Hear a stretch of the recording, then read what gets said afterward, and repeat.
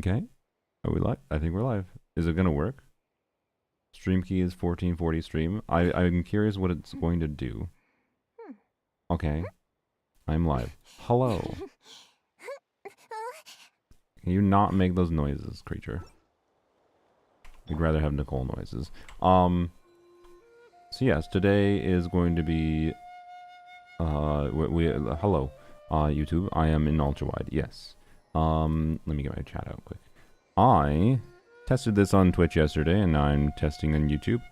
I want to do a real quick check and see that this works properly.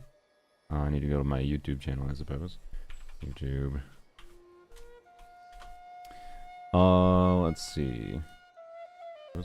I don't want to hear myself. No. You. Yep, that seems to work fine. Theater mode goes into letterbox mode, but that's not surprising. Full screen pops up the chat to the right. It seems to work well. Okay, I didn't have to change any settings. It even lets you select 1440p still. Sick. Alright. I feel like that works fine.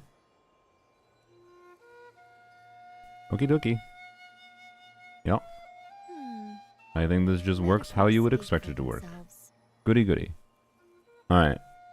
How does Prune Kit work? We'll go over how Prune's Kit works. So I'm gonna test some things at C2 more first, because I do feel that Prune has a complete kit at C2. Why isn't Shivers there? What was that? Well, I almost killed Nicole. I do feel that Prune has a complete kit at C2, but she's got a weird kit at her core. So, you know, what is happening? What do you mean? What is happening? What do you mean? I was falling down. Okay. Oh, I should probably see if I want to put things on screen. Chat on screen. Whoops, that didn't work. Is YouTube chat gonna work today? Nope, it's not. Okay, well, I guess. I guess. I mean, the position. I need to change the sizing of things and maybe position of things. Now that I am ultra-widing, I don't know.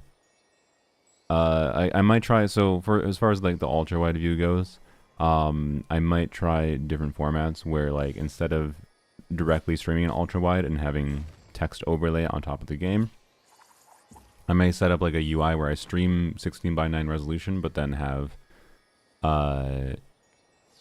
basically the chat and the Fox and whatever filling up some space with some kind of graphic below the game, so the game isn't like covered by any text or whatever.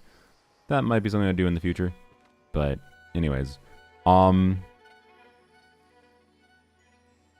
great that you are in the way in case someone sends you an in-game message. What? I mean, I'm always in the way? I don't have a solution for that other than putting something in other spots that covers other information. Like I could put it over the map or whatever, but anyways. I don't really want to encourage people sending me messages live on stream in-game anyways. Unless it's particularly relevant, but anyways. Can you do what PyCon does and have Twitch and YouTube chat on the same UI? In theory, yes. You're literally not supposed to do that. I don't think Twitch has ever enforced it, though. You're not supposed to do it. I don't really like it, is my personal vibe, though. Like, regardless of it being against Twitch policy. Oh, can you walk cancel, too? Yes, but it's a lot slower than Nicole.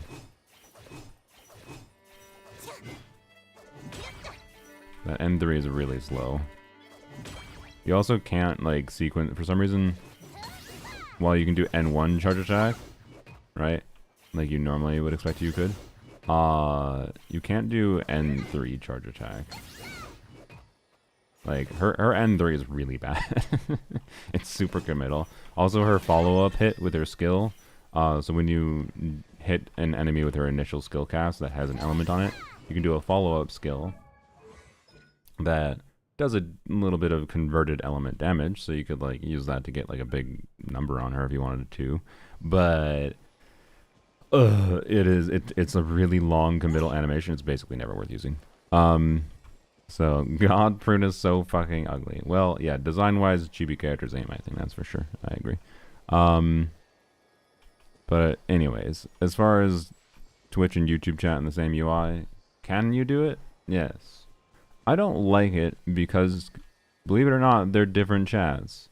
And people tend to talk differently. Like, people tend to have conversations with each other in the same chat on occasion, and that's fine. I don't think it's inherently problematic. But, like, it looks a little bit weird on screen if I am merging the chats together and people are having different conversations. You're just going to see a bunch of random messages that don't have anything to do with, like it just looks weird. Like, different context. Yeah, like, I don't know. I don't like it. I think when you get to a certain size as a streamer, all your chat messages become not conversation and more just reactionary, where it's just like 100 people going OM emote in the chat, right? So your race is between Twitch and YouTube? Sure, if that's the way you want to take it.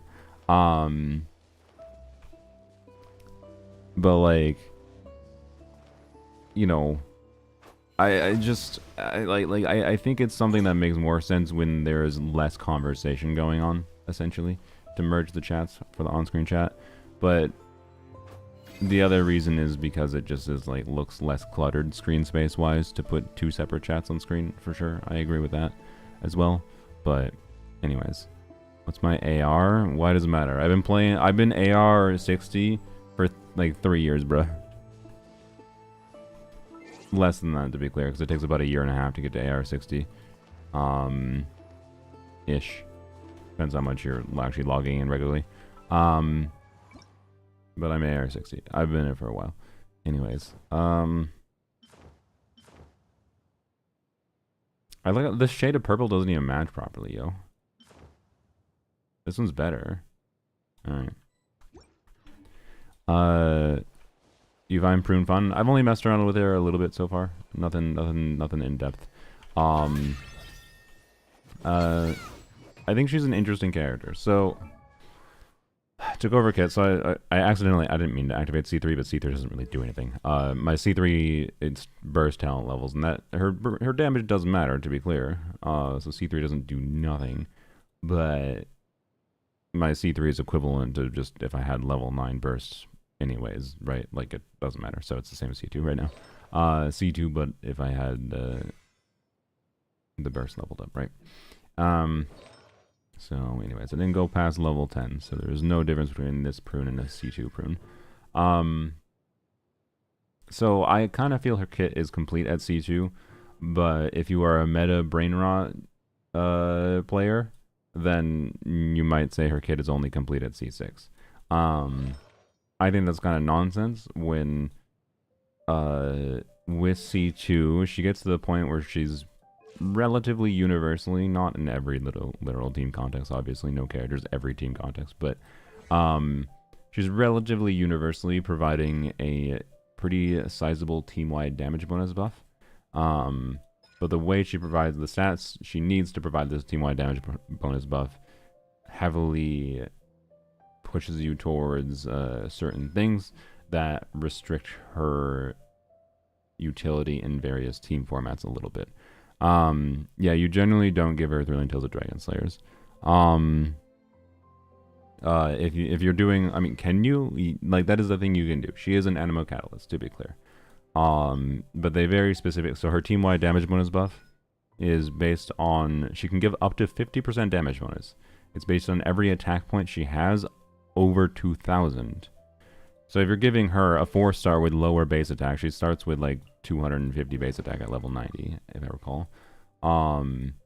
And you give her a Thrilling Tales of Dragon Slayers, a HP percent weapon that has a low base attack because it's a 3-star. We're going to 2350 attack at a baseline. Now, is there never a context where that will make sense? Like, not, there are contexts where I think it'll make sense. But like, this basically means right now with 2300 at base, if we had no other forms of getting attack percent, so this would be like no C2, and if we didn't have the ability to trigger her Hexeride passive, but usually, again, you should generally include her in a team where the Hexeride passive is being triggered. I will talk about it. She has a really annoying conjunction of requirements to make full utility of her kit, so various team formats might...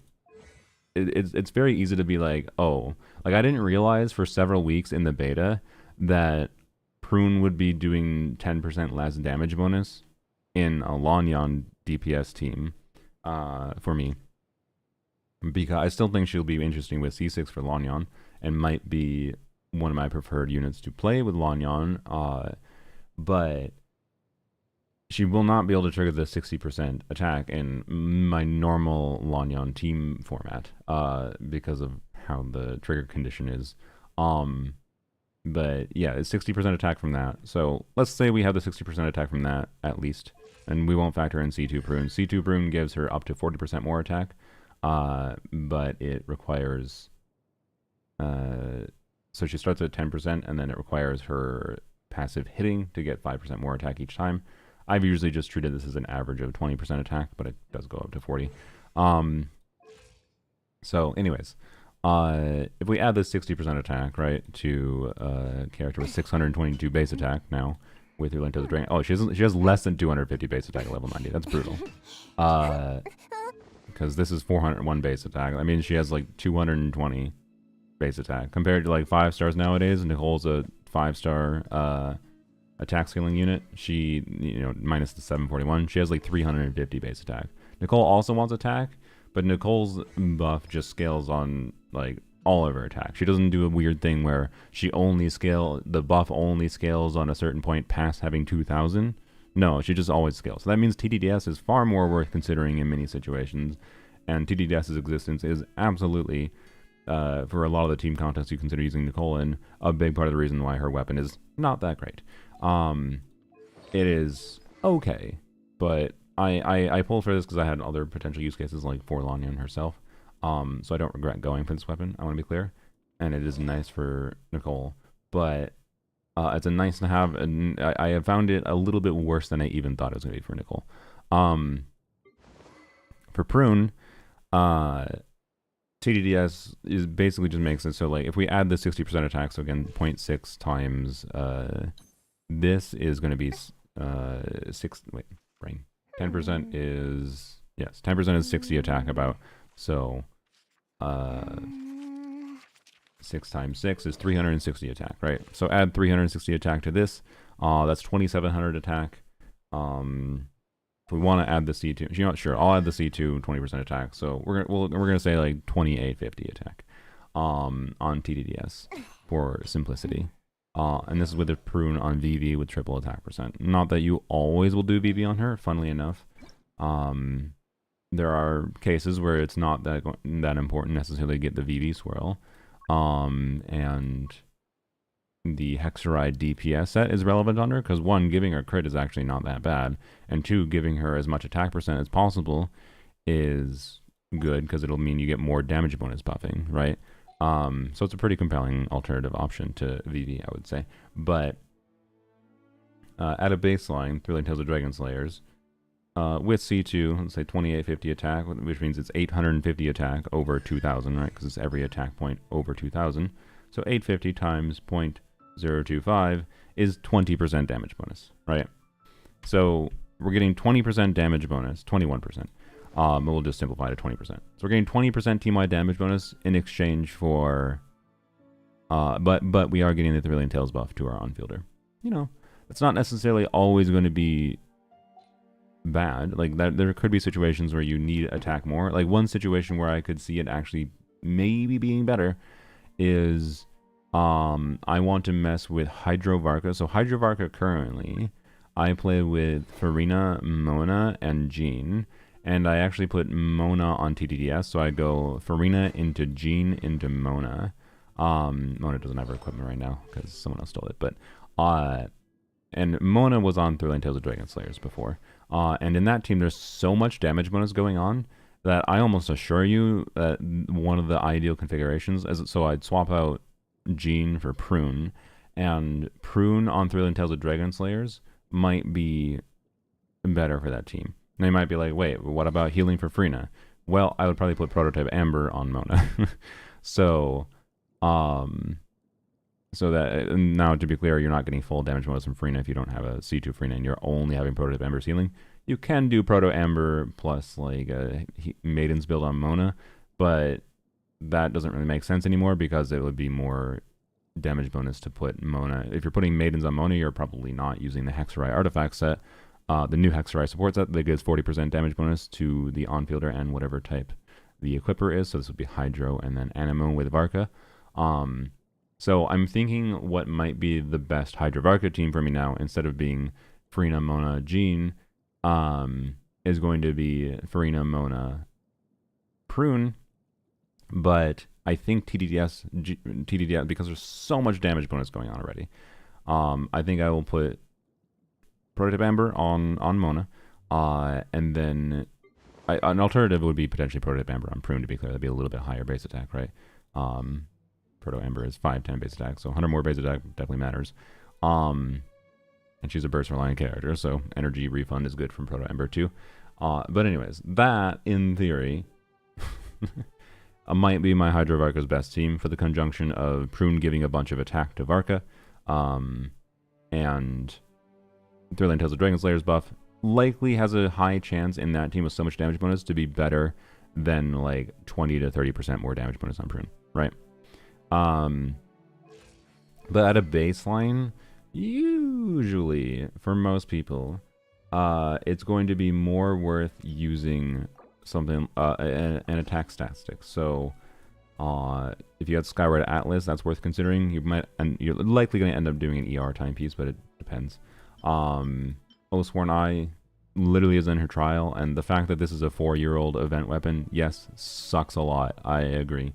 But it's basically Oathsworn Eye, Fav, or a 5-star attack statistic like Skyward Atlas. So, yep. Reach the streak, time to dip. Wow. Alright, then me too, bye. Is it still worth a farm VV when Hoyo's going to power creep it? I mean, I think they, like, if Stellar Swirl is a real thing, I think there's a very high chance they release an artifact set for, like, a future Anemo unit for Stellar Swirl specifically that, like, does VV, but it's, like, VV Pro Max, and it probably works off-field or whatever. But realistically, I almost assure you that's only going to be for Cryo. It's going to be a Lunar Crystallized style where it's only going to be Cryo Swirl, right? We already have Diona that specifically has a thing related to her kit that says if Cryo Swirl happens at C6. Like, I predict if they're going to power creep VV, it's not going to be like universal power creep. So VV is still worth farming for. Anyways, yes, just straw box it. Does a new artifact set finally buff Anemo damage? I mean, yeah, the new artifact set buffs Anemo damage if your on-fielder is Anemo or if the equipper is Anemo. You could put the Celestial Gift set, in theory, on Prune. That could make sense in some circumstances, too. Again, VV's Red Shred is not universally always going to be the best stat. So there's no such thing as universal builds for off-fielders / supports anymore. Deal with it. Outside of, like, one specific team. If you're always playing one character, one specific team, then usually you can default to one build on them, to be clear. Although still sometimes depending on what stats like are going on for the free stats given from enemies and their mechanics, that can actually change what artifact sets are best still. But generally speaking, that's not that much to worry about. Hello, Sup Tokpon. It's throwing me off that some of the UI elements are different in Twitch right now, by the way, because Twitch something Twitch changed broke 7TV. So if anyone can't type in Twitch chat, disable 7TV for now, or update it. Some people said updating it worked, but I didn't have an update. I tried to uninstall and reinstall it, and it still was broken. So I don't know. Anyways, so where did I leave off on? Oh, so if we have Oathsworn Eye on Prune instead, we're starting at 3,000 attack, and that's before the 60% attack buff. So 3,000 attack plus the 60% attack buff. So 0.6 times 786. Is 470, and then we'll add, well, actually I'll do 0.8 times times 786. Because, again, trading 20% average from C2. It might actually be higher than that. It probably is higher than that. Plus 620. So that would mean that with non-C2 Prune... oh yeah, this buff caps at 4,000, just in case you didn't notice from the math. So you don't really need to go over 4,000 attack on her, generally speaking.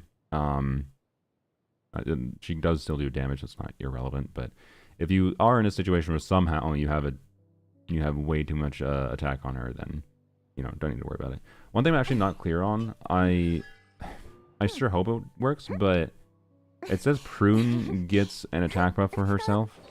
Prune in beta originally, like, her attack buff, if you had Nicole on the team, giving her attack, because Nicole gives team 1 attack, right? It did affect Prune's buff, but they did a change in beta where Nicole's buff stopped being used to calculate the Prune damage bonus buff. And when they did that, they changed Prune's damage bonus buff to have less of a, like the max buff used to be like 35 or 40%, but you needed 4,500 attack to get to that point. But also it started at counting at 1,000 attack rather than 2,000 attack. So Prune's original kit, Threading Tales of Dragon Slayers, was much better because you didn't lose as much of the total damage bonus buff, and she didn't have as much damage bonus buffing possible at max. And Nicole giving her a flat buff was relevant for it. So Nicole's flat attack buff doesn't increase her buffing potential for her passive. So I'm actually not 100% certain that the 350 attack applies either, because this is a flat buff. Like, this 350 attack to Prune herself might not do anything for her damage bonus. It might only just be a buff for her damage. But the 350 attack to your on-field is more relevant anyway, so it's not that big a deal. Because, again, like, when you have a good weapon option for her, if the damage bonus is relevant, this is 620 attack plus what are we at? 3,088. And any attack percent buffs do count, by the way, for sure. Which is similar to Nicole, actually. Any attack percent buffs for sure do count, so that's why, like, the Hexerite artifact set can be relevant, right? So it's 3,088 plus 620, of course, puts us at 3,800. So wait, sorry, I can't math. 3,700. And this is in a team, by the way, without double pyro. You will definitely play her in a team with double pyro sometimes, but so this is like worst case scenario. No noblesse factored in. No other sources of attack percent like double pyro or whatever, right? Just 3,700 attack. That is 1,700 times the 0.025 per attack point. And we are at 42.5% damage bonus, right? And then also to factor in this 60% attack on its own. And this is important to understand because 0.6 times 786 on its own is 470 attack. 470 attack times 0.025 is 11.8%. It's 12% damage bonus on its own basic team-wide damage bonus. Just from triggering this attack, 60% attack passive with the weapon I have equipped on Prune. With Fab will be slightly less damage bonus, but still about 10% damage bonus, right? So you should essentially think of this passive as 10% team-wide damage bonus. And the way you trigger this passive, the Hexerite passive, is a Hexerite character that is not Prune. And the reason it has to be character as in Prune is because Prune herself, the Tolling Rally buff is this right here. When her Oath Hammer, so her burst causes an effect that as long as you're triggering a swirl, she starts hitting off field, and that's her passive trigger here, every few seconds, and then you get this buff for 5 seconds, and this has full uptime. Again, as long as she is triggering a swirl, you'll have full uptime of this buff. That is a Tolling Rally effect, but it says other nearby party members. That means not Prune, right? And then this passive says characters affected by Tolling Rally, aka not Prune characters, but it's specifically a Hexerite character affected by Prune's damage bonus buff. Makes it so Prune gets 60% attack. So, like I mentioned earlier, this means if I'm playing, say, Durin, Nicole, or Bennett, doesn't really matter, in this case, with Prune and Lanyan. Because based on some of my estimations from before, C6 Prune, I think, might be competitive with Venti or Farazan, or better even, but I'm not sure because of this passive. Might be competitive or better than the other options I have for the most damage potential for like maximizing Lanyan's damage, right? But it might be a little bit worse on team damage again because of various factors. But yeah, in that team, we can't trigger this passive, right? Even if we have 3 Hexarite characters, if we have Duran, Nicole, and Prune, the reason we can't trigger this passive is because it says a Hexarite character triggering elemental reaction, and a Hexarite character that isn't Prune. Lanyan can trigger a Swirl, but she's not a Hexarite character, so she doesn't trigger this passive. And then Duran and Nicole are Hexarite characters, but you can't trigger Swirl. That we only have Animo and Pyro on the team, right? We cannot trigger Swirl with the Pyro units when the other units are just Animos. Only the Animo units in that team can trigger a reaction, and so the 2 characters that can trigger reactions in the team are Prune herself, who does not count for the triggering this effect, and Lanyan, who is not a Hexarite character. So that means double Pyro, double Animo, without the Animo unit themselves being a Hexarite character, cannot trigger this passive. Can we test that just in case? I guess we can. That's sure. That's fair. I guess we should go test it just in case it actually does work. Mihoyo does spaghetti code sometimes. You never know. It is always fair to do that kind of thing. Oh, I have no team slots. Bro, can you just give us infinite team slots? Oh. Okay,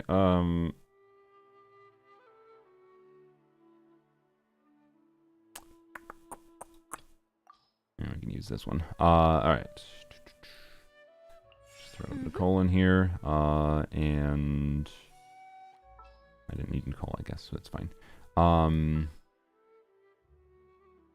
No, actually, I do want to test. One of the things I do want to test, actually, is how Prune will work with Bennett instead of Bennett Lanyan instead of Nicole.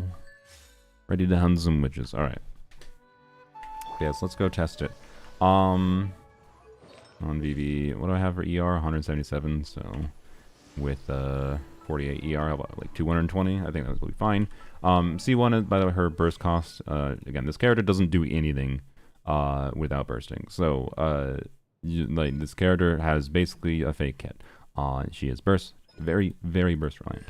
C1 gives her a bunch of energy. So, C1 kind of really strongly nice to have to make her compelling to build, or like actually meaningfully doable to build, because again, she wants a bunch of attack to do her damage bonus stats. So, and then C2 gives her even more attack. So, like, again, I kind of feel this character has a complete kit at C2, and then C6 makes her quite strong. That's my vibe. But, anyways, this one, I think her C4 is potentially extra elemental application, which is interesting, but not that incredible. Okay. Kind of like Shalonen with an attack buff too. What do you mean like Shalonen? New Ultrawide monitor? Yes. If you want to see my current monitor. Oh, why did that not work? Oh, here we go. Wow, look, it's wide. But yeah, I moved the cat tree. Is there a cat there? No. I moved the cat tree because, oh, look, I found a cat. Ooh. See him in the closet. Anyways, but yes, I switched to an ultra-wide monitor. I was using a 4K 42-inch LG TV for my monitor for a while, but there's a lot of reasons I didn't like it. And I quite like ultra-wide. Genshin looks so much fucking better in ultra-wide, so much damn better. Anyways, and so we're experimenting with streaming at this resolution, and I'll probably make a video at this resolution too.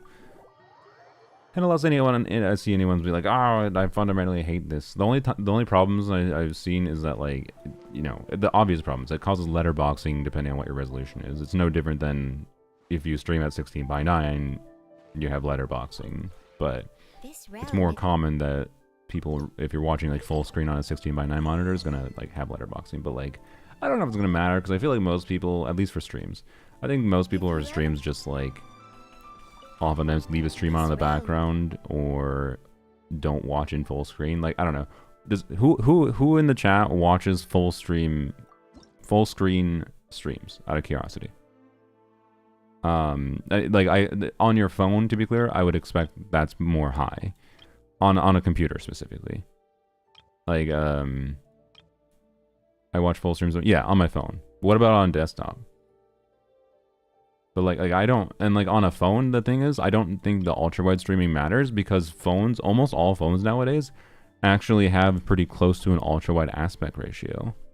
So, like, it kind of just fills more of the screen in general, in theory. It depends on the phone, right? Phone aspect ratios are all over the place no matter what. Which is why I, again, don't think it matters what resolution I stream at. But I'll still probably mess around with different formats. Anyways. Gonna take more. Well, it's from 2021 though, so 720p max anyways. Oh well. You still get the cinematic aspect ratio at least. So I don't know. But you let me know if anyone hates ultra wide for whatever reason, and if you do dislike it, let me know specifically why. And if you want to DM me on Discord with like screenshots of what your view looks like in case something's borked. Because I want to keep that in mind. I don't want to stream at a resolution if it causes a terrible experience for half of my viewers, right? But like, I do feel like most of the streaming experience in particular is just like, tends to be either in the background, picture in picture, or like in a window on a desktop. And like full screen on a phone is the most common case where you might be full screen, but like full screen on a phone is fine most of the time. So yeah. Anyways. So not actively chatting in picture mode? Yeah. Why are you so yappy? Shush. Oh, she's a funny character. Anyways, where do we go to? Let's go to the Dorito. Shut up. Okay. I do not like the noises this freaking creature makes. My god. Thoughts on Sandron kit leaks? She seems fine. Oh my god. She seems like a character. Bring up. She seems like a character that is definitely balanced around my brain. Sorry. She seems like a character that is definitely balanced around having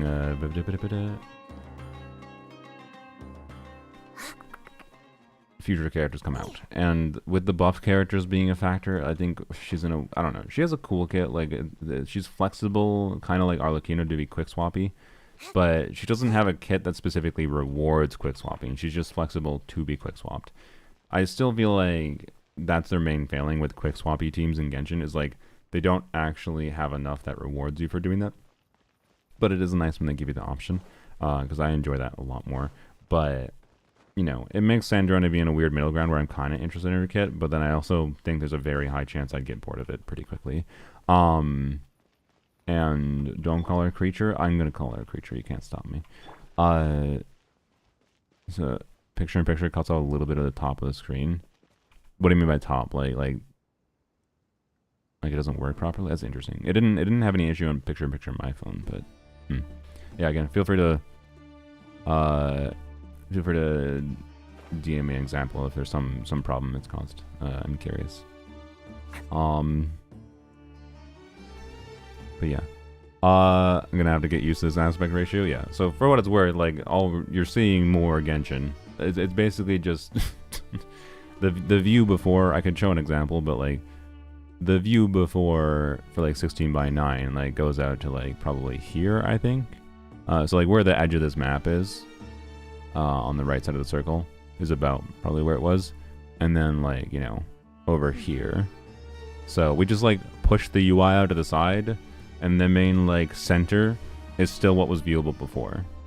And if it causes problems, I can like, you know, move the chat positioning or whatever and whatnot too. But it's mostly going to be a problem on how whatever device and application you're using adapts the resolution to your screen size is what actually causes problems mostly. So, anyways.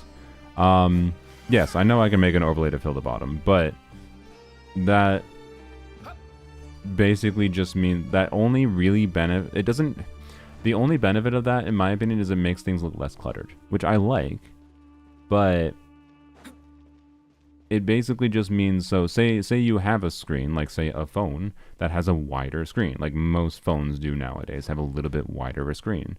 That means I'm actually reducing the size of like the actual game on your screen if it's a phone that can actually adapt to the size a little bit. On a 16:9 display, if you're watching full screen, it won't really change that much. Like the full screen aspect would just be, instead of letterboxing, there'd be a thing below the stream instead. And it'd be the same approximate size. Like, so you wouldn't be able to see anything smaller size or less. But so like I don't know. The more I think about it, the more I feel like there's not that many benefits to doing the overlay style. But I'll still will probably test that just to see if people really prefer it for some reason. So, anyways, and there's also other factors that are really annoying. Like I am going to watch, like if I get meaningfully lower viewership this stream, I don't know. It's kind of hard to vibe. I have to stream multiple times to get a notice. If I'm getting meaningfully lower viewership just because of streaming this resolution, because the attention economy is cringe on the internet, and if anyone finds anything that minorly displeases them, people are really fucking annoying for not giving feedback. That's why I'm yapping for so long about, please, for the love of fucking everything, tell me what is a problem for you, right? If the resolution is a problem for you and you hate it and you're like, because the most annoying fucking thing is someone that like stops watching and doesn't fucking give me any fucking feedback for why, right? So please let me know. Anyways, yeah, you can also do vertical stream for mobile viewers, exactly. But anyways, you're fine. People who don't like it can piss off. Drato, sorry, Jason. I do. This is what I'm making money from at this point. To be clear, if I get a real job, as it were,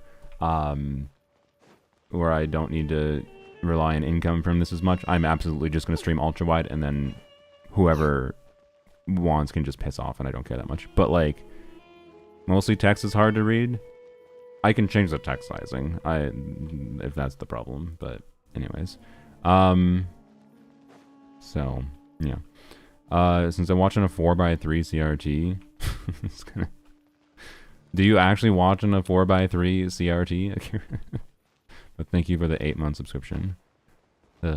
Anyways, the fuck was I doing? Not weird at all for me. Let's go. Is it, or are you just saying that because Duran's on screen? Okay, so to test this, we need to wait. Okay, so the C2 attack percent. To test this, we gotta predict what the attack percent is gonna be. I'm not gonna use Duran because I don't want the fucking noblesse buff. I'll just use Lanyon to trigger a like swirl on Lanyon, whatever, right?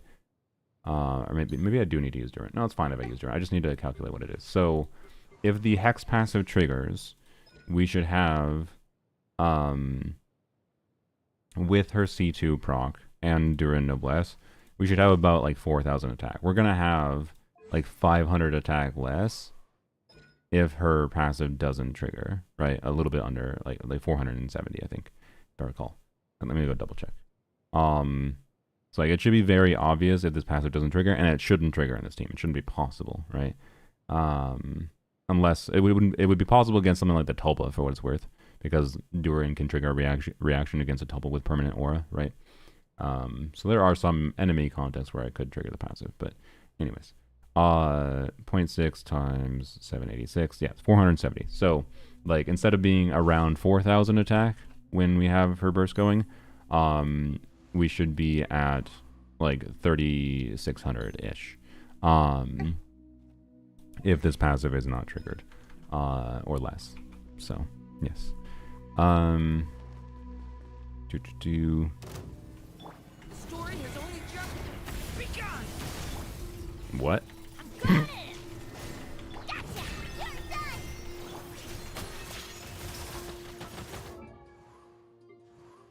Yep. So it doesn't work. As expected. Such is life. If only they had spaghetti coded for once. But yeah, that makes sense. That is the trigger condition. The trigger condition is a Hexarai unit triggering reaction, which is not possible in this team. So. Kind of feels uncomfortable to look at with the black bars, not gonna lie, when I have the chat open as well. What do you mean by uncomfortable? Can you clarify for me? Like it's just too small on your screen? Again, like, DM me, like, details if you can with screenshots. I would appreciate it. Like, with the chat open, for example, in your case. And show me what it looks like. That's the easiest way to communicate to me. And let me know, like, what device it is. So, like, I can get context for, like, you're looking at a phone screen that's really small. So if I see a screenshot where, like, you know, half of your screen looks to be letterboxed on your phone screen, that's a factor for whether or not I want to just try doing a different stream format. So, anyways. But yeah, feel free to DM me. I'll check it out. But ultimately, it's just a problem with it, depending on devices. And most software by default tends to be more made around 16:9 because that's the more common default aspect ratio, even though nowadays aspect ratios are all over the fucking place in general. So, you know, I'm just messing around with it. I'll probably do 1 or 2 more streams at this resolution, and then I'll mess around with a like, normal 16:9 resolution format, but then with the like stuff in the bottom. So, anyways, so C2 Prune, yeah, does not, or sorry, Prune's passive doesn't have anything to do with C2. Does not function. C2 should function, as far as I'm aware. Make sure without the Hexarai passive. Yes, yeah, it's just the elemental conversion. So, just to show the elemental conversion. So let's teleport back out, I guess.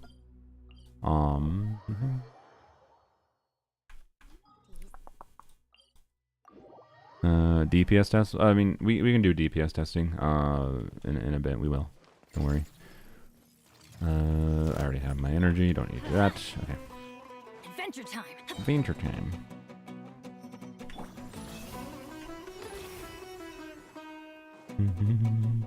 C6 Prune being viable for non-ammo DPSs, mono pyro.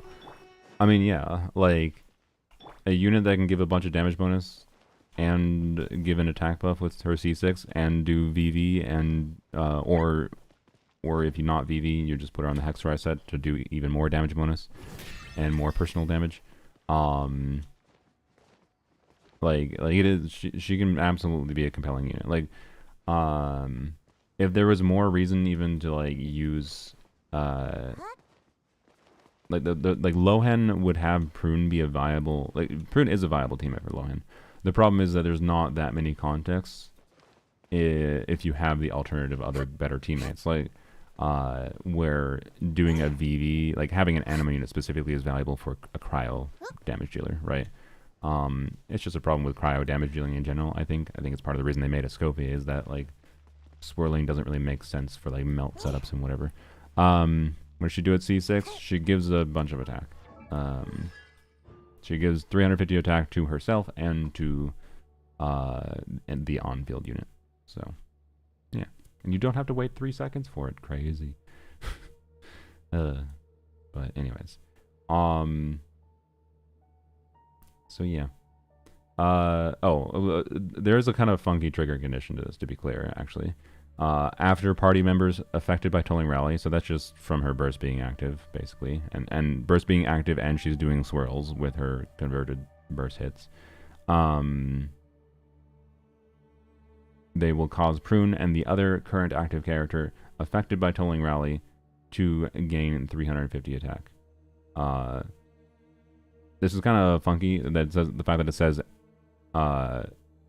other current active characters is like a weird phrasing that implies you have multiple active characters at the same time.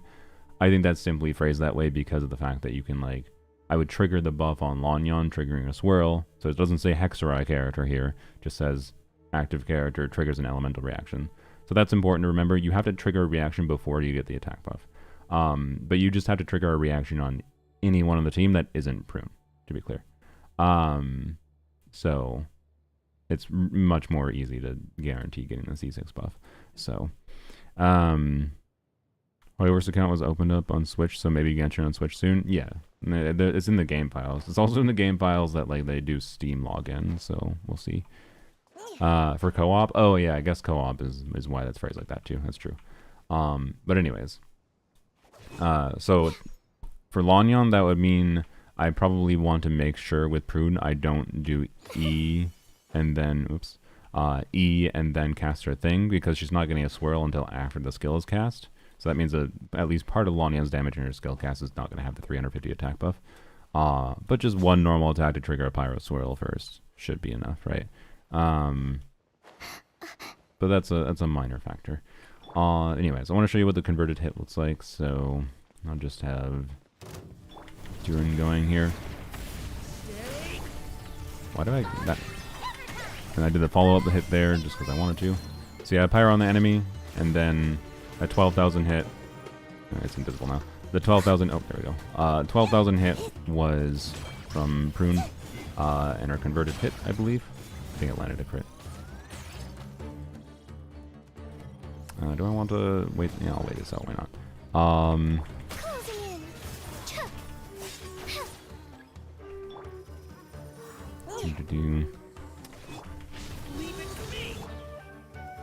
Really? Alright, I want to get the aura off of the enemy. Show you that we do not. So you'll see an animo hit. See 1920 animo hit. Her burst still does hit, but if you don't, when her little bell like grows like that, if her burst, if you don't get a swirl on that hit, right? So that means having Pyro, Hydro, Cryo, or Electro on the enemy. If you don't get a swirl on that hit, you don't trigger this passive for the additional element hit, the converted element hit, which is 150% of her attack is damage. It's part of why she can do pretty compelling damage. Then you also don't get the Tolling Rally buff, because the Bane Hunter Oathhammer has to undergo conversion, which is triggering a swirl. So, hence, you need to have Pyro, Hydro, Cryo, or Electro Aura with her burst active to be able to get any utility from her at all, basically, other than just being an animo character. That is a catalyst. You can track this better than the dummy. Yes, you can. I wanted to show the animations of the effect of being active. I'm not trying to track the number of reactions. Anyways, I don't need to use the damage dummy for illustrating animations. So, anyways, that's basically Nicole's. That's basically Prune's kit. Again, I'm not 100% sure that 350 attack, because like right now in this team format, what do I have? Do I get to 4,000 attack in this team with this weapon? Let's actually check. Wait, I have the wrong. Well, that's fine. I have double noblesse right now, but it's fine. We'll see. Again, from the beta, we were told specifically that Nicole's buff does not affect the damage bonus of for Prune's like damage bonus calculation anymore. Wait, no, this team doesn't get the whatever. I need to do it like a team that actually would trigger her passive, but so we can ignore that for now. But yeah, so I'll probably do a quick DPS test with Prune here, because like Prune is notable in that she enables Hexerai passive, right? From Durin here, even if her own Hexerai passive doesn't work properly. And then she is still getting some damage bonus, right? We're still getting towards like 3,500 attack, so I'm still getting with non C6 Prune here. 1,500 times 0.025 Weewu in the background. We're still getting 37.5% damage bonus, right? Like, yeah, it's a bummer that I'm not getting the last like 10% of damage bonus, but almost 40% damage bonus, 35-ish% damage bonus, plus the damage that Prune provides, plus her C6 attack buff for Lanyon might be relevant enough. I think without C6, she's not going to be that compelling of a teammate for Lanyon, to be clear. But, you know, have a DPS Lanyon leaderboard and Akasha? No, of course not. So yeah, anyways. She is an animal unit at her core. Animal catalyst unit, so that means she has a lot of generic potential. But like, again, if we compare this to like buffing potential of Kazuha, like Kazuha can do off-field elemental application, but he does less damage for his personal damage than Prune. And his off-field application has at a baseline like lower uptime than Prune's does, and takes longer field time to do it because you have to do a 5-star burst animation. Whereas Prune is much lower field time requirement. That's a pretty big deal. Not that Kazuha can be fun, and Kazuha will still be more relevant than Prune for having grouping potential. Sometimes grouping is really relevant, right? But Kazuha, if you're actually building him properly, most of the time should not have 1000 EM and should actually have like 800 EM, I would argue, because his burst tends to actually be relevant. But, or even if it's not relevant, I still think you basically functionally build him with extra ER and you don't build him extra EM most of the time, because if you are using Kazuha now, it's because grouping is relevant, and if grouping is relevant, use Sack Sword on him, which gives energy anyways, and then makes it trivial-ish to get his burst. So, anyways, so 800 EM on Kazuha times 0.04% is 32% damage bonus. So, like, Prune in this team where she can't even get the extra attack percent triggering her Hexrai passive still gives more damage bonus than what Kazuha does, right? But it's pretty similar, except for Prune does more damage and has less field time requirement, and then with C6 buffs meaningfully more because attack bonus, right? So new set or VV, it's gonna be VV, or your 3 options are VV, the Hexrai DPS set, because this is an extra 43% attack and some crit on her. Her damage matters enough that the crit won't do nothing. It'll be decent. And then 43% attack makes it much more doable to get her towards her maximized like 50% damage bonus buff. And so that means this is a pretty compelling option for her, actually. But depending on the team context, like for example, this team context, frankly, like with Lanyan, I do actually think the Hexrai set is probably better. I have found it before that the Anima unit slot that isn't Lanyan, VV, it depends on exactly what buffs are going on. Like the current Abyss buffs pyro damage, so I think VV is better. But I have found 4-piece scroll, 4-piece scroll to be equivalent to VV for DPS Lanyan.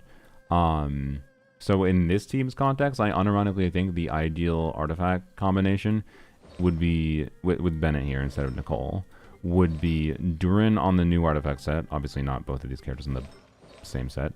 Durin on the new artifact set, the Celestial Gift set, right? That gives 40% damage bonus. So this would be 40% Animo and 40% Pyro with Lanya on field, or Prune on field. And then Prune can be on the Hexrai DPS set. I actually think that would be the best configuration possible. So do you want a feedback? I'm currently watching one of your streams since you've been posting fewer videos lately. Thanks. So I love it about your videos. So yeah, Nanila, I think I might just have to fucking give up on like a normal edited Lanyan video. I want to try a new like format moving forward for videos. I want to make more videos again, but I want to make more of it. Yeah, I know like in some ways this is like, oh, this is just quantity over quality, but like I don't think I was ever good at making quality videos in the first place. So I think I should lean into the quantity aspect, mostly because I think I think there's something that's missing in the gacha space in general, but also specifically just the Genshin content space, in non-live stream format videos that show more of the daily experience of like, hey, let's just play Genshin every day and have fun every day with the video game. And that means like daily videos might be longer in some ways, but like be like, okay, what do I want to do today? I don't know. This 4 stars of Prune's on banner. I leveled up Prune. Let's do a DPS Prune, and then I'll just like, without like so much pre-planning ahead of time goes into like a DPS Prune where I'd be like, what is the most fun thing I can do? And I'd spend like many hours testing and whatever. But instead I would just record and be like, I don't know, let's try the first thing that comes to mind and see how well it do. If it doesn't work, let's try something else, kind of thing, right? So, anyways, thank you for your support. Hopefully I'll start making more not live stream videos soon, but anyways, got ridiculously lucky with Prune and ended with C6. Nice. C6 Prune equals Seek 2 Eon Son for a Gami Melt team. That is interesting. I hadn't considered things like that. Like, yeah, the fact that this character does damage bonus and attack buffing and can do VV. Means even though Eons on C2 is pretty damn good for someone like Gaming, apparently Prune can be better for a Gaming melt team. But yeah, I assume C6 Eons on would be still better for Gaming. But like, yeah, so the C6 Prune is where she starts to be really compelling because, yes, the conjunction of attack buffing, damage bonus, and her personal damage is significant. So, anyways, what team format should we test on? Well, I don't know. How much you guys... I personally don't have that much need to do in-depth testing on C2 Prune. Like, I think she's a good character with C2 and is complete at C2, but finds less obvious cases where you should definitely use her. But still is a good generic unit. But for an account like mine that has basically every buffing option under the sun that I could possibly want, means I don't think I would have many use cases where I'd need C2 Prune over other options, right? Her application is relevant. That is true. Yes, you do get extra application, extra hits for whatever mechanics count as hits. Oh yeah, there's also like the fact that she's doing team-wide damage bonus. You could like use her in a burn team with Emily, by the way, and rare form of Dendro damage bonus. Let's go. So, I guess let's go do a DPS test with the...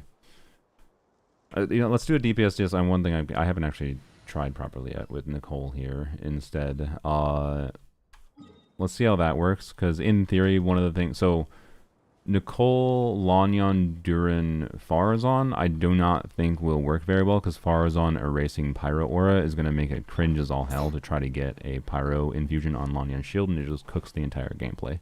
Prune applies an element rather than just consuming it like Farazan. And that means that I think Prune with Nicole should be more compelling at a baseline. And one thing I'm fine with that as well is because Prune herself, normally the dynamic with Lanyon is that like Lanyon doesn't take that much field time, so you do Lanyon E, Q, E, or another E with C6.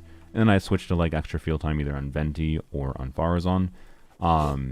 But with Nicole's like 3-second wait thing, and the fact that I don't really in the Prune format need to like switch off onto Prune to get extra damage value like Farazan or like Venti, I can just stay on field with Lanyon a little bit longer and just do some charge attacks or whatever to fill out the rotation downtime and try to do 18-second rotations, right?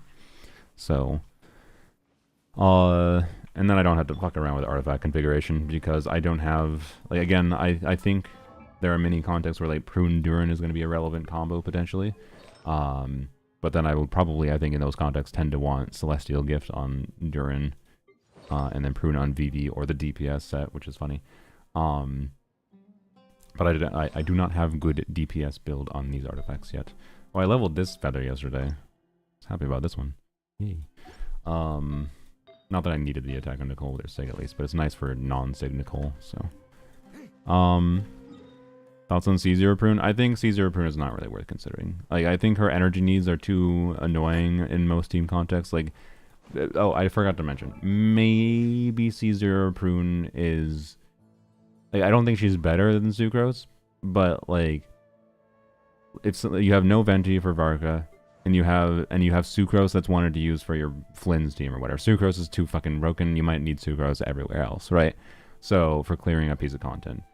And then you want an Animo slot to work with Varca, and Prune is also nice for being an Animo slot to work with Varca, so you can do, say, Cryo Varca. Well, if you want to do double Cryo, double Animo Varca, you have to use an Animo, because there's no Cryo Hexarai unit, right? Well, there's Lohen, but you're probably not using Lohen to enable Hexarai and Cryo Varca. So, you know, you'd use Prune for Cryo Varca, potentially, if you need Sucrose and don't have Venti. Is the main context in which I could see a C0 Prune being relevant. And like with Varca's particle generation, I think without C1 Prune, you could probably make her energy needs doable. Like you do a fab build with Varca's particles, you'll probably be fine, right? and probably be able to build her to get a good bit of damage bonus that she's a compelling unit, because the other part of her Hexerite passive that I forgot to mention is if the elemental reaction triggered, which again has to be a Hexerite character, is a swirl reaction, so aka only Varca, Sucrose, or Venti can trigger this, that character gets an additional 30% attack. So 30% attack for Varca, Venti, and DPS Sucrose is pretty compelling. So that makes that is the context in which I could see a C0 Prune being useful. But again, like a C6 Sucrose with Thrilling Tales of Dragon Slayers is going to be better for Varca, frankly, than a C0 Prune. But if because Sucrose can do all the damage bonus that Prune can do at C0 with less cringe build needs.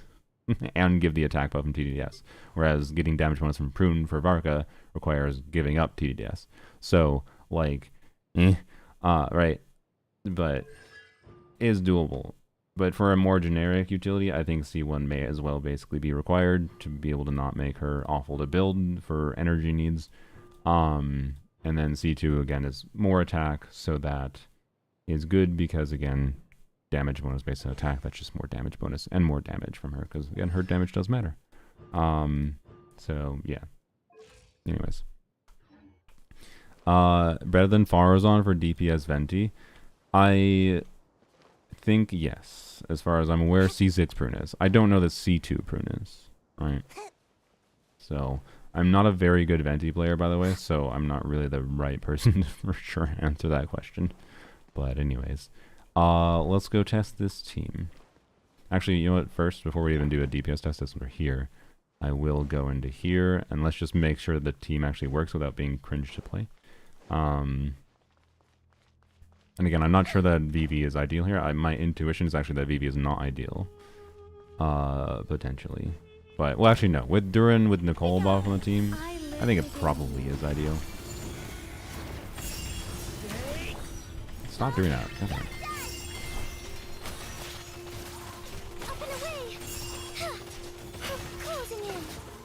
Okay. Yep. It works. I don't know. Alright. Duran didn't get energy. That's fine. Presumably would once I did Nicole V. Alright. Oh yeah, Duran, I messed around a bunch yesterday. I'm pretty sure with the C1 Duran, my preferred build is a attack timepiece, pyro goblet, attack circlet. I found that to be overall the best DPS situation. Okay. C1 Nicole better, C1 Duran better, they're similar. For Varca, I believe C1 Nicole is a little bit better.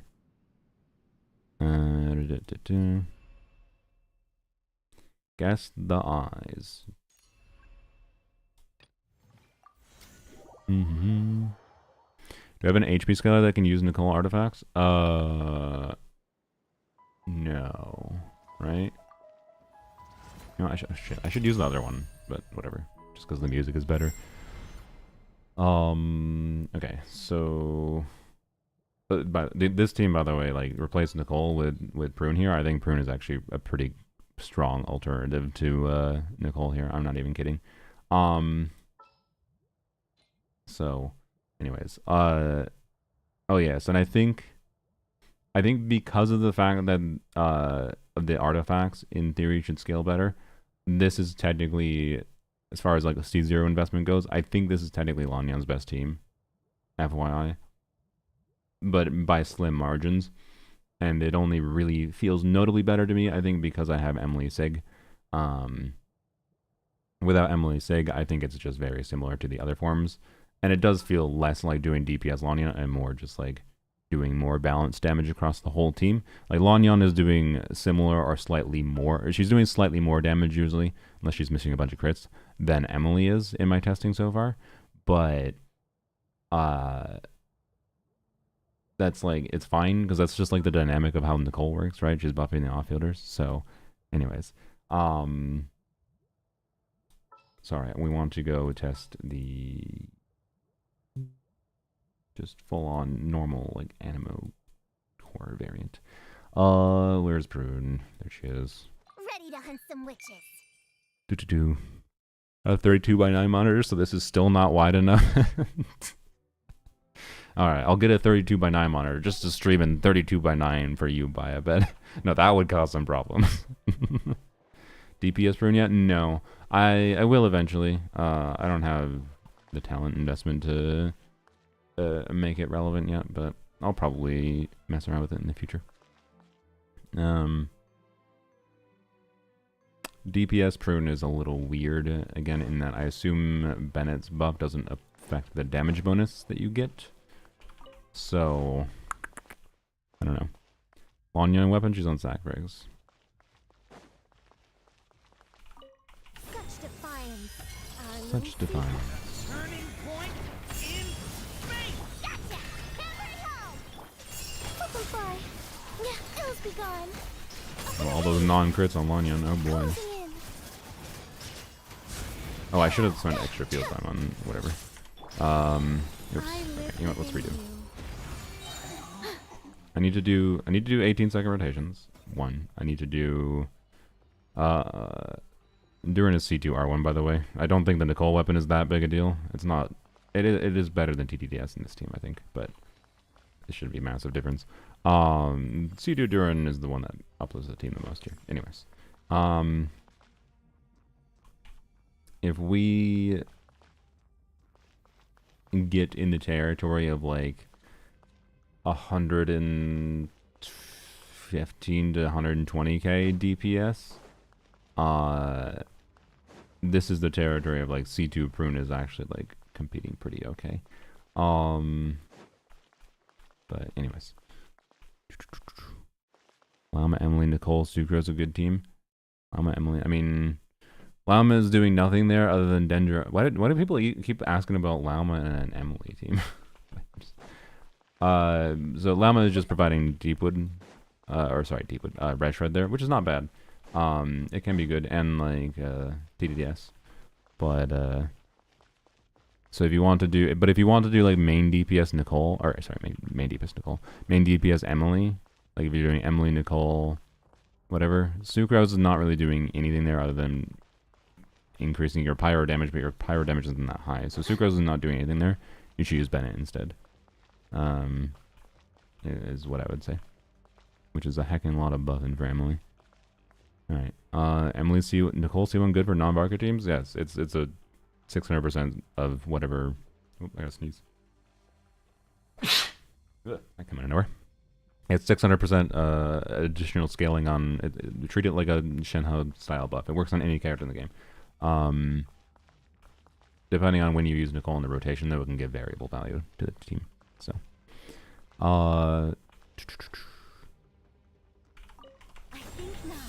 probably should burst first, shouldn't I? Well, that wasted a pop. Oh. Yep.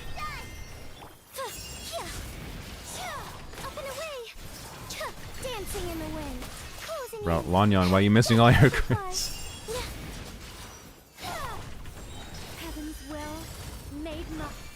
Ah, Durin, what? Okay, apparently I do need to funnel the particles to Durin.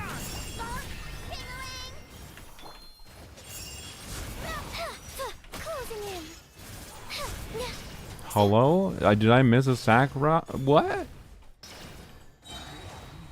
Hello? I do have sack on her, right? Can't see her EM. I'm pretty... Yeah, 22. Yeah, this should be sack. I missed a fucking sack proc. What the hell? Alright, yeah, I need to either funnel the particles to Durin. It might...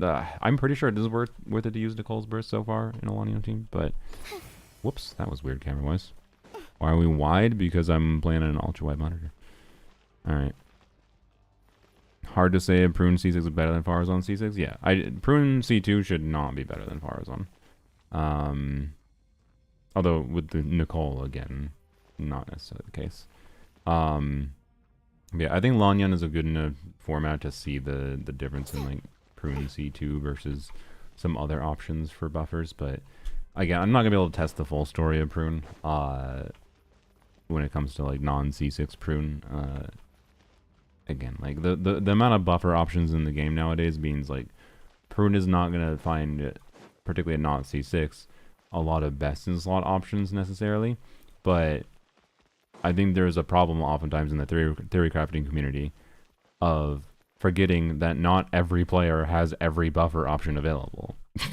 So like having more options in general is just good. But yes, if you're like my account where you have every fucking buffer option available, you probably don't need a Prune that badly unless she is C6 in the specific teams where she shines the most, right?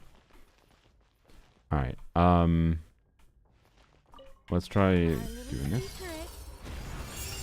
Story has only It's the Duran energy. begun. Gotcha! You're done! Here! Here! Up and away! Ills be gone! I didn't have the infusion there. Did I? I feel like I didn't. Did I? It's fucking hard to tell sometimes with Lanyan. Normally it's easy to tell with Lanyan. A problem with Nicole Lanyan Be gone! is you can tell when you get the infusion with Lanyan when you do her E. Because, here, let's erase the... there we go. Nicole shield needs to expire. So, if the enemy doesn't have any aura on them, or some other stupid Genshin glitch happens, Nicole shield, please go away. You can see it'll be animo colored, not red, right? Such defi- But seeing the animo coloring beneath the red shield of Nicole is kind of hard. It kind of just looks like it's a red colored shield, right? It's a lot harder to notice passively in the flow of combat, whereas normally it was easy. But Nicole's shield visual effect makes it so much damn harder to notice. So, was it so cinematic? It's because we're wide. This is like what movies tend, not all movies do this ratio. A lot of good movies, I would say, actually, in the movie itself, play around with the aspect ratio at different times in the film. But, anyways. It's a little bit annoying to try to pay attention to whether or not Lanyan is missing her infusion or not. Alright. I dislike this ratio. Again, please, if you dislike the ratio, send me my mail. I'm not, like, I could have a conversation with specifically you here, to be clear. But, like, let me know what device you're using. Send me a DM, please, with, like, screenshots of, and let me know specifically why. Because, again, I can try a different format, but, like, I don't know. You are not seeing less Genshin than you were before. It's potentially just letterboxing on your screen that's causing problems. Mostly. Too wide. Alright. Make it slim. Alright. Do. Heavens will. I'm gonna try something slightly different. I'm just gonna wait on people to catch the Durham particles here. Leave it to me.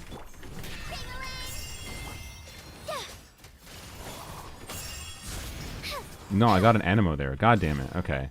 This is just as clunky as it is with fucking... It's so... This is why I have not enjoyed... Like, I really like Nicole with burning Lanyan, because burning constant pyro uptime means there's no fucking issues with the thing, but... Yeah, Nicole Lanyan, this is exactly the problem I thought I'd have happen, where, like... It's really hard to actively tell in combat. Such defiance. If you're trying to, like, flow smoothly, that the enemy has aura properly. So we should probably find a different team to test is my point, because it's just kind of clunky. Well, actually, let's try Bennett. Bennett will get rid of the clunkiness. So goodbye, Nicole, for now. Fat shaming your ratio. Cinema scope stream, yeah. Please get out of here. Let's... Okay, so... but I don't have the ability to have Duran on the right belt. Fuck. I guess... I guess I can put Prune on my Nicole artifacts, right? They're similar artifacts.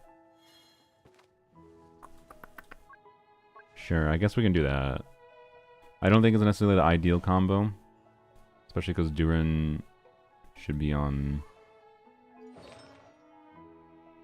But, yeah, I don't know. I don't have the artifacts right now for it. I need at least like a crit circlet to make it okay to consider.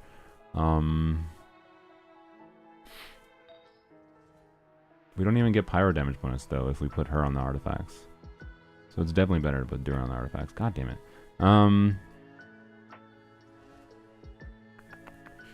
You know what? How about we...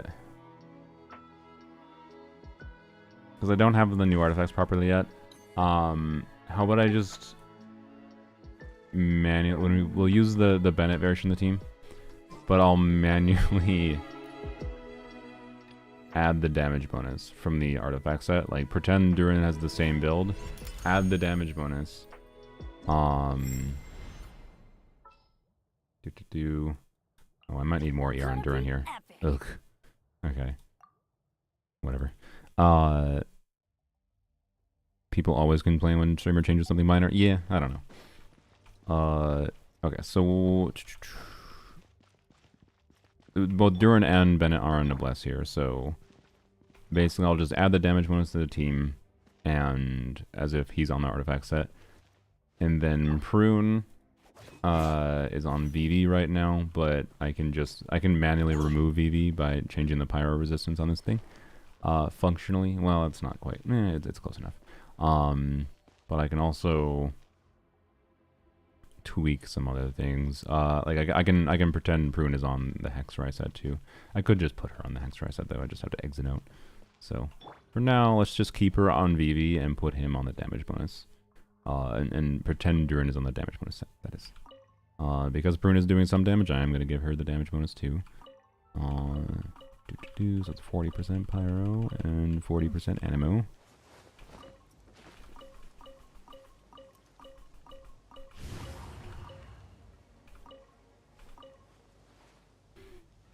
And the good thing with this, by the way, is I'm very familiar with this team format, so Nicole is no longer a factor. I'm very familiar with this team format and how it performs with Farazon and Venti at this point. So I'll be able to get a good vibe of whether even C2 Prune is relevant at all here. Durin, I need to get Pyro bonus.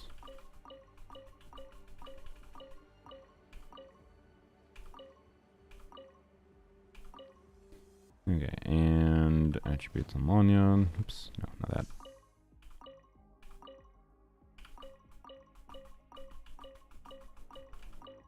Hello, Shadow.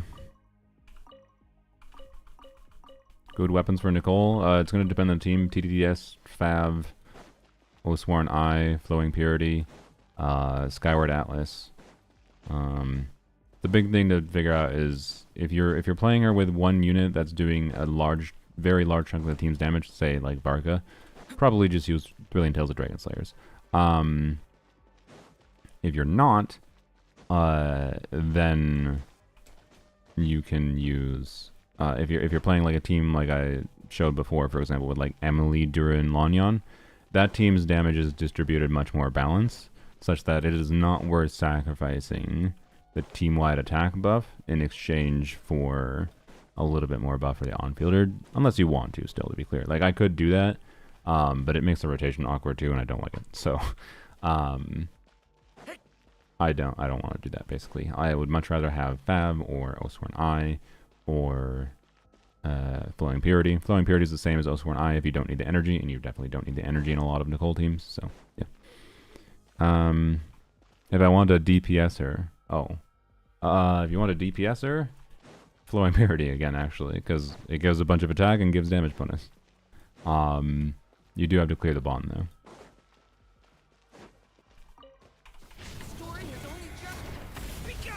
She's on field. Teamwork is dreamwork. Let's go. You're done. Oh, Up and I have to away. wait. Ills be gone. Closing in.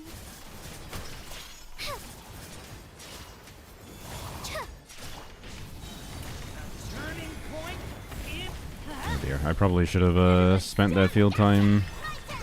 Oop, I didn't mean to do the extra hit there. I guess there's in this team, while Prune's second hit is normally not worth using, I would say whoops. While Prune's second hit is not normally worth using, in this team is probably fine, but I don't know. Bursting and then actually E and funneling the particles to Lanyan might be the ideal instead. So, anyways, I feel like I definitely need a little bit more energy on Durin this team. Durin's energy needs are a bit lower with Nicole, because Nicole generates 5 pyro particles versus Bennett usually generating 2 with 1 skill, but I can do multiple Bennett eats per rotation in this team, but it means sacrificing some money on field time, and it's fine, I guess. Skyward Atlas, yeah, you can use it on Prune or Nicole, yeah. Okay.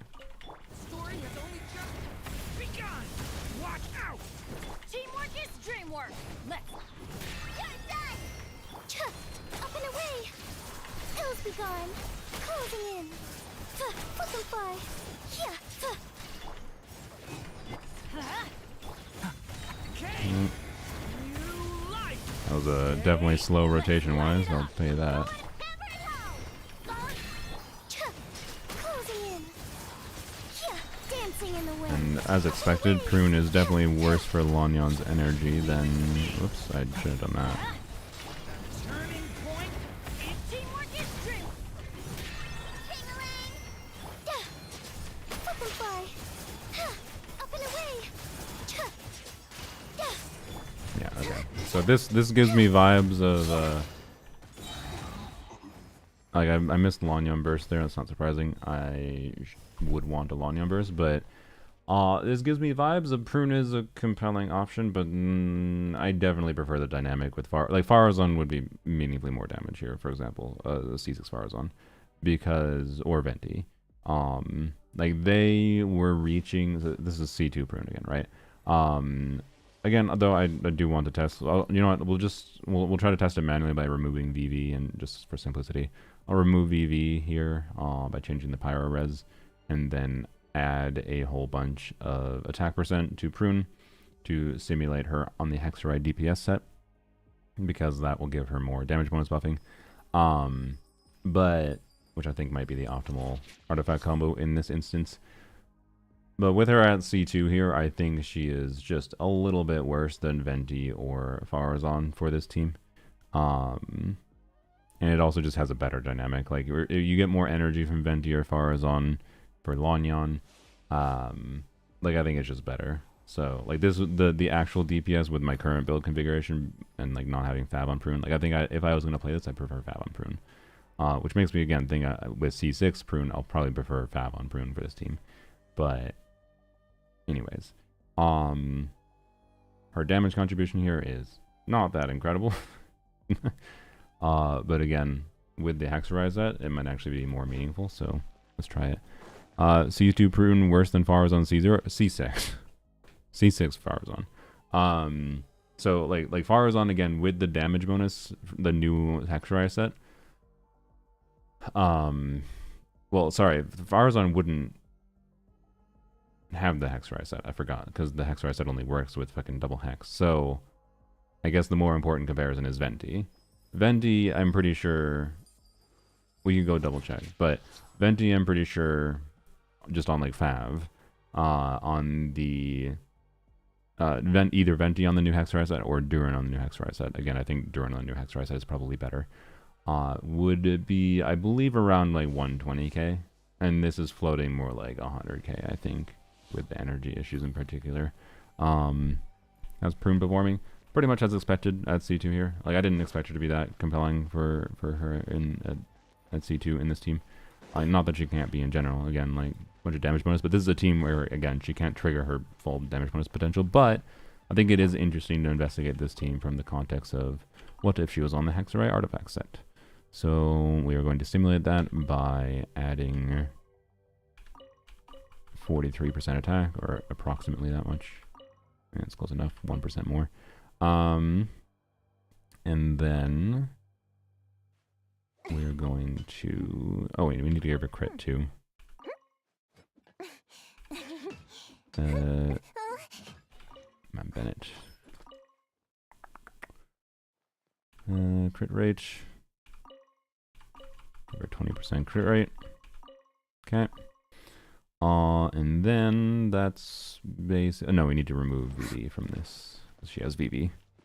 Call good for Arlecchino official? Yes. I actually, but I went to, I was at Pity with the maintenance Prima gems on the casual account because of the fact that Nicole official Chevrus Arlecchino is quite good. And I wanted to try that. It also would be nice, being that I have Nicole constellations that I will eventually activate on my main account. Would have been nice to have Nicole on my casual account, so, you know, if someone's like, oh, you're Nicole super unrelatable, at least I could, like, log into the casual account and be like, alright, you want a relatable? Here's hyper relatable, an account that barely logs in and still can be pretty okay. For a generalized experience, at least. But I didn't get Nicole because I fucking have terrible luck on that account. Other than when I wish on banners that I don't actually care about getting the characters for. So, yay. Oh well. I should just go to Hydrovarca. I mean, again, like if you have all the other compelling buffing options in the game, yes, she is mostly just good for Varca, DPS Sucrose, or Venti DPSing. We will do a little bit of a test of Venti DPSing, I think, as that is the cases where I think C2 Prune is gonna be more strong. I need to change the res.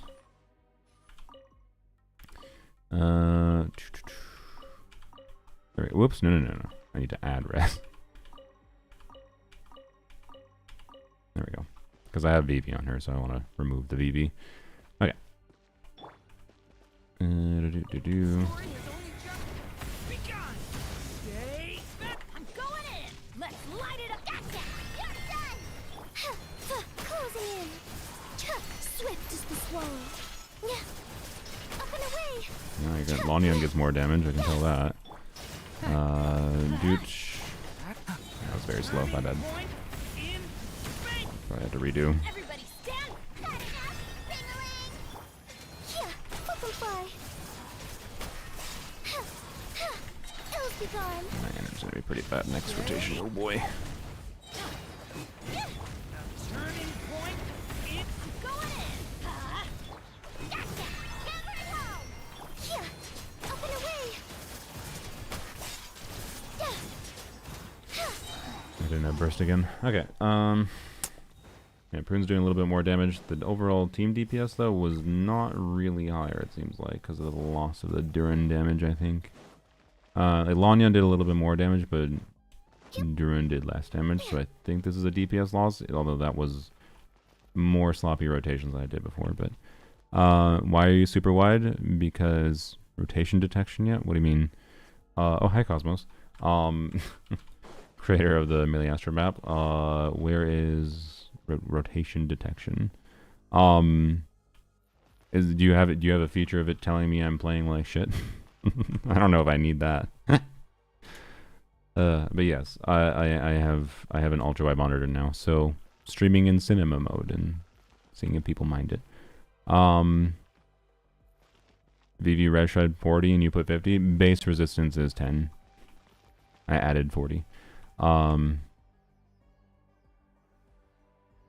So, I have Varga C3 R1 just pulled Duran, lost a gene on Nicole, got a C6 Prune. That's lucky for Prune at least. Varga build is basically max. What should I focus on next? You should definitely use Prune with C6. I got Duran and Prune to level 70. Honestly, I don't... The best rattan furniture is made from strands. Yeah, so like, thin and strong like silk. VV for Furniture like Prune is that definitely can be better for just as Varka. precious He as does a enough pyro silver damage that it's family relevant. heirloom. That's Um, no exaggeration. I believe. So yeah, with C3 Varga, there's a chance TDDS. I haven't tested this yet. There's a chance TDDS Prune might be better for a C3 Varga. I'm not sure though. All right. In UI options, cool. Oh, I see. Custom character A. That's kind of cool. So this is, I assume this is auto settings detects the first swap testing as a rotation marker. So the first character I start with, so like Duran into Bennett, wideness is super annoying. Why? Why is it annoying for you?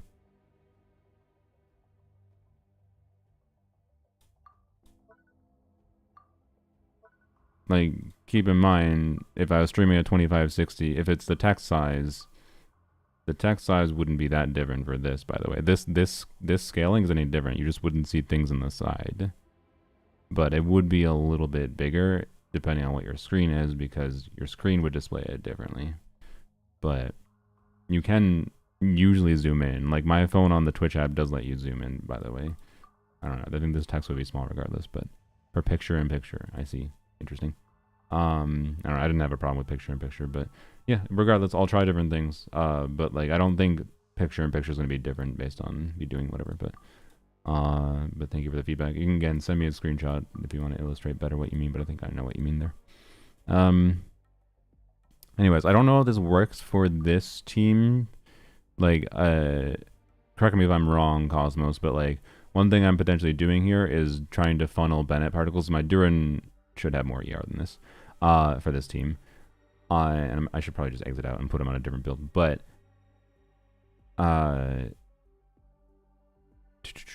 honestly, I actually really should, because he should have just probably the DPS artifact set, right? Well, no, he should have the support artifact set, which I can't test properly right now. I'm simulating Duran on the new set by adding the damage bonus, but technically he's on Noblesse, but Bennett is also on Noblesse. Select a swap you do once per rotation, it will work well. Okay. Well, I'll select Duran into Bennett then. Wait, I assume, does it work if I do, I guess, it doesn't have to be the character I start the rotation with, right? I assume? I could select Prune into Lanyon, because I'm always doing Prune into Lanyon. Oh, just you wait, Alex. Alright, I'm curious how this will work. Hide as long as you want, but I'll find you sooner Where does it or show up? later.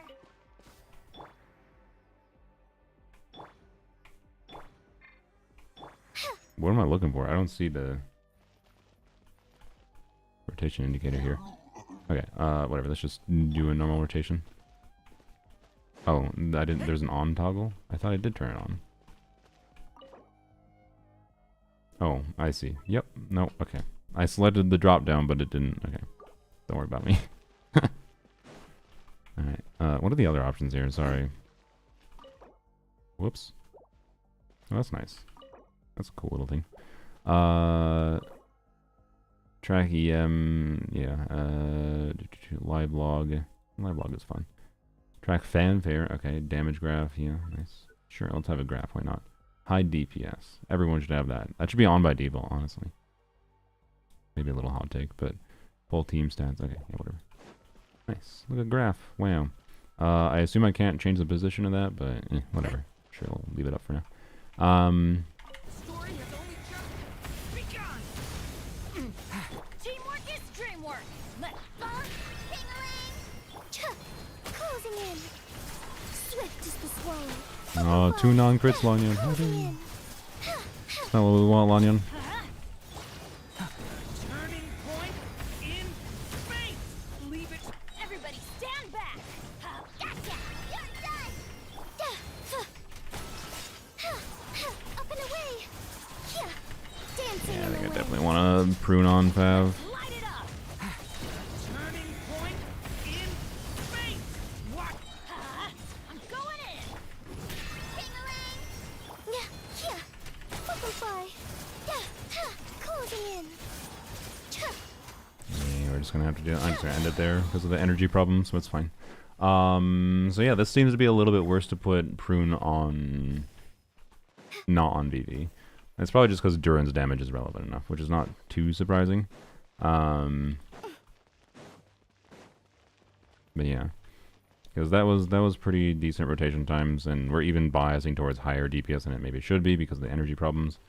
But yeah, that's cool. So giving me a DPS in each rotation, and then the rotation times, which is interesting. Yeah, that's cool. I like it. Sino is better than Sandrone. But don't we need an enabler for? Is that like Sino being calced hypothetically with like Cryo Traveler or something as an enabler, or is that literally just using Sandrone to be an enabler in the team, and not even like using Sandrone other than like for very short field time? Sino with a dead slot is better than Sandrone by over 20k DPS. Oh god. Okay. I'm not surprised. Unfortunately, my prediction... I do think Sandrone seems likely to get buffs. But, I do think my prediction is also Sino might get nerfed. So...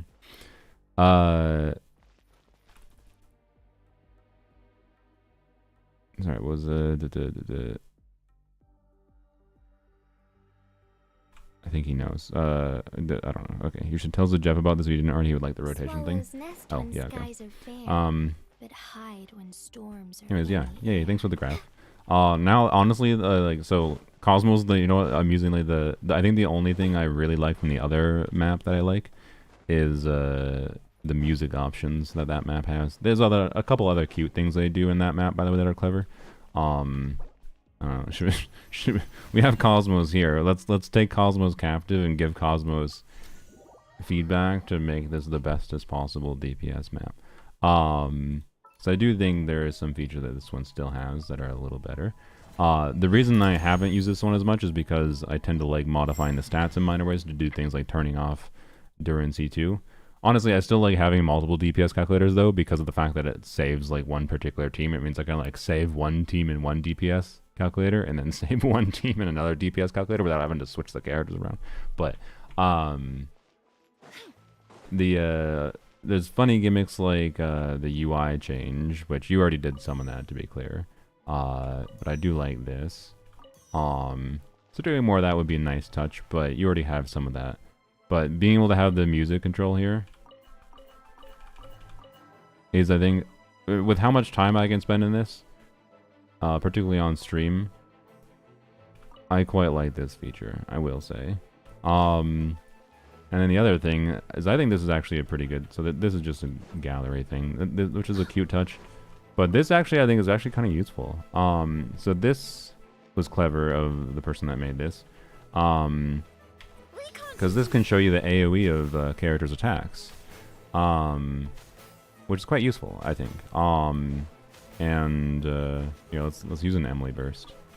So there's a little bit more dense here. I think they might have just run into limits of how many things they could put down. I'm not sure, but let's use Emily burst and see how much it hits. Nice. We can also do a brap on a Kiwawa, so you can see. Like, I don't know. This is a really nice visualization tool to help people that like might not know what where to cast certain characters' abilities from what distance, but yeah. So yeah, I don't know. No, honestly, other than that, I don't think this damage dummy has anything. Let me go check actually. Is the stat adjustment still kind of janky? Large AoE hits may cause a few targets that register. Yeah, that's not surprising. I feel like there was something here. Like, I don't even think. Yeah, they still don't support putting lowered resistances. that kind of kills the utility of this. The fact that I can't like manually put lower resistances to tweak stats. I don't understand why the creator of this mode only put higher resistances. It confuses me. Like, that's useful still sometimes, but also it's not in 10% increments, it's just in whatever increments they arbitrarily chose, which is like, I get it in some ways, don't get me wrong, but, you know. I also don't know if your damage dummy has some of the funny things, like being able to tweak the size of the Ruin Guard or whatever. Yeah, and there's other annoying things, like the changing stats is definitely a little bit more tedious in this damage dummy. Like, oh dear. So I do like yours a little bit more, but there's a couple of nice touches this one has over yours. Anyways, need if there's a way to use save data to retain settings between runs. Oh yeah, there would be. It's almost like they haven't even bothered to improve anything that's like really obvious about Milliaster Classic mode.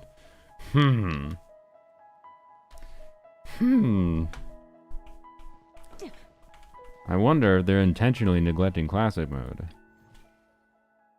That's what I'm waiting for music selection. Yeah, that's fair. I don't blame you much. Surely they will at least add some save settings at some point, really? Right? Like that seems like bare minimum. I was going to change artifacts, wasn't I? Fuck. I guess I'm not. Okay. I think we should go and test. So, okay, I'm pretty solidly Prune non-C6 is not that relevant for DPS Lanyon. Not a bad option, to be clear. She's not that much worse than the other options. But I'm pretty sure Venti is the standout unit for DPS Lanyon, with the new artifact set being a factor. Let me actually do a run with that quick to compare. I will remove Elegy from Venti though, so that's not a factor. So just C0 Venti. Oh, he already didn't have Elegy because for some reason don't worry about it. Why didn't he have it? Oh, I put it on Amber because I was yeah. So there we go. Fab Venti. Do I want to keep him on scroll or put him on VV? I'll just keep him on scroll. I'm fine with that. And again, I don't have the set on Durin right now, but I'll just put the set on manually, functionally. Giving yourself a lot of stats is painful. Yeah, no, I don't think it's easy. But I do think giving yourself stats is a little better in yours than the other one. But it's mostly just how confusingly labeled the things are in the other dummy. But I don't know, doing UI stuff in Melee Astra is fucking pain, so I don't blame them that much for it. Okay, Venti boy. Give me a moment Yeah, to I think compose Venti is myself. the biggest winner from this new artifact set for DPS Lanyon, because now it's just much more worth to do. Like Venti before, with like the extra res shred I got from Durin and Venti's damage potential, was, I would say, similar to Farazan C6. I slightly prefer the gameplay dynamic of Farazan C6 for Lanyon. But now with the artifact set, with double hex being far more relevant to force, I think it's just a lot better. Does this remember? I assume this doesn't remember anything either. Yup. Oh boy. Boy, would a save file be nice. I'll just check for... Wait, no, I shouldn't check for this rotation. I should not check for Venti into Lanyon, because I do more swapping from Venti into Lanyon in this team variant. So I should just do Bennett into Venti, probably. Yeah. Okay. Sure, let's have a graph. Alright, then we got the damage bonus, and hey, the ER needs are going to go away. Also, which, by the way, that still is the standout part of Venti's kit. The fact that he, like, trivializes, or not trivializes per se, but, like, vastly lowers, like, Bennett and Durin's energy needs, and, like, thank you, Venti. It's the main reason I don't at all regret getting you. Also, I got him at 40 pity, so I also don't regret that. Whole video where Jeff compares the pull value of Flynn's. He's in a weird spot. Yeah. I think most main DPS are in a weird spot, functionally, with how they're balancing things lately. Sandron is an interesting character, but is also definitely in a weird spot. Like, if somehow the balance of things currently is how things launch with, Sandrone is irrelevant to pull, because, like, Cryo Traveler enabling the reaction will be better than Sandrone, and playing, like, Risley or Sino just might be the smarter play. Leave it as auto, and it completely ignores start and end time while testing. Okay, I see. That I didn't even think about the auto setting. I don't know why I didn't even default to thinking about it at all. Okay. Damage bonus.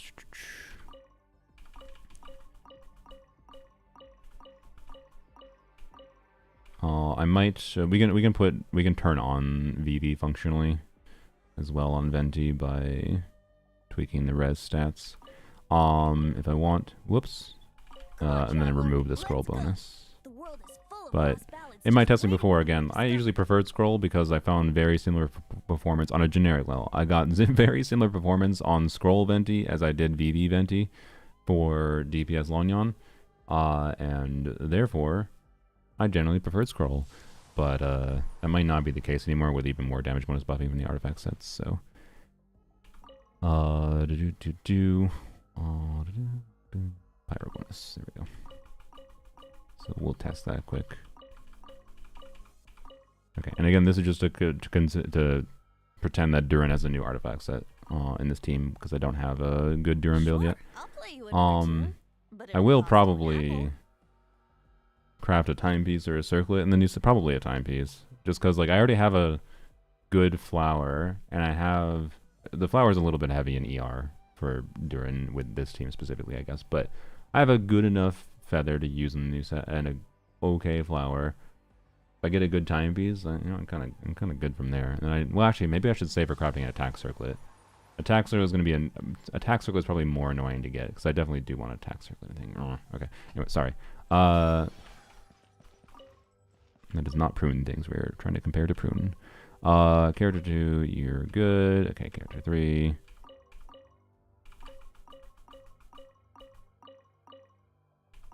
Oh, whoops, did I add 50? I did, sorry. Whoops. My bad. Thank you for catching that. I didn't do that. I know I did 40 before. I was just too busy yapping in my head.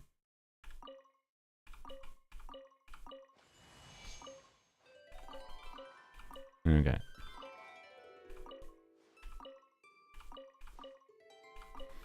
I remember where all the things are at this point, so I can do this a lot faster. But it still takes some time. Alright, anyways. Not liking Sandrona's kit too much, yeah. I think they just need to tweak her kit to like actually reward the quick swap playstyle more. That's my opinion. Because right now there's no real reward for doing that instead of just staying on field, right? Is the main problem she has. So, yeah, artifact set plus 2 buffers and Sandrona will be 150k. Oh yeah, yeah. But like, Sandrona is probably going to be the most optional part of Sandrona's teams. It seems they're continuing with this design direction for main DPSs. We're the most optional part when it comes to when the full premium team is available, 6 months from now, whatever. Like the most optional unit in the full premium team is probably going to be Sandrone, right? Wouldn't gliding be faster? So, and especially if you have a little bit of additional invest. Let's say you have C0 Sandrone versus a C0 R1 Sino. Then even with the premium supports, maybe Sino is better, right? So, no, the Sandrone skirt. I mean, I just think they made her design worse overall. Like they didn't even. It doesn't even look meaningfully higher detail. It looks like the lowest like detail Genshin model in a while. I didn't love. This is coming from someone I didn't like her old design, and they made it worse. So, I don't know. No, I don't vibe with the short skirt as much. Anyways, thank God you didn't see what I said. Okay. I don't know. What did you say? Repeat it. I dare you. Why did I do that? Do Durin first. Okay. Everybody stand back! Think you can get away? I won't actually bother with the doot. Doot. I meant to Venti there. I'm used to having Venti in the wrong, not that slot. Whoops. Maybe redo. I'm stuck. No. Uh oh. I'm doomed. I'm doomed. No, I know you can escape by just hitting start again. Alright. Saw someone in Discord say that how can we be mad at the short dress? It's easier to get that fine motor oil under the hood than her having a long dress. What? I like I get what they're saying on the joke that like, oh, she's a robot, she needs to oil her joints or whatever, but like if she's a robot that needs oil, she's gonna have like one input location, like her mouth, for oil, and then there's going to be oil that is like, you know, goes throughout the gross comment. Oh. I was just thinking on a robotics level. Oh, sure. Okay. Yeah, that is... How'd you get the graph in the center? It's a UI option now in the little camera here. Don't worry about me. Somebody yelling at each other outside. Uh-oh. Alright. I'm going in! Let's light it! Here we go! Time for takeoff! Up and away! Dancing in the wind! Up and fly! Up and away! Fuck! God damn it! No, I need to... No, just get used to it. Fuck. I've been playing this team enough lately that I'm used to having... Also, I forgot I have Durin Sig and I'm now... Fuck, I should switch that off too. But I don't have to retweak everything. Fuck, because we're seeing the results of... Well, no, I was using Durin Sig with Prune, so it's fine. We're comparing Prune to Venti here. It's fine. Okay, God, my brain... I keep on trying to switch to Venti, though, and I keep on switching to Durin by accident. Fuck. Okay. Dude... Teamwork is dreamwork! Brace yourselves. Think you can get away? These muscle memory things. Swift is the swallow, closing in. Up and fly. Yeah. Here we go. Yeah. Whoops, I swapped the wrong character again. Ugh. Whatever, the DP is gonna be flubbed for that. That's fine. I was not doing well with Prune, so because we're doing one less skill with Lanyan, that's why I'm doing that.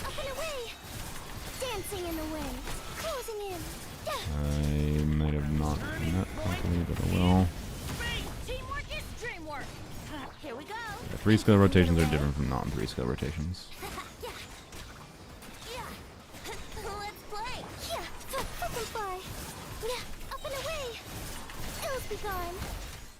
Yeah, so this is about what I expected. This is like the artifact side is a pretty significant upskill. for Lanyon, and this dynamic is just a lot better. So, yeah, Venti is significantly ahead of C2 Prune for Lanyon, which is what I expected. I do think, and again, so when I tested with Varca before, by the way, I don't really need to show this, but when I tested with Varca, C2 Prune was basically equivalent to Venti, essentially, if not better in some ways because of me having a C6 Varca specifically, though. But like C2 Prune, I think about equivalent to Venti for Varca. Furniture is made from strands that are smooth, thin, and but strong Lanyon's a in little sound. bit different of a Furniture situation. like So that can be just you as power down precious as a C6 Nicole. silver family heirloom. That's no exaggeration. Is Cosmos still here? Cosmos, is there a way to add def modification? That's the big problem I see with powering down C6 Nicole. If there's a way to change defense, then maybe yes. Actually, maybe the way to do it is technically to increase the enemy level a shit ton. Because technically enemy defense increases with level. So I could figure out which level is equivalent to the def ignore that Nicole does, and then from there, the things I can't turn off the fact that there's no 3-second observation thing, but I can just purposely like wait the 3 seconds like I do with C0 Nicole or non C6, and then the attack stats can just be subtracted, and the res stats can be subtracted. So, like most of C6 Nicole can be powered down functionally, like turned off, and the damage can be pretty easily. That C0 Venti? Yes, this was C0 Venti. Let's see what happens if we add the res shred, by the way. So this would be Venti on VV, and I'll remove the damage bonus from scroll. Pyro res. Okay. This is going to be a little bit like more uptime than I basically have full uptime on VV in this team technically, so it's fine. Alright, and then damage bonus, pyro, minus. This is just turning off scroll.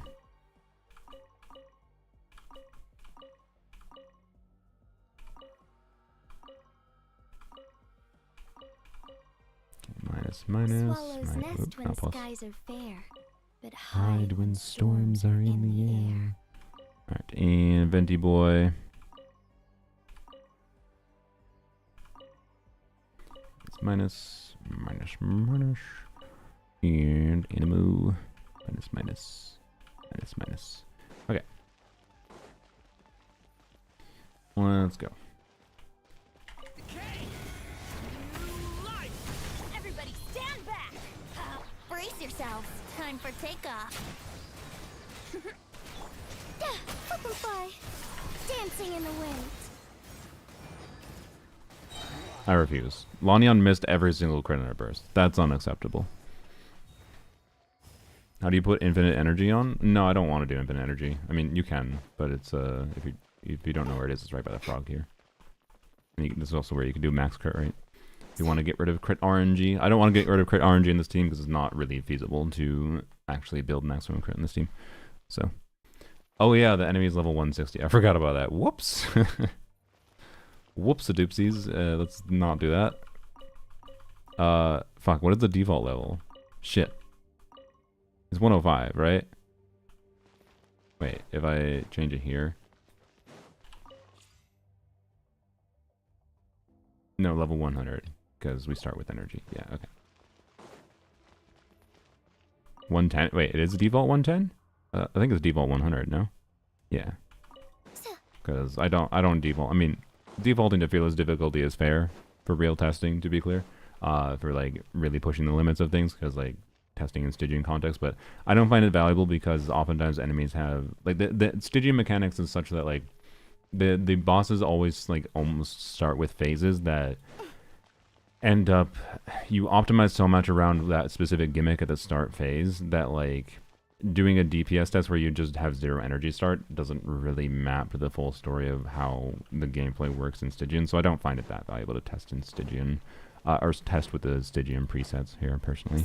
The only thing I would actually do if you want to test Stygian DPS is increase the enemy level here to level 105 or 110. But anyways, because that does technically minorly matter, but it's a pretty minor difference. So anyways. Story has only just begun. Teamwork is dreamwork. Let's play. Think you can get away? Closing in. Yeah, swift as the swallow. Hey, we didn't fail all over Chris this time. Thank you, London. Oops, wrong character. God damn it. Just minus 2 seconds for no reason. Life. I'm going in. Brace yourselves. Time for takeoff. Yeah. Closing in. Good. Ills be gone. Up and away. Should be fine. Bennett buff probably lingered there. New life. Teamwork is dreamwork. Let's play. Think you can get away? Yeah. I forgot to I forgot to E on Venti. Whoops. Here we go. Yeah, that E on Venti is kind of important because of the burst there. I got triple non-crit anyways. God damn it. I'm not gonna lie. I think I played a little bit sloppy, but this actually does, again, this is what I meant, where like I found VV to be basically similar performance. Like even if I played sloppy, VV would be performing similar. So yeah, fuck VV. That's my opinion. All in on damage bonus. You're simulating Nicole stall. I'm doing one more test here. Story has only just begun. Wait,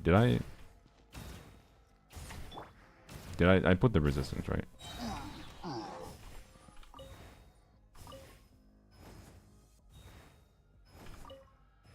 Oh, I didn't even put the resistance. Never mind. I forgot the resistance. Okay, never mind. I slandered VV for no reason. Maybe VV is better.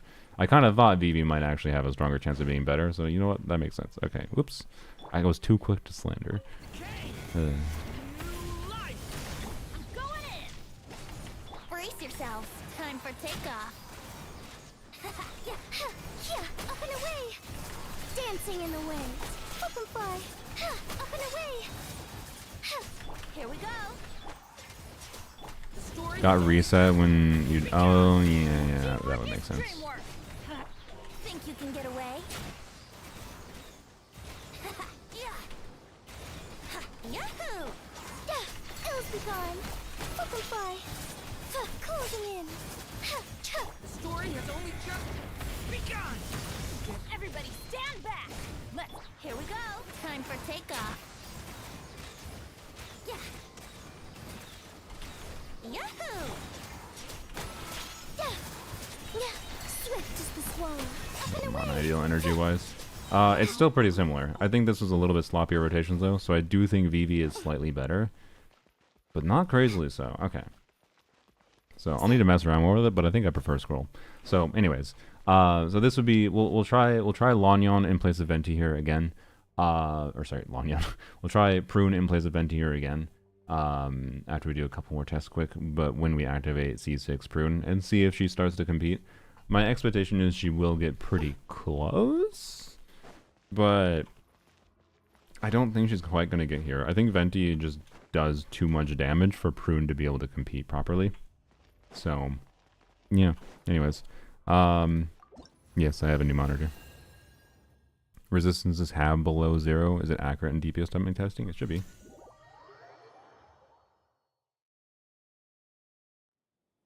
Yes. Oops. Nope, the wrong app. Load, please. There we go. Look, it's wide. My old monitor was basically this, but much taller and caused many problems that I didn't like. So, also cat. By cat, I mean orange ball.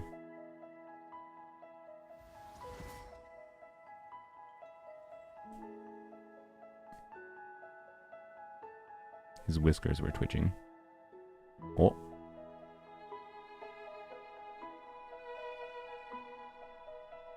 Anyways. Also, I just realized, here, we'll come back shortly. Did I do dailies? I don't think I did dailies. Let's go do dailies quick. While we decide, I guess, can I already test it with Varca?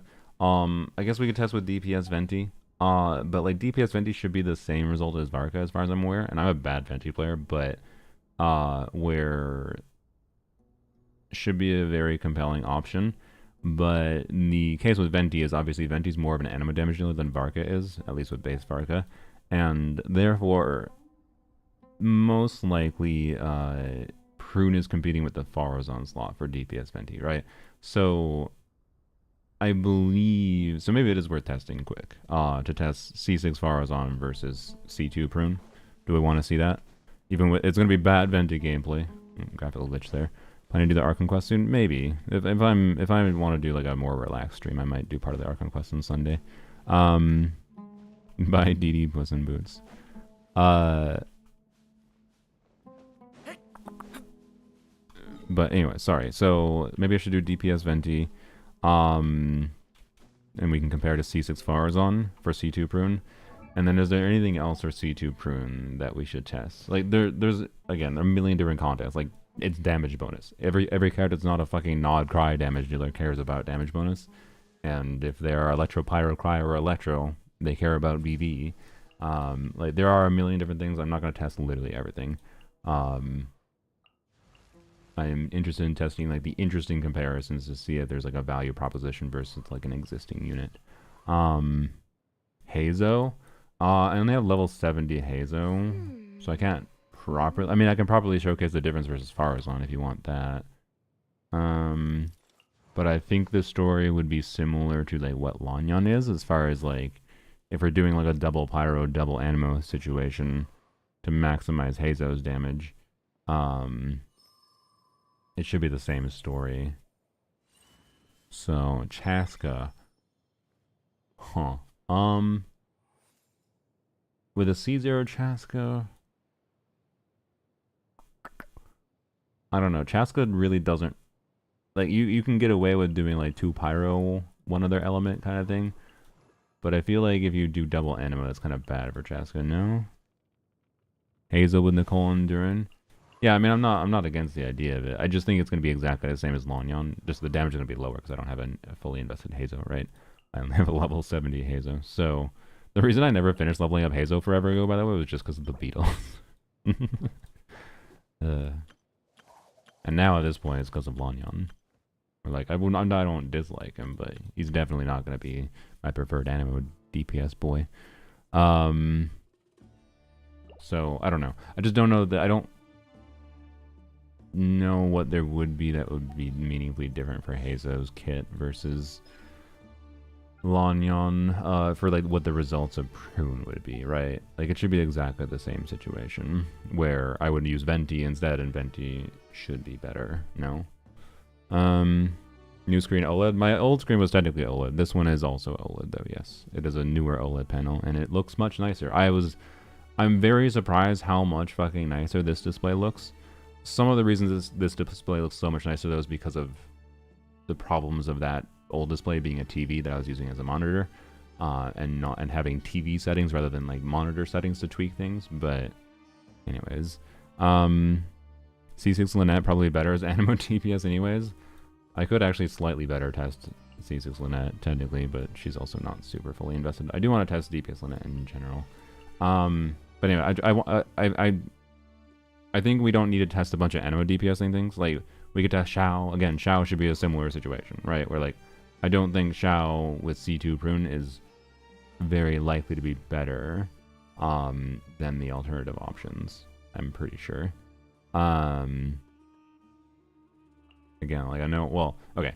Again, Farazan, because of not having double Hexari enabled, Farazan is actually just slightly better for Lanyan than Prune. Xiao should be the similar situation then, right? Well, actually, no. Xiao should be more biased towards Lanyan because Xiao is a greedy long field time unit, right? Previous one, QLED? No, it was a LG C2 OLED monitor, or OLED display. So W OLED subpixel arrangement with like the triangle subpixel arrangement too. Wait, I think it was, no, was it triangle? I don't know. This new one though is a 5th gen QD OLED, the Samsung panel. Specifically that I wanted, because one, I wanted to go back to an ultrawide. Two, QD OLED has a number of things that are interesting about it just at a baseline, but then this specific new generation is RGB stripe subpixels, which it fixes a lot of like teething problems that some other OLED panels have on Windows in particular, which I appreciate. So yeah, if you don't know what I'm talking about, it doesn't probably matter that much to you. But basically, fine details of text and other lines could look weirdly fuzzy, particularly text on like my previous display. Like text looks better on this display, even though it's lower resolution than my previous display, functionally, is what it is. But anyways. Unactivated Emily cons my main, yes. Which I don't know. I don't feel like explaining why I have it. Again, pretend I don't have it. I will only activate that if Emily gets added to the selector thingy.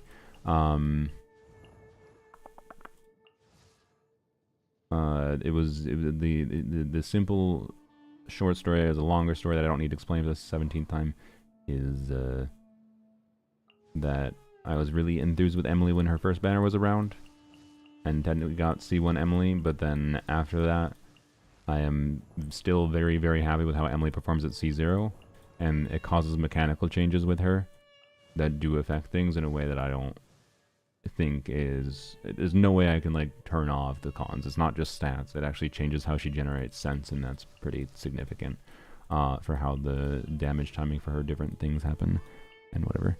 Kazuha versus Prune. Oh yeah, I suppose that's probably a good comparison. Yeah, let's so we can do DPS Venti. I don't want to again. There's a million things we do, but that is I think a good like instead of getting sucked into the Animo DPS thing, because I think the Animo DPS thing is going to be the same story where like until we have C6 Prune, I think Farazon C6 should be better, right? But not that Prune is a terrible option for them, as we saw. Like it's still functional, but. Because like Lanyon is still mostly an Animo DPS, right? Like there's not that much that's fundamentally different about what Lanyon would do versus DPS Lynette, Hazo, whatever. Venti we want to check because of the fact that there's the extra attack that Venti gets, as we're checking. So we will do that. But yes, let's check what is the context where we might use Kazuha. Actually, you know what's kind of might be interesting? I feel like maybe Chlorinde. How about like should we do Chlorinde to aggravate? Like Chlorinde Fischl's Hexerai, right? Wait, we wouldn't even have Hydro or we don't even get Maybe it's not Chlorinde to aggravate. Maybe we do No, I think it is probably Chlorinde. I don't know. Let's see when Emily again. It makes her generate sense faster. Much faster to a degree that you don't need as much burning uptime, and that lets you unironically do some different kinds of team formats that will work more consistently, and particularly C1 plus R1 Emily.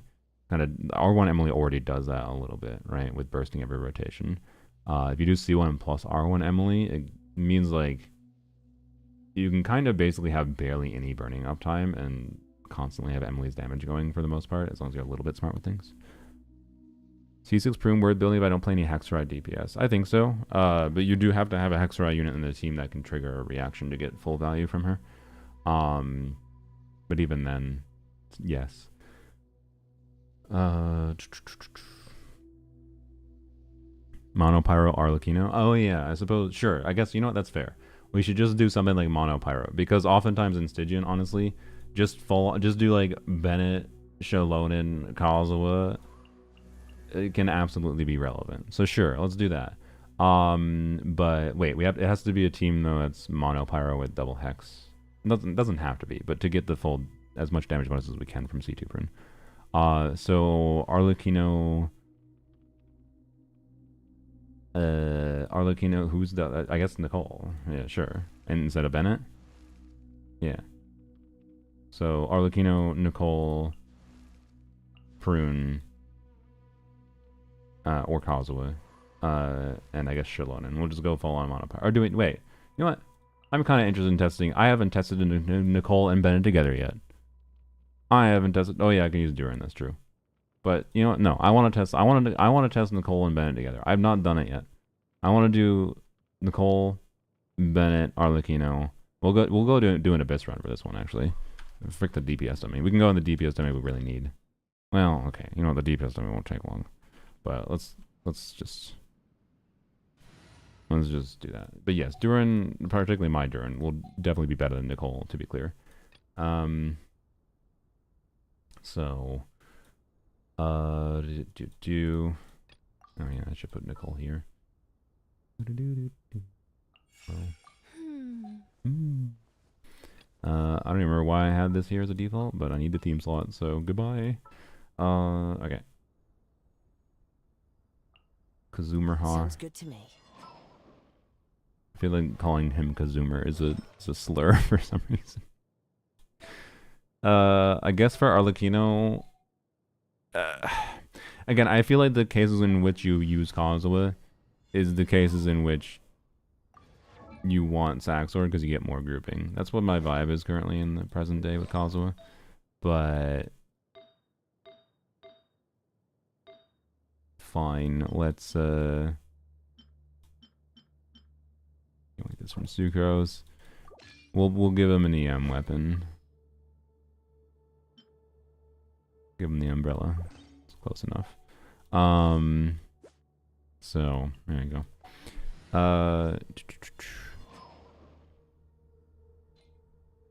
Team selection looks thick and wide. Yeah, it's nice seeing more of the landscape. Okay. And then you.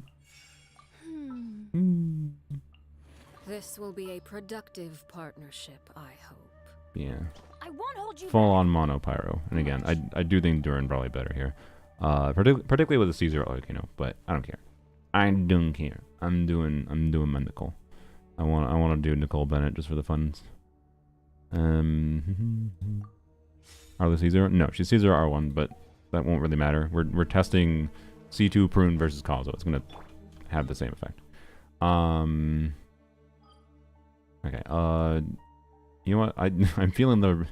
I was gonna wait to farm artifacts, but honestly, I want to get Nicole talents while I can just freely farm it every day, but I'm limited by how much I can level Nicole talents by the weekly boss drops anyways, so forget. Let's farm artifacts today.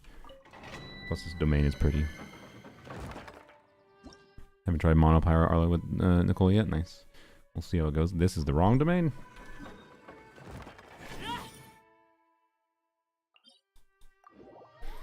I thought you had Freedom Sworn. I mean, I could put Freedom Sworn on, but that's not a fair comparison in my opinion. I'm testing a C2 4-star versus a... Like, no.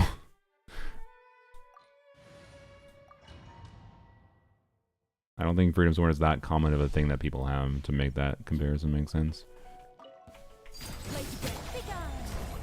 I'm gonna do it because I can. Probably not worth it though.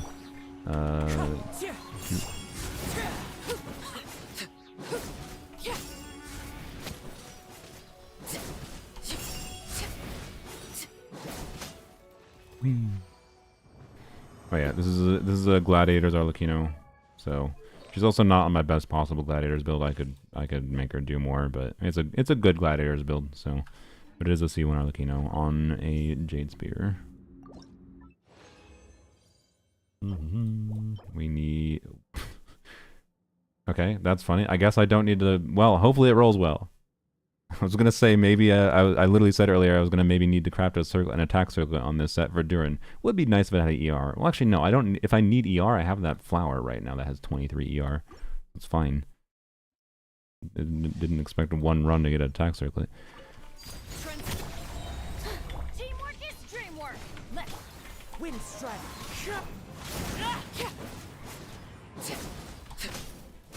I was like keep them together, but whatever. Kazuha can't group these, which is unfortunate. Nicole Death works against Arla. Biggest Arla multipliers are her first few attacks. Yes, I'm aware. Like I do not think Nicole is the ideal choice here. I'm doing it because I want to. And okay. And 4-line principle support set the crit. I guess yes. The point is to compare 1-to-1 same team context Kazuha versus Arlecchino. I'm not saying you should play Nicole here over Duran, but it won't change the relative evaluation.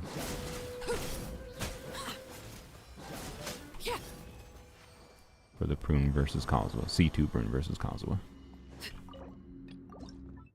Mm-hmm. I mean, yes.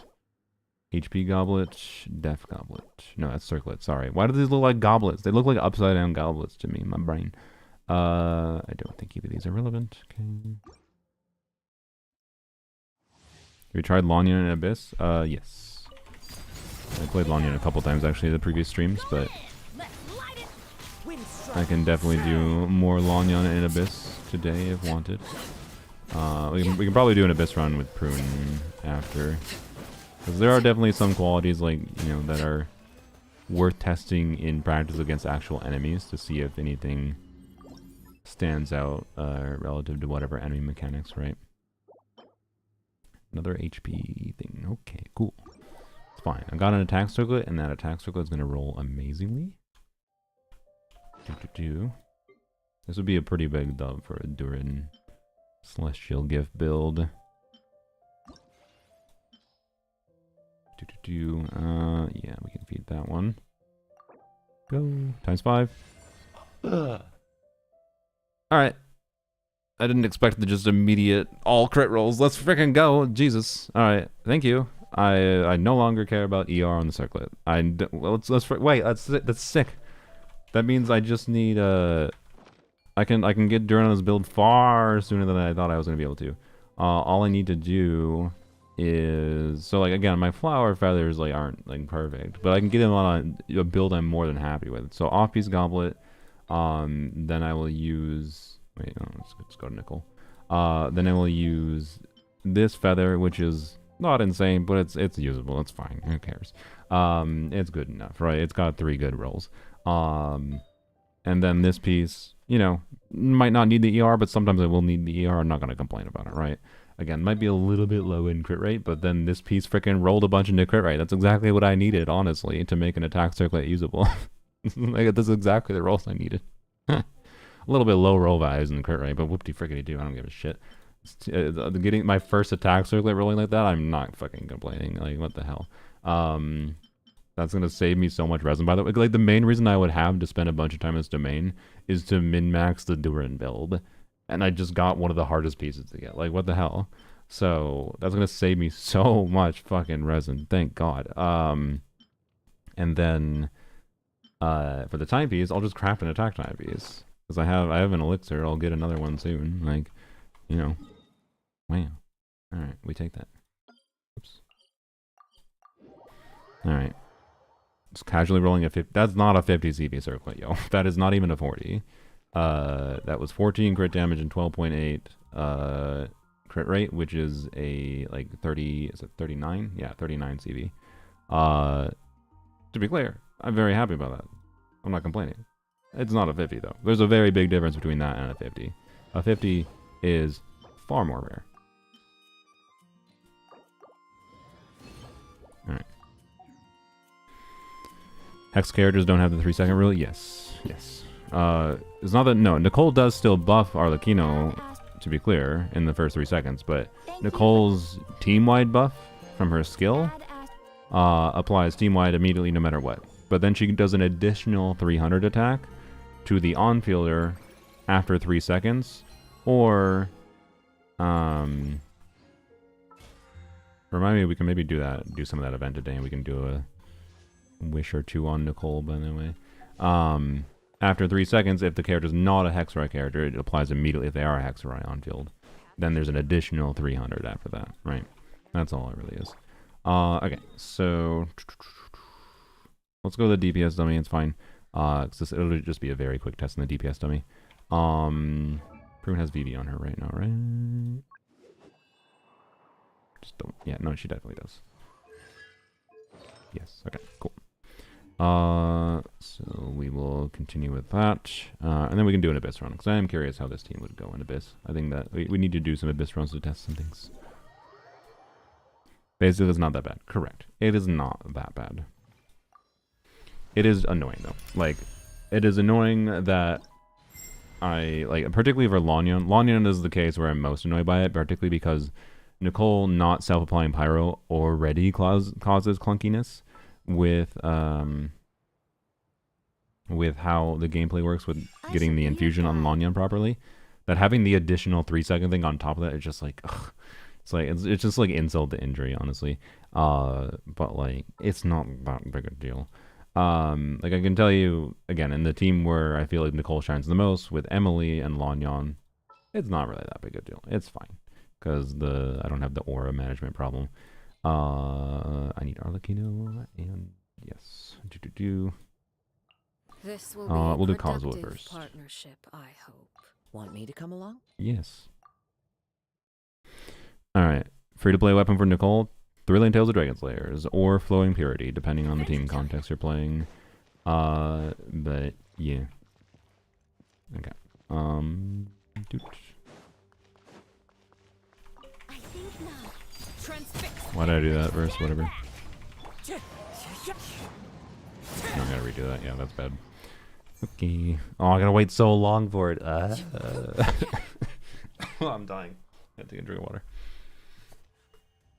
Skyward Atlas count as a free-to-play weapon? I mean, for some people, yes. Like, 5-star weapons or 5-star standard banner weapons are one of those things that, like, especially depending on how long you played, like, standard banner is going to give you a smattering of standard banner 5-star weapons. And that means for some people, they'll have a good selection of, like, Skyward Atlas or whatever. But then, like, my account, the 2 standard banner weapons I don't have is Skyward Atlas and Skyward Sword. Even though I've been playing for years. Like, so, like, the 5-star standard banner weapons is really, I'd say, largely a measure of how long have you played, for how likely you're at to have those things. Obviously, if you spend a lot more money on the weapon banner, you will occasionally lose to the standard banner weapons too. But I'm pretty sure most of my standard banner weapons on my account are from... I've definitely gotten, like, a couple... you know, I've definitely gotten like a Wolf's Grave, so I've gotten 2 Skyward Harps. 3 of my Skyward Harps I know are from Standard Banner. But then like 2 of them, yes, were from Limited Banner. But like, so anyways, you have R3 Skyward Atlas and R3 Skyward Pride. That's your only, that's some brutal RNG, the standard banner weapons. God. But yes, anyways, so Skyward Atlas can be a free-to-play weapon, but it's not my default assumption because it's just total crapshoot whether or not people actually have it, right? So, anyways, okay. Use looking at E first. Don't be as stupid. I meant to switch to Bennett. I think switch cooldown happened, or I just pressed the wrong button. I don't know. I'm just gonna do N5 spam because whatever. Overruled. Such defiance. Everybody stand. Oh, that's so slow.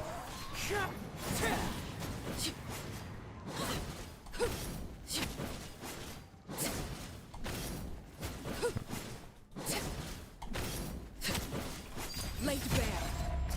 Alright, switch the Regator. Jesus. Teamwork is strict.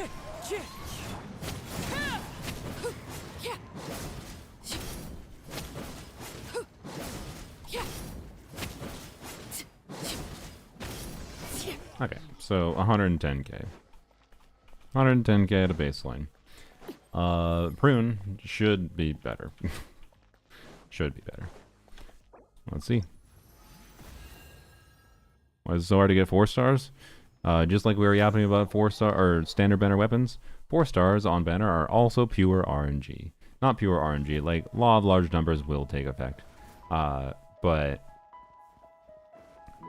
particularly if it comes to just getting like a couple copies, it feels worse. Because it's not that abnormal to go 50 pulls, 60 pulls without seeing a prune, right? But then inversely, like the average you would expect is about every 30-ish pulls, a little bit more than 30, to see any particular 4-star on banner. But you only have the guarantee system for 4 stars on banner is only a guarantee for one of the 3 4-stars. So when you get one of the 3, it's always like a 33% chance split between them, which means you can just get RNG screwed and just constantly get razors instead of prunes. There's no guarantee system for a specific 4-star. There really should be though. Anyways, let's see how C2 Prune compares to Kazuha. Also, technically, by the way, my Kazuha was C2. You got Just in case anyone like goes like, your Kazuha was C2 in chat. That doesn't matter when you don't burst. And also, it doesn't really matter on this team because it's just EM and extra plunging, so like it literally doesn't matter. Even if I did use it, it would actually be a DPS downgrade to try to use Kazuha C2 there. Anyways. Do. I think now. Everybody stand back. Cutting up. You're done.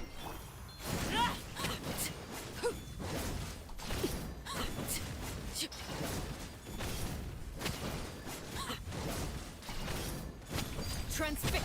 Such defiance. Let's light it up. Teamwork is gone. Uh-oh. Oh, we're doing... Oh, okay. That's... Okay. Kazuha has an advantage I didn't consider. Cooldowns are a thing. You'll forget that sometimes. 18-second cooldown. Wrong button. I guess that means... No, what that means is you do Nicole Burst in this team, right? There's no reason not to. Okay, interesting. Also, her energy needs are more annoying in this team, which is, I guess, not too surprising. We don't have any extra enemy units. But that's incredibly annoying. This is a C2 Prune, so we have C1 energy refund, and we have Osworn Eye, so I have 227 ER. But I can probably... No, I did catch the particles on field, didn't I? I need your one to go away. Okay. Try this again. I might just turn on infinite energy just to simplify things, but I do think the Prune cooldown, like, because Arlecchino doesn't have to... She wants to and appreciates doing like 16-second rotations here, but Prune's burst cooldown limits that, so that means this might not be a context where Prune C2 is better than Kazuha, which is something I did not consider for Arlecchino going into this, but that's a good thing, honestly. We want Kazuha to not be completely power crept by a C2 4-star. But her energy needs are definitely annoying here. I will say that. I live within you. Teamwork is dreamwork.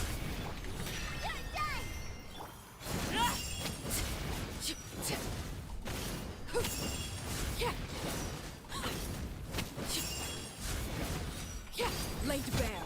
Such defiance. Everybody stand back.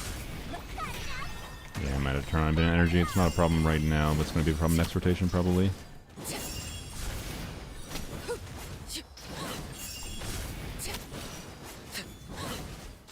Transfix. I think now. Heaven's will. Teamwork is dreamwork. Yeah, we're doing slow rotations, too.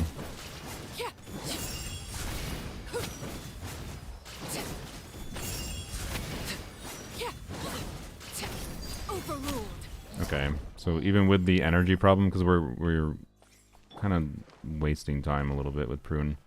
Well, are we? I don't know. We kind of like weren't that much, but let's just turn infinite energy on.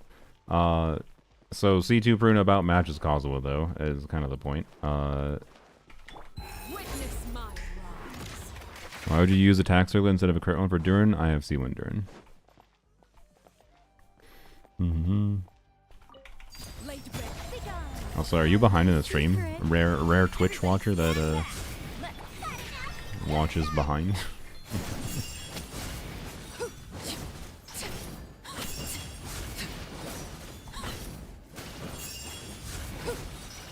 Transfix. Such defiance. Heaven's will. Teamwork is dream. Hammer it home.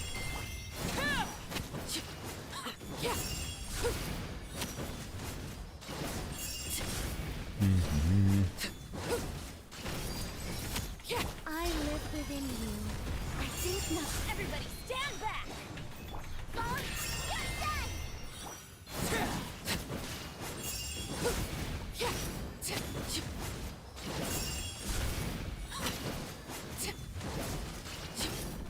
Okay, so I do think with proper energy situation going on, but she is annoying to build. She is more annoying to build than Kazuha in this team. Definitely. So like, she is not, I don't think Prune is better enough than Kazuha to like feel a need to pull Prune for mono pyro or like, you know, kind of thing, or mono pyro formats in general is my vibe with this one. To be clear, Prune should have, again, with Arlecchino and shorter rotations with Kazuha. Kazuha has an advantage here over Prune. If this was a team, a monopyro like Moika team that's normally doing 18-second rotations anyways, because I believe Moika's burst cooldown is 18 seconds, right? Then Prune would probably be more significantly ahead. And again, she's a 4-star instead of a 5-star. But like, I don't know, if the DPS is very close to the same for Arlecchino in particular, why not just use Kazuha and then you have the grouping when you need the grouping kind of thing, right?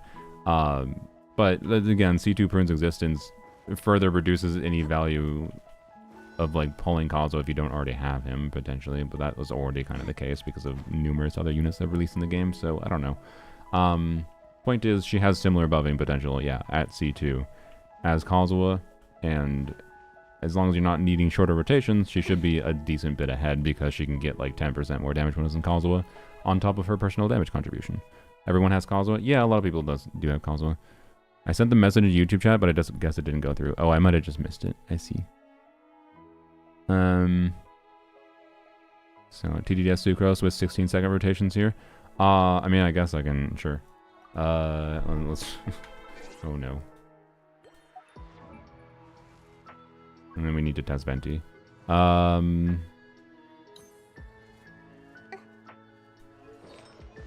no, Sucrose. VV, and your EM doesn't really matter here, so okay, you have TDS already. Cool.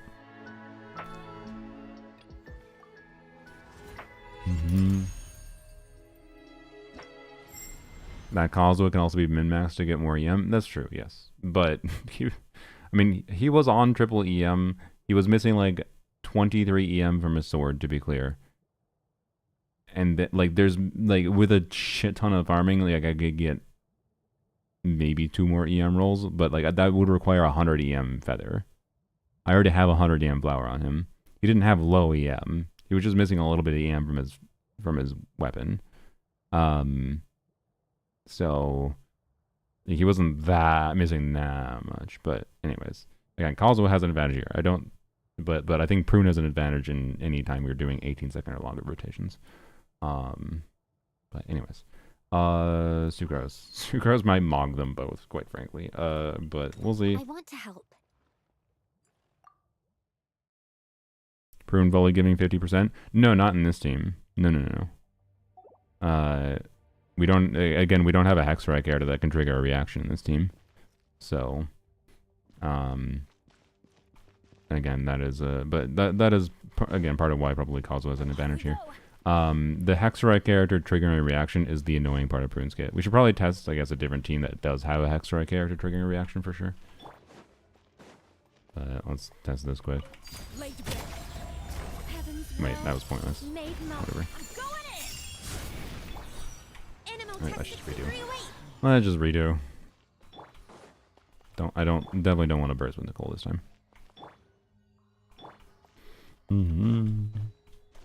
Bursting with Nicole just made sense there because we needed to fill in the couple seconds anyways. Yeah, now I'm waiting for TDS right now. How much attack does Prune need to max her buff? 4,000. I believe my Prune has, with C2, a little bit over, and a double pyro. Oh, I need to do this.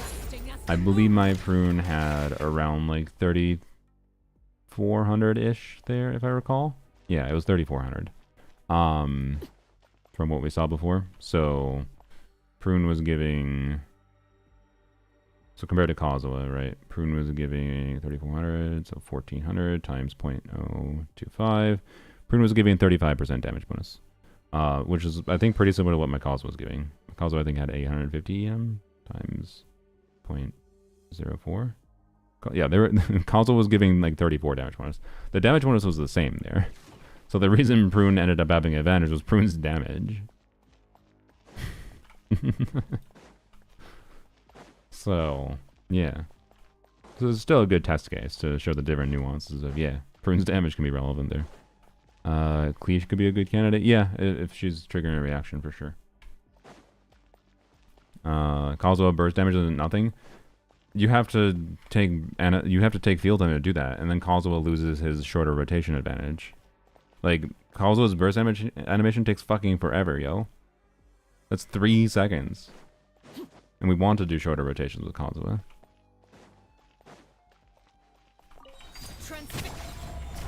Teamwork is dreamwork. Stay clear.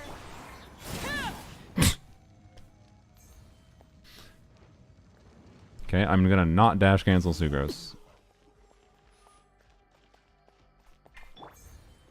Oh fuck, I just reset TDS again. Burst on Sucrose. Oh yeah, that's true. That's true. I should just burst on Sucrose if I have it. That'll help. Otherwise I just need to wait a second. Oh god damn it. I love when you accidentally can rotate too fast before Arlecchino's thing is even charged up. Okay, I think it's been long enough. I'm going in. Let's light it up. Animal hypostasis emu. It's a little bit too long, but whatever. I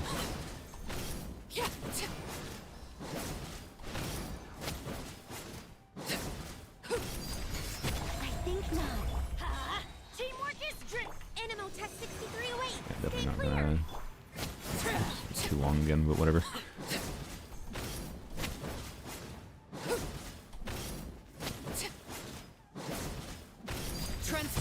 Such defiance. I'm going in. Animal test 6308. Ah, you don't have energy, really? Oh, okay. Well, oh well. Sucrose could really use more ER on this team, clearly.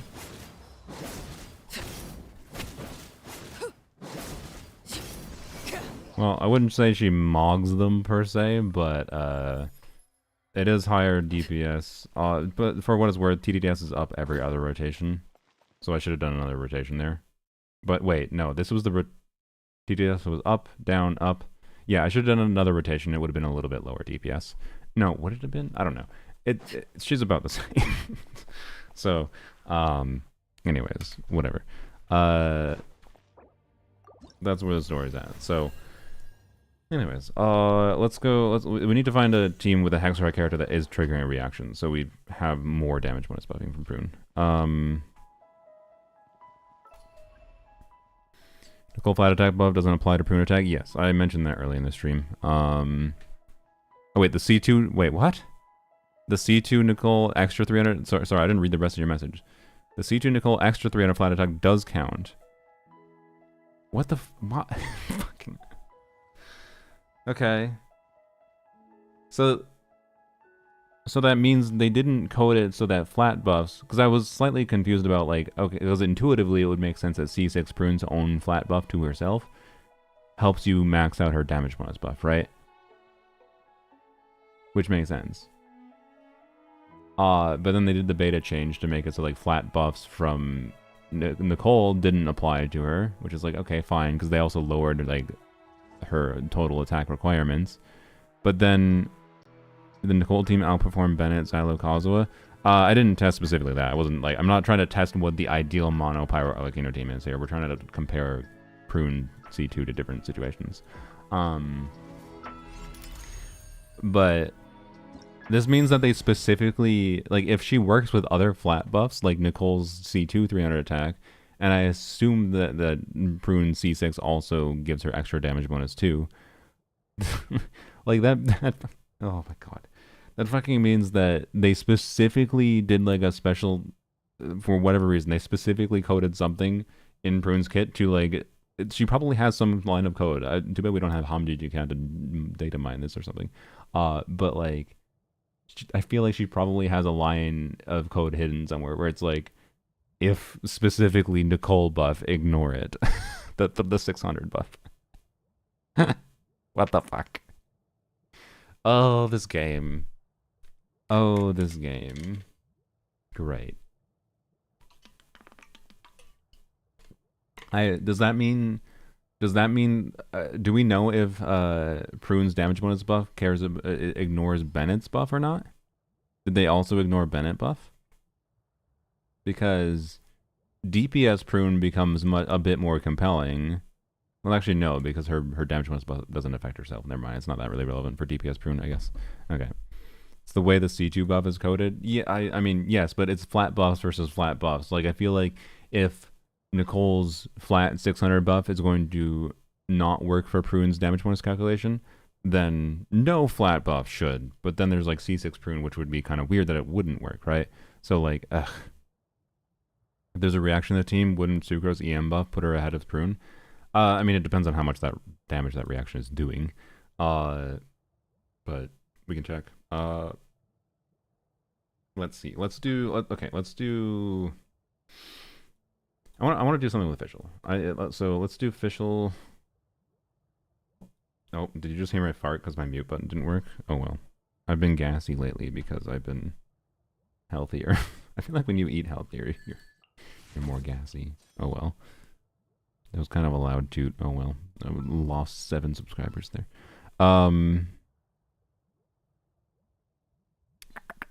Okay, so official. Should I do the chlorine official that I mentioned? Or maybe set those. Now that I have to play set those well. Chlorine plays herself more easily. Your wishes. Not that there's no nuance to it, but anyways. That doesn't matter. Each type of flat buff can be differently coded. I'm aware, but it's cringe that they like code the buffs differently. That's just so fucking unintuitive. Just pretend we didn't hear it. Okay. Yeah, you guys definitely didn't hear it. Okay. Where's Prune? Prune needs to be in the team. Okay. Just so you know, I'm not here to play. Okie dokie. And we need official. And then the question is, do I want to do aggravate? In the name of the princessin. Do I want to do aggravate? So obviously we want to swirl electro. And she can do like this. This is somewhat interesting to me in that Prune can get aggravates, right, from her infusion. So sure. Let's do. I don't think this is going to be an incredibly strong team, but I don't think it's going to be weak. So let's do. And then this will also test to see how relevant like the EM buff from Sucrose is when we try Sucrose in place. Where there's the cat. Okay. Do you have Deepwood on you? I don't know. Wait, we don't need Deepwood on you necessarily. I do not know what build that Kirara has. Oh well, it doesn't matter. It doesn't matter because I think she's a DPS build though. Maybe it does matter. I don't know. I don't think it matters because Kirara's gonna. I have C4 Kirara. She's gonna keep up aggravates. She's gonna give a shield. That's cool.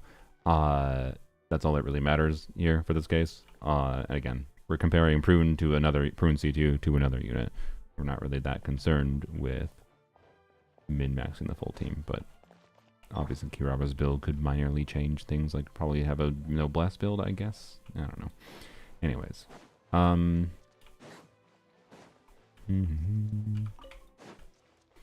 Rotation-wise, probably start with...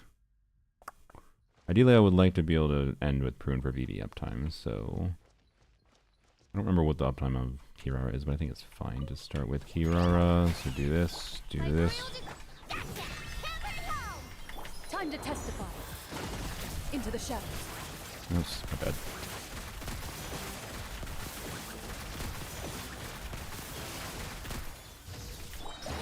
Nope, I probably shouldn't have done that. Whatever. Midnight Hunt them down. Ready.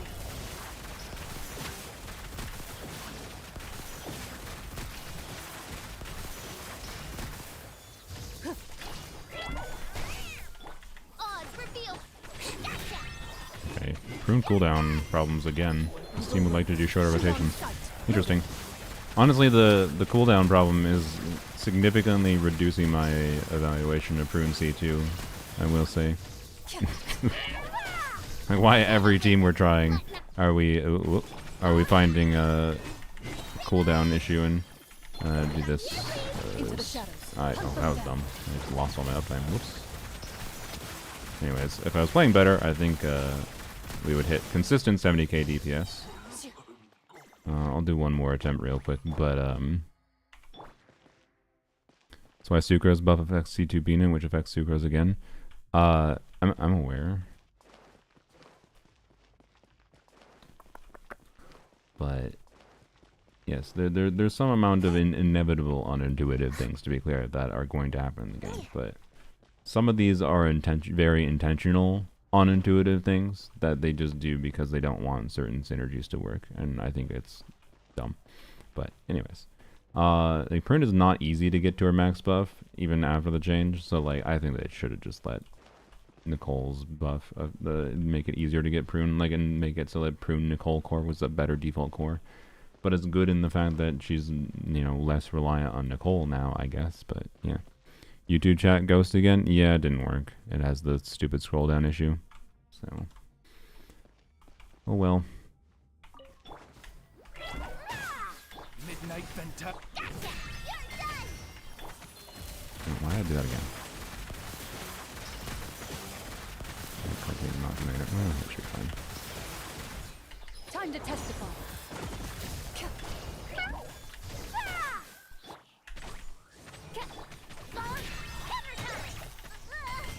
Okay.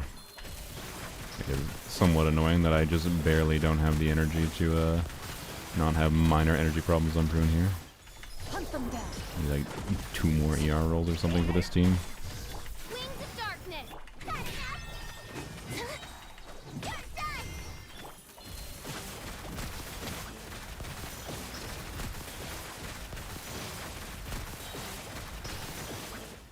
Where evil lurks, shoot on sight. Alright. So, solidly around 70k. Alright.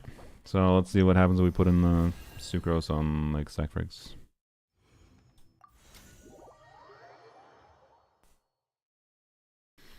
They don't give a fuck about us? Yeah, I mean, yeah. Yes, they just want to restrict characters to being useful in particular team archetypes, and some amount of that is fine, but I definitely think, particularly lately, they've gone a bit too far in trying to, like Prune has so many things that are trying to signal to you, like, we only want you to use this Animo Catalyst unit specifically with, like, Venti and Varca. That's, like, what they're trying to make you think, but she actually is more generically useful than that. But also, I think I am finding she's slightly less compelling than I thought she was going to be. She's still compelling. Like, I think 70k DPS for a lowish investment. I mean, by lowest, I mean I just have, like, I have refinements on Skyward Harp on official, and I do have Ayato's weapon on Chlorine, but other than that, you know, nothing really special going on there. Like, that's a perfectly fine aggravate Chlorine team, and C6 Prune might be kind of interesting there. But let's check. Also, I think C6 Prune, by the way, because her burst is extended by 4 seconds, you also get more energy refund from C1. Because your Bane Hunter Oathhammer has to hit an opponent to gain 2 energy, and it happens every 2 seconds. So you just get 4 more energy refund, so that minor energy problem we had there would go away. Fucking annoying. So yeah, C6 Prune is relevant, annoyingly. It's gonna make her actually a more standout character for sure. C2 Prune is just a decent character. That's my vibe. Like, being competitive with other Animo slots makes her pretty decent, right? But doesn't make her super worth pulling for in a very obvious level, of course. So, give Sacrifice 880 EM. Alright. We'll see if Sucrose beats. I mean, EM is obviously good for aggravating, but C4 Prune isn't an energy con? Nope. It is a extra elemental application and damage. It's like 80% of her attack, a hit that can bounce to another enemy. I don't know if it's only an AoE that it does anything, or if it's like Yehoda C1, where it's probably like Yehoda C1, where it bounces to another enemy, and if there's only one enemy, it'll bounce to that one enemy, right? So it could be extra aggravates for Prune in this team context, right? So it's not bad, but it's definitely a very... I want to help. It's probably her worst con. Well, other than C3, C5. So, anyways.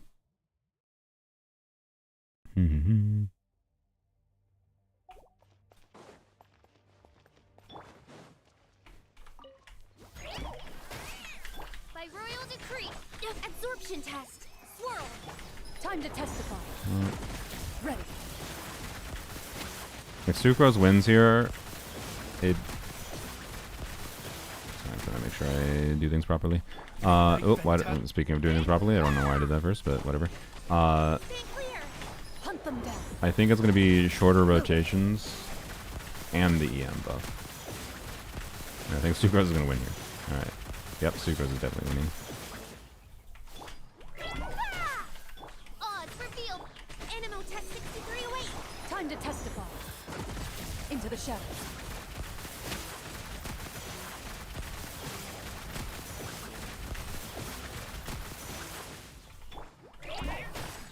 Wings of darkness. Stay clear. I didn't get an lecture the first time. Hunt them down. Loaded.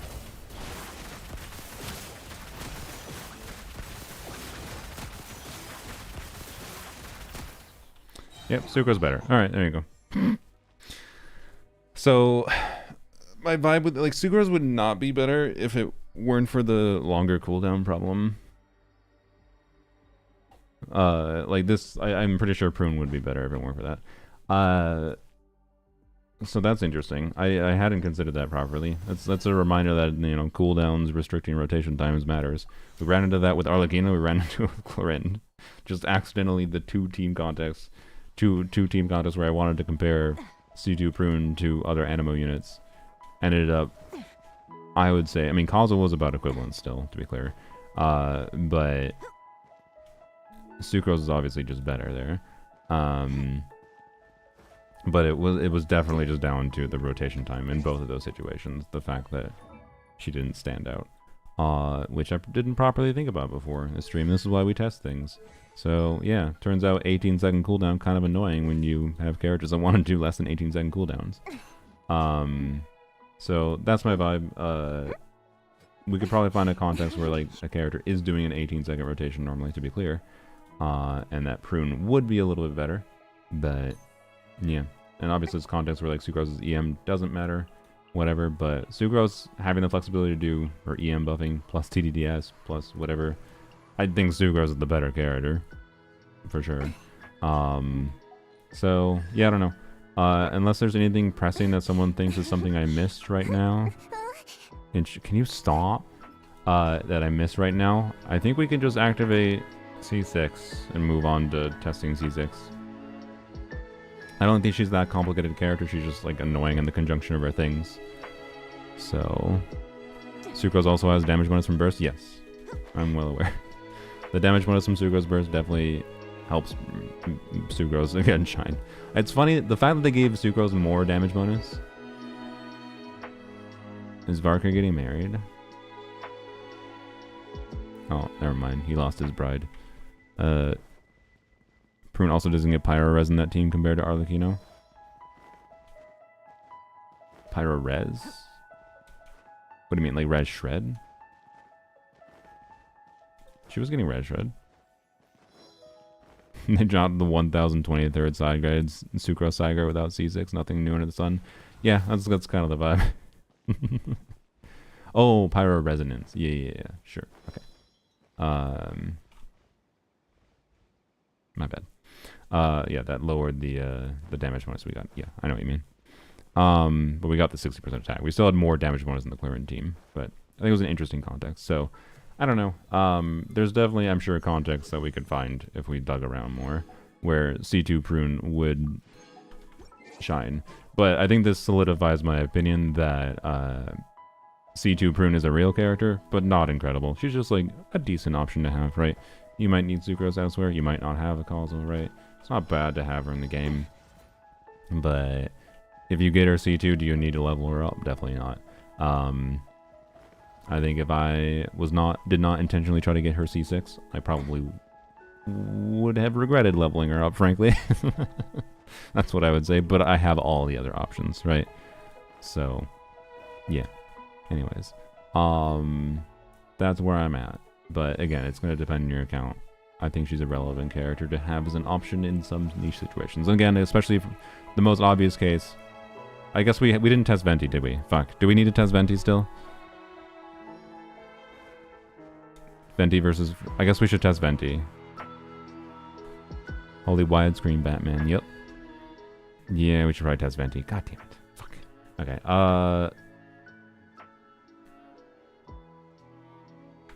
Okay, we need to look at builds to do Venti. Because Venti and Varca again, like, the attack percent is definitely enough to make her compelling that she gives Venti or Varca or DPS Sucrose. Is definitely enough to push her over the edge, I think. Especially Varca doesn't care about like Sucrose EM or whatever.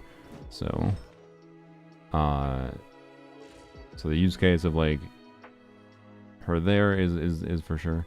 But I am curious with Venti. Because Venti appreciates Farazan a little bit more than Varca does at a baseline. Because he's more of an Animo DPS. Right? What's my ER needs like on this set? Oh boy, DPS Venti. Probably keep that because ER.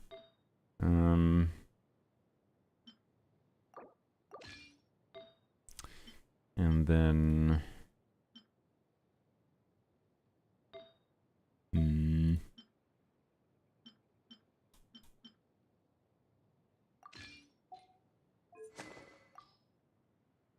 Harp.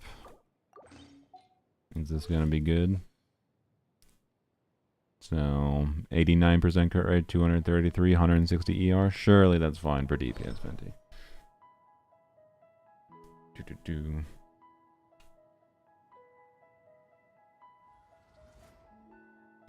Sucrose still better. She doesn't lose a lot of buff from. Yeah. Yes, Sucrose does not lose as much buffing potential from TDS. Correct. Okay. So far as Venti, we're gonna do Venti. What team do we want to do? I guess we'll do Venti during. Do we want to see Bennett or Nicole? I mean, I guess Nicole, because why not? Get drink water. And then, so we'll do Duran Nicole, and then Farazan versus Prune. Prune C2. I would hope Prune should be better at C6, all things considered, but okay. So let's see, Farazan. We'll do Farazan first. Why? My throat. You have C6 Haza? I do, but he's not leveled fully. And again, we already did the Anima DPS comparison with Lanyon. There shouldn't be any meaningful nuance to the difference there. Like she's okay there as an Anima buffer, but not incredible. I get so okay. So wait, sorry. Duran's on Noblesse. So either do we have enough pyro damage going, or do we just do scroll? I'm gonna do scroll. You can't stop me. Wait, I'm not gonna do scroll because Venti's using the scroll goblet. What is in my throat? God, I can't talk. Bye, mob. Thanks for joining. Okay. I guess we're doing VV. Never mind. We're doing VV because that's the easy option. And we can keep you on this Anima Goblet. And that's fine. And sure, you can keep that. Okay. Wait, you're already on a VV flower. Perfect. That is a little bit low crit rate for my liking, but oh well. It's fine. It's a more relatable Farazan. Oh, Fisher was on to Fab for that team. It doesn't matter for the comparison we were doing, but oh no, sorry. The official was on Harp. No. Yeah, she was. I just switched that from Venti. That's why that happened. Okay. Never mind. Okay. Okay. Farazan will be fine.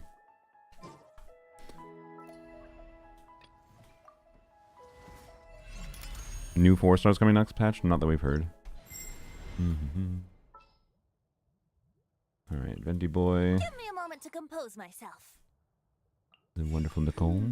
And where to Duran? Where to Duran though? What is in my throat? Just some freaking phlegm in my throat. It's gross. I'm sorry. Hello, everyone. I'm Duran. I'm Duran. Hello. Should have kept the phlegm in my throat so I could speak more like him. Okay, no, Farazan first. Need the help of an elder, huh?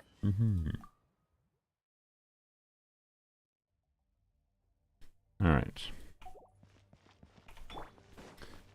Do we Duran first or Nicole first? I think we Duran first. Well, Duran first would let Nicole snapshot a buff from Noblesse, but whatever. Well, I guess if you don't, I have Nicole Sig, so I max out her buff without a problem, right? If you're not running, if you're running, especially like TGDS, I think, or just most other weapons that aren't maxing out her buff, I think like Tenacity Farazan might be the play here with Noblesse Duran, and then you snapshot that with Nicole probably. So yeah. Anyways, also wait, saving the projection attacks for Venti is probably relevant, so that's another reason to go Venti or Nicole into Venti. But I don't think it's that big a deal. I think you Farazan first though. And that's pretty much it. Nothing else is that big a deal. using a projection attack on Durin is not that big a deal. Be gone! Let's play. Think you can get away? Alright.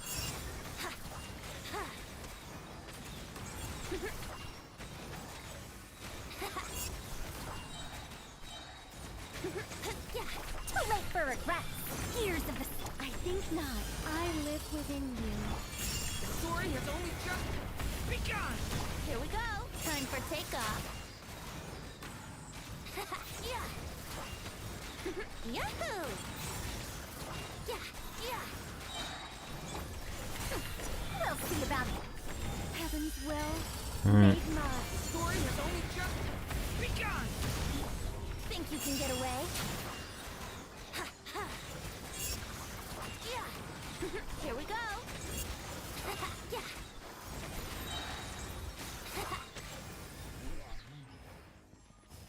I must admit that was higher DPS numbers than I thought. C2 R1 Durin gonna do that, I guess. Pretty sure if I remove the R1 and the C2 Durin, we'd see a little bit lower result, but there you go. And that was pretty much just spam normal attacks, just being smart with E. I'm pretty sure I could have gotten extra E, and there's performance. I mean, there's definitely extra performance to get out of here. I know there's RR combos for Venti that I'm not gonna try to do. Again, doing simple combos. So yeah, anyways. Alright, let's go test Prune. Just swap her out 1-to-1. Let's see what happens. So we lose Fars on Reshred, we lose the Fars on the damage bonus and whatever. We gain... Well, we should be getting more damage bonus from Prune. But we're getting... and we're getting attack from Prune. And the damage contribution's probably similar. I need to double check that I didn't steal anything from Prune, right?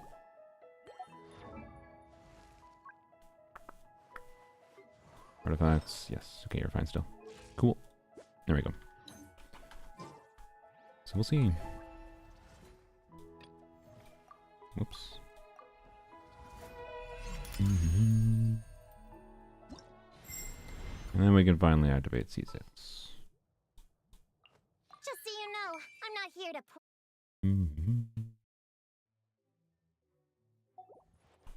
Oop, why did my mouse just alt-tab? Alright. Prune better than Sucrose? Generically? No. Definitely not. Sucrose has far more generic value. In specific situations, she can be. But, anyways. C2 Prune is a little bit worse than I thought she was going to be, for what it's worth. Mostly because of her cooldown limitation. So, yeah. Anyways, wait, no. Brain. Start with Durin. Wait. Yes, start with Durin. Decay! New life! Such defiance. Our little secret. Gotcha! Ding-a-ling! Yahoo! Time for takeoff. Ha! Ha!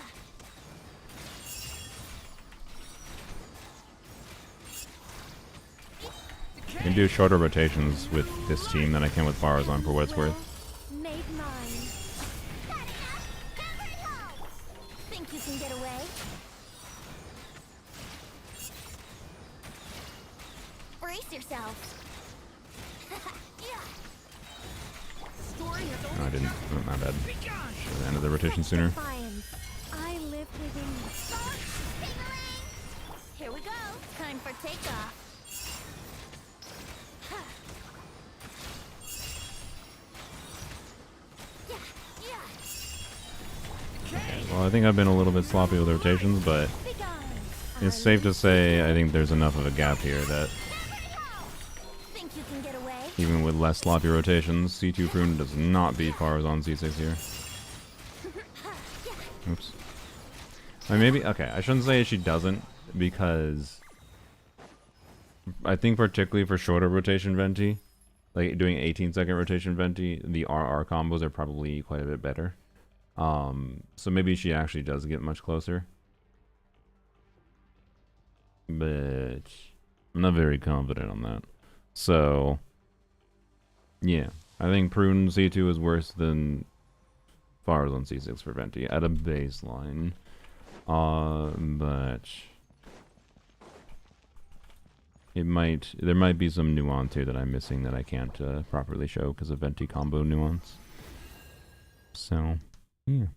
But my guess is that Prune C2 is not that competitive versus C6 Farazon.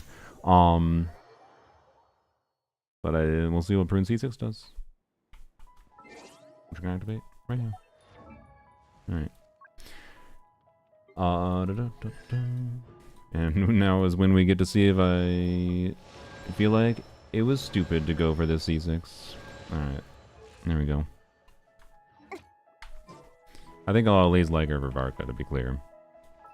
But it would be a little bit sad to me. Oh, oops. It'd be a little bit sad to me if that ends up being my only use case. C4? C4 is just extra application and a tiny bit of damage. It's not relevant. Alright. Prune, you gotta beat like 180k DPS. I'm not gonna lie. I'm not actually confident she's gonna beat this for Venti. But we'll see. We'll see.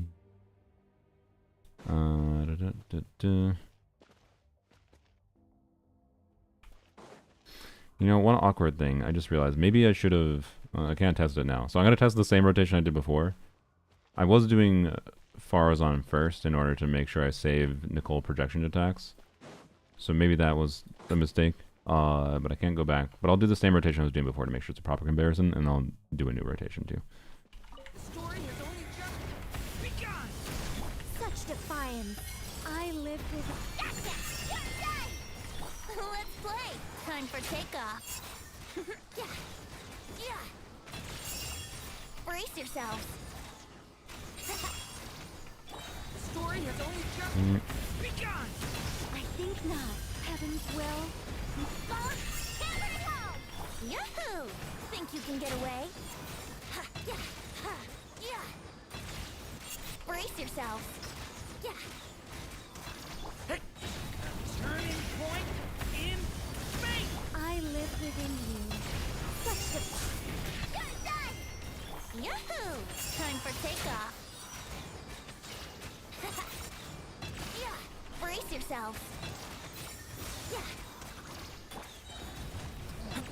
I mean, it's not bad. It's a significant increase, but it's not what I was getting with Farazon. But let's try Prune first, so I don't waste a projection attack.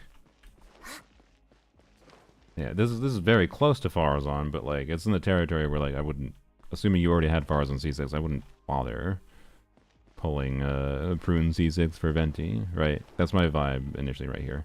Again, unless there's like major nuances that I'm missing with like combo optimization with Venti, that would result in the shorter rotation time with Venti being substantially better with Prune with better combos compared to the longer rotations with Farazon, right?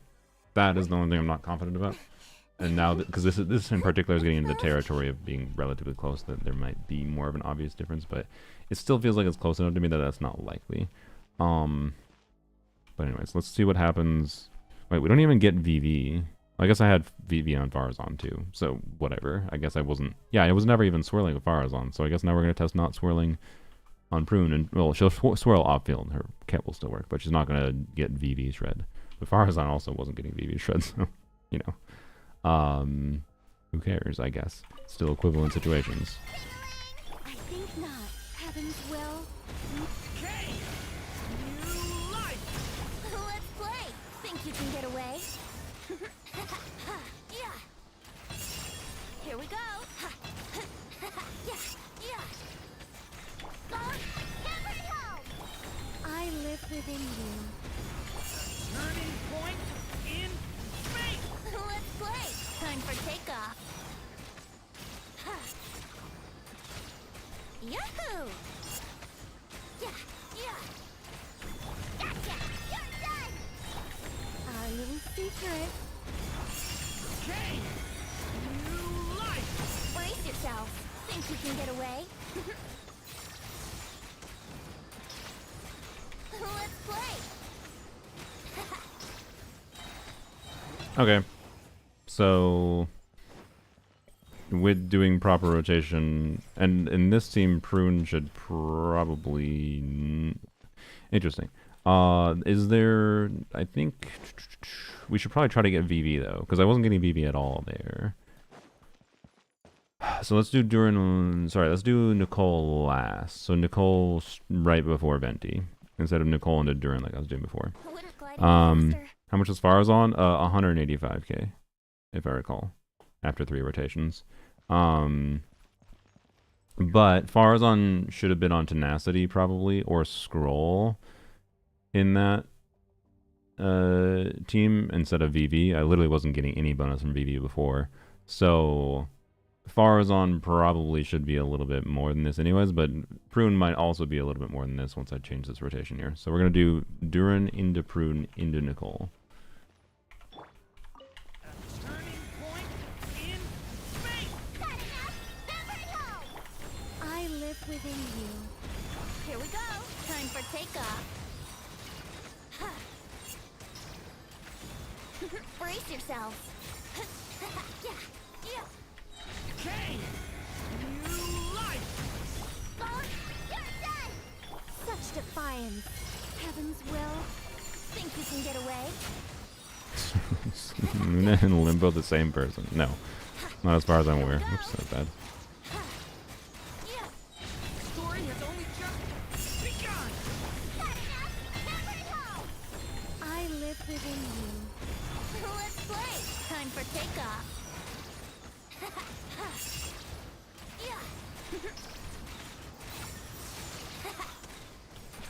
That was not better, which I'm slightly confused by. I guess it's because...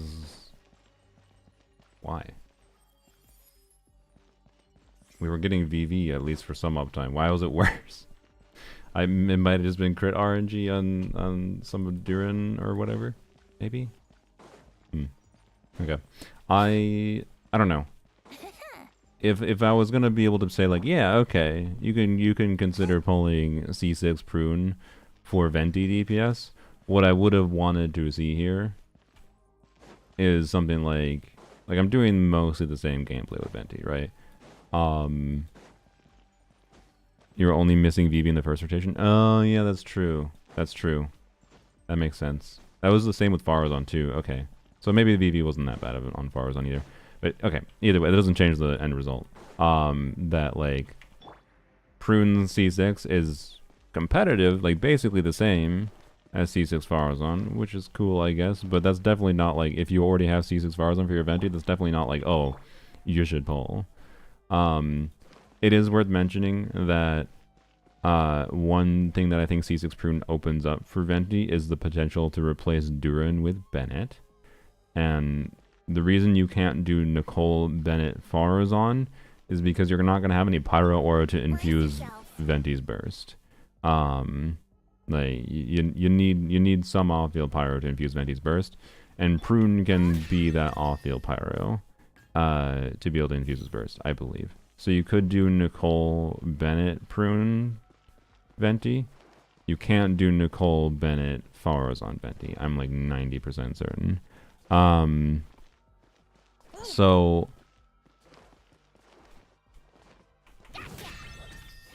that's my vibe. Like, it gives more team options, but I don't know. Unless you really like, to be clear, if you really like Venti, maybe you want the Cole cons for him anyways. It's not gonna be wrong, right? So maybe it's more worth it for you. But my vibe is Prune on her own is not like directly that compelling for Venti, other than just having a Venti teammate option. So yeah. +10, +10 what? Oh, streak, nice. Thanks for joining in, Vermilion. Yes, we're wide streaming. Why does it look like a movie? Because it's what I'm playing in.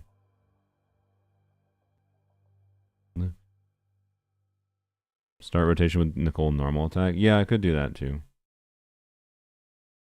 Wait, no, I don't need a normal attack. Well, oh, you mean like, oh, that's an extra swap though. That extra swap is definitely not worth the time. Not in this team. But yeah, I'm wide. You are seeing what I am seeing. Anyways,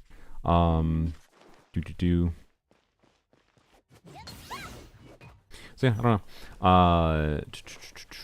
I don't think anything was horribly screwed up there for that comparison, so yeah. Venti, C6 Prune for Venti. If Nicole was C0, Nicole is C0. I have Nicole cons, they're not activated. They won't be activated for a while, probably. Switch to vertical Genshin. Yeah, tomorrow stream I'll put my monitor in... I'll put my ultra-wide monitor in I don't think the stand is tall enough for that. I could mount it. I could mount my ultra-wide monitor and do vertical mode. You know what's funny? I actually have...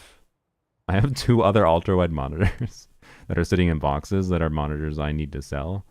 Actually, one of them I might use as a third monitor if I can mount it, because I wouldn't hate the idea of having. Maybe I would get rid of this, to be clear, but alternative setup is like get rid of this monitor, have a second monitor that's just mounted above this one, which is the same size as this one, or just have 3 monitors, so still have this one, but then have a third monitor right here.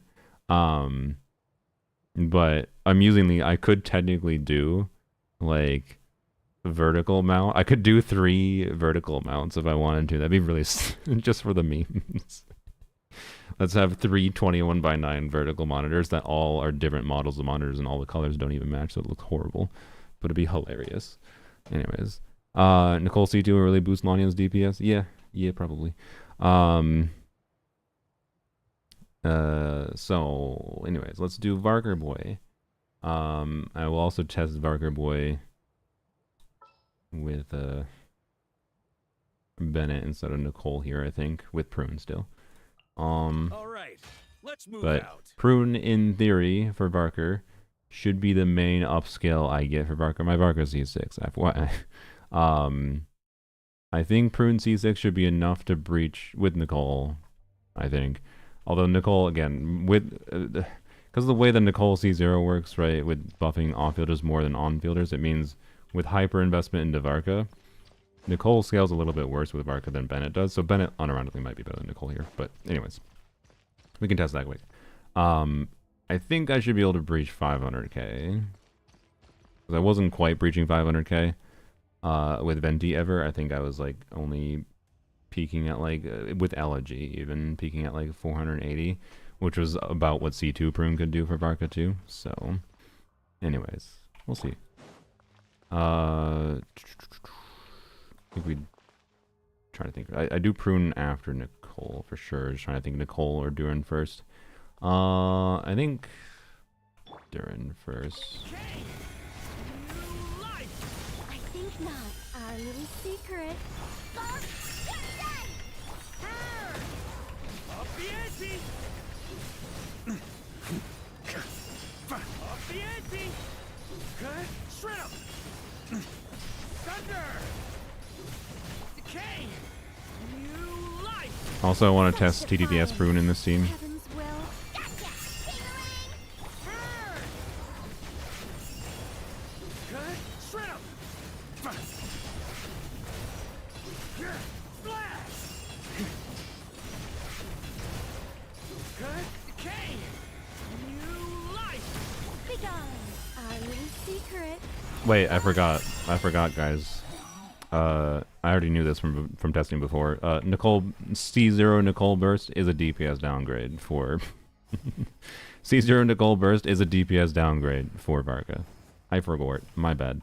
I was like, why is the number so low? It's because I was bursting. I don't need to burst. Not for C6 Varka. Normally you should burst with Nicole Varka, with a C0 Varka. Okay. Should I do same rotation then? I don't know. I don't think it matters that much. Yeah, if I'm not bursting, it doesn't really matter, does it? Well, no, sorry. It does matter because I should probably funnel particles from Nicole into Durin. So we'll do Nicole first because of that. Although if we one thing I also do need to test TTDS on Nicole instead of Varka or instead of this weapon, but it's fine. Okay. Story has only just begun! Gotcha! Hammer it home! Thunder! Wait. I just realized. Didn't Venti steal a bunch of Varca artifacts? That might be the better explanation.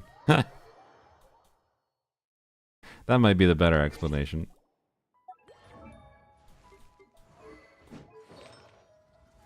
Ah yes. 2-piece wins and 2-piece scroll for Varca. Ah yes.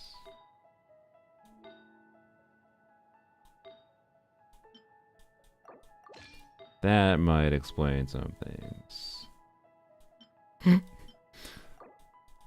There we go. That's a better explanation of things. There we go. 96 crit rate. Okay. Alright. There we go.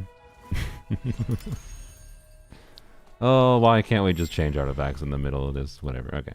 Well, we'll try with Nicole Burst again then, just to verify. But at least when I was testing before Prune without Prune C6, Nicole Burst was not worth it. I don't think that should change. So it's too bright. Get it out of here.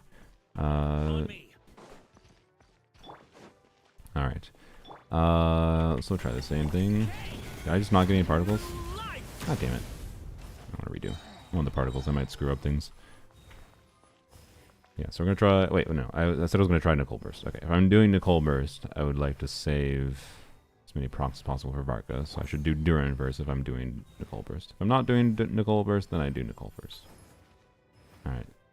Stop, please. Thank you. Story has only just begun. Such defiance. I lived with it.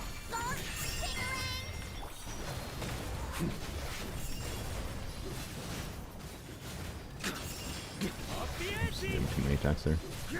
Blast. Not that big a deal. Up the ante. Decay. New life. I think not. Our little secret. Gotcha! Hammer it home! Burn. Thunder.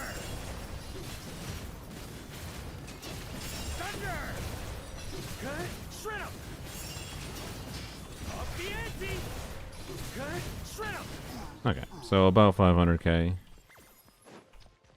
So indeed is an upgrade of the baseline for sure. But now let's try without Nicole Burst. Such de- Turning point in space. Not enough! Tingling! Burn. Cut. Shred 'em. Up the ante. Cut. Shred 'em. Up the ante. I think not. Decay. New life. Hammer it home! Burn. Thunder. Cut. Shred 'em. Thunder. Flash. Thunder. Be gone! The story has only just begun. Gotcha! You're done! Burn. Thunder. Flash. Cut. Shred 'em. Flash. So that's interesting. I can do 18-second rotations. So yeah, there you go. Nicole Burst minus 50k. Yeah. I mean, it just doesn't scale. Like the rotation time versus being able to just it's just bad. It's just bad rotation time wise. With C6 investment into Varca. So yep. But yeah, like because we're just making Varca's baseline multipliers are just high enough. Like his damage value at the baseline is high enough. We don't need to have some unit like Nicole adding additional motion value. It's not high enough. The motion value additionally from her burst is just essentially a flat buff to him, like Shenhao works and whatever. But it's not worth the time at this investment level. So C6 Prune much better than C2. For Varca, yeah.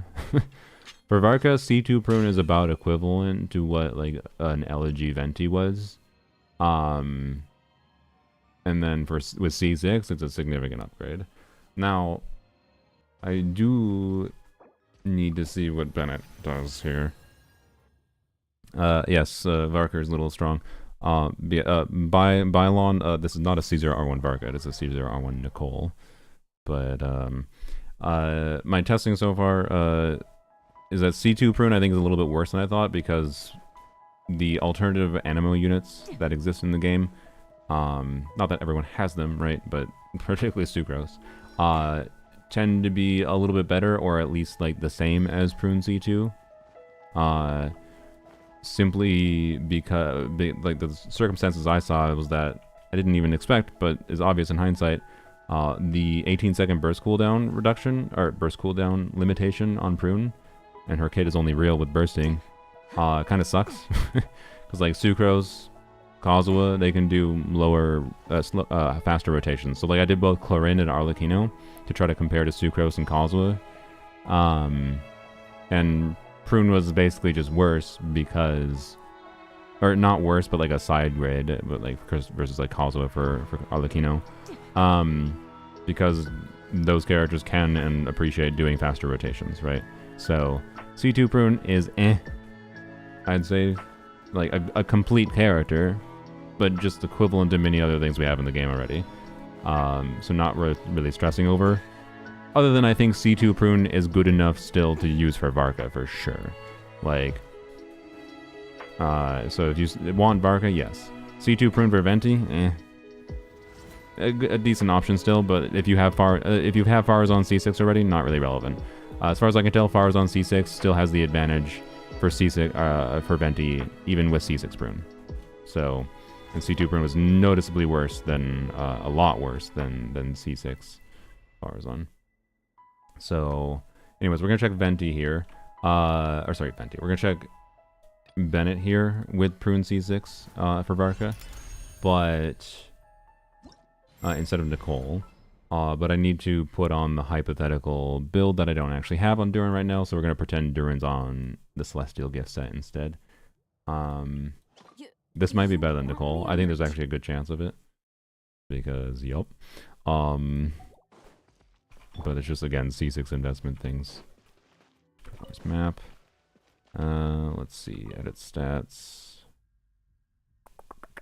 But yeah, we'll go and test after Varca. We'll go back and test. We can test with Arlecchino and Chlorine again, sure. And then we can test Lanyon for the MMO DPS perspective again, and see if I find any other use cases where I like Prune more than the other options. Prune C6, that is. If Prune C6 is only relevant for me for Varca, I'll still be happy, to be clear.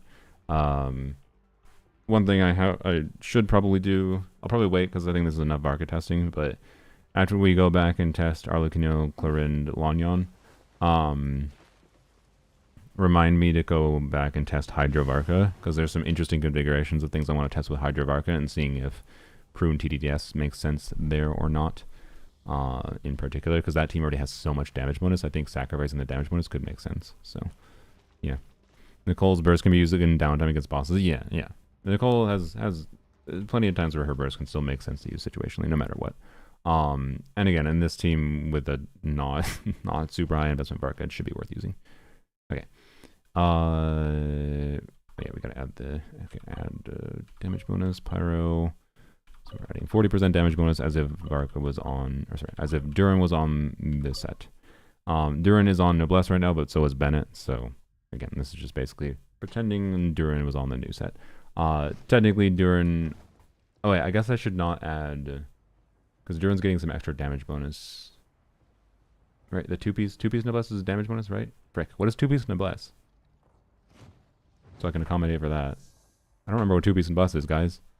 Honestly, whatever. I'm just gonna fucking add it. I don't care.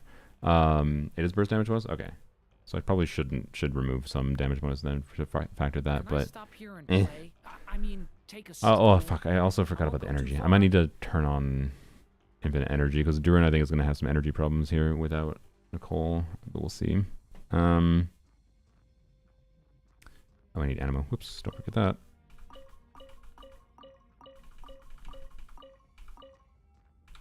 Okay. So Pyro %. Sure. Well, it's fine. We'll put 20% because he wouldn't have that burst damage bonus on the new set anyways. It has. So yeah, that should be correct. Okay. And then Prune is doing damage. So I mean, well, okay. With C6 Varca it doesn't really matter, but whatever. I'll add it anyways.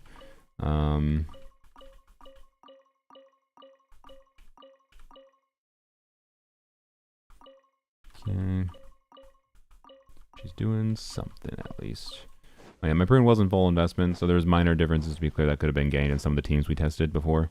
From having Prune be min-max. Like that would probably make Prune look a bit more favorable to Farazan in some comparisons.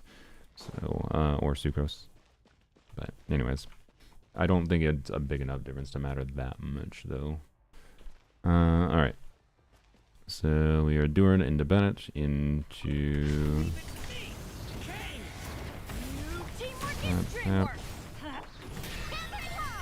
into Barker. Thunder! Cut! Shred 'em! Cut! Shred 'em! Thunder! Oh, I need to turn on event energy. Okay. It's not going to be a proper comparison without that. That's fine. I do have the ability to have Duran on a better energy build. I just had him balanced around Nicole, so yup. Event energy on. Okay. That is fine. Should put this up. Oh, you know what? I didn't have the UI up before, but I should. Why not? We'll let auto go on, and then we'll let damage graph just for fun. Okay.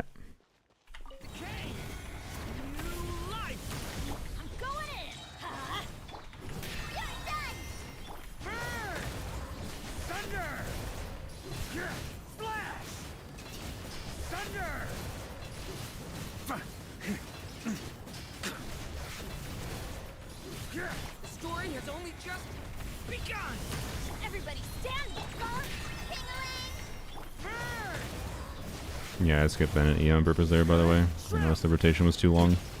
I guess that actually might be the main advantage maybe Nicole has over Bennett, is shorter rotation time here. Oops. Because the Bennett energy needs being cringe. Because if I had Skyward Blade, I definitely could do that normally, to be clear. But I don't have Skyward Blade, so, you know.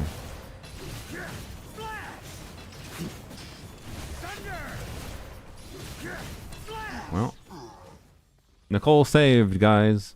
I'm actually surprised Nicole was that far ahead of Bennett, though. Right, everything was configured here properly. Like, yeah, Celestial Gift properly. 40. Yeah, okay. Like, I'm sure I could do a little bit cleaner rotations here, but a little bit cleaner rotations was not 70k DPS. Right. And again, I think Bennett is going to force closer to 20-second rotations in practice on my account compared to Nicole, where clearly we could do shorter rotations because we didn't have to fuck about with the Bennett E energy and whatever, right? That's interesting.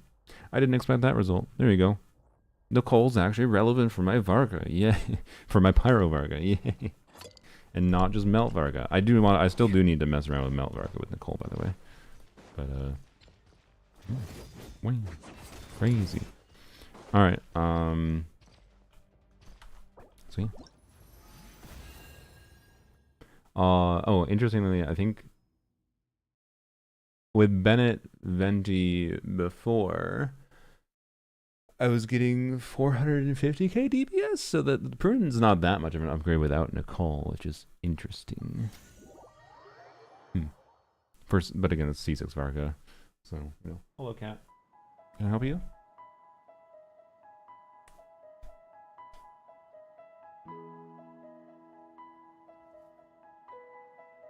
Widescreen kitten. The camera's not actually widescreen, I just cut off part of the camera view to fit better. Also, is the camera blurry? I don't know if it's... Oh, I just wasn't focusing.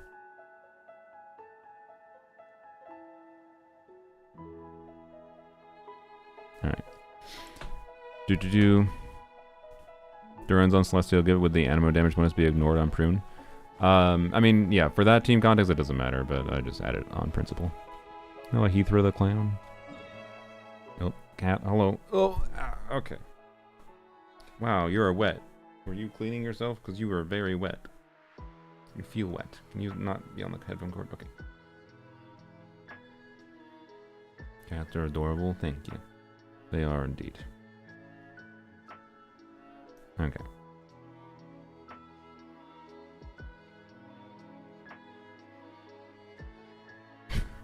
That's side eye. I feel like he just gave you all some side eye. He knows you're watching. All right.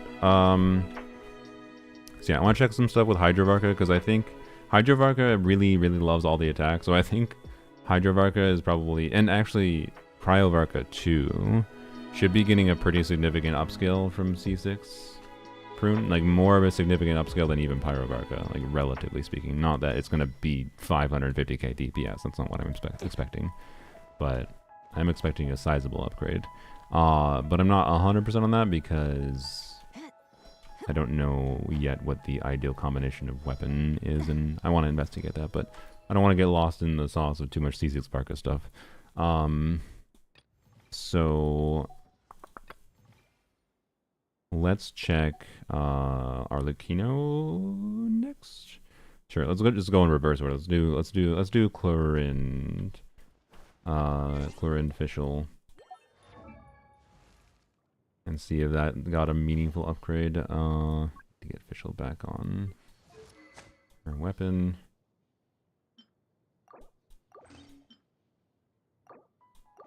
Okay, there we go. And then Kiara was the same. Nothing should be different there. Okay, yep. So just want to make sure things are the same as before. Buy the Milliastra cat skin they have on offer. Oh boy, what is the I still have some leftover crystals from something that someone gave me, by the way. I was originally going to buy the duck skin for Zajef, but I have to play Milliastra games with Zajef to be able to give him something, so... Sure, you know, I'm not even against it. Fuck, I didn't even, god damn it. Didn't change my teams. Prune alone with no hex DPS worth it. No Nicole also. Yeah. She's again, like, with C6... I think yes, but I don't think you should go for C6 unless you have a specific use case in mind that you know of. But I think she is a much more compelling generic character at C6. At C2, she is equivalent-ish to other options generically. And pre-C2, just no, I would say. Other than maybe for Varca. So, ask him to do a raid minigame. He likes that. Give me some. Do I have friend with you? I don't know. Do I have friend with you? Cosmetic plans. Where is it? No, where do you even shop? Where's the cat skin? Oh, right here. It's so expensive. Bro, I thought it would be like $1. This is not worth fucking $15. No. What happened to the cheap, like, $1 skins?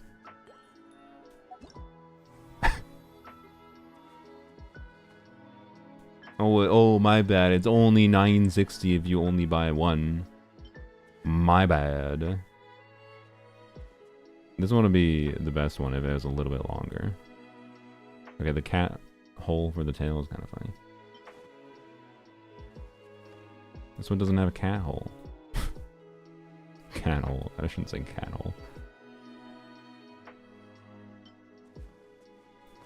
I like the girl outfit more, definitely, other than the weird leggings. Prefer pants, but whatever. We finally have Catboy, that's true. But like, yeah, I expected like duck skin price, not fucking 900 coins. So I think I'll pass, but anyways. Tempting. It is tempting. But I actually just wouldn't really use it. So, anyways. Chlorinde. I was like, what are we doing? Chlorinde. Then we can Arlecchino again. Same team contest again. See if we see a noticeable increase versus, because again, like, Sucrose was basically just better for Arlecchino. Or no, Sucrose was about equivalent to Kazuha, and C2 Prune was about equivalent. Like, they're all equivalent for Arlecchino. And then for Chlorinde, Sucrose was definitely just quite a bit ahead. So let's see if C6 Prune can beat Sucrose. Where's special issues? In the name of the princessin. Again, we're doing aggravate. Not saying this is the strongest possible use case for Prune and Chlorine together, but I just think it's an interesting one. So yeah.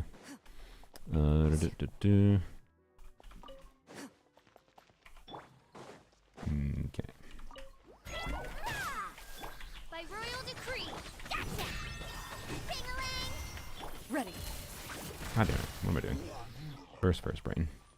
Burst first brain.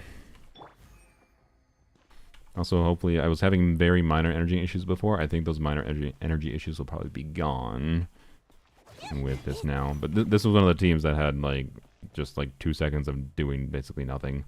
So I think I can like spend some extra field time on Kirara in theory or whatever. I don't know. Doesn't really matter, I think. But anyways,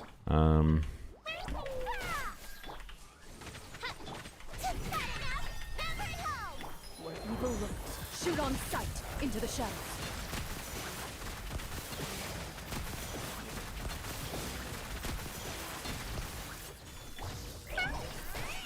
As you wish, me. I still have minor energy issues. That's annoying.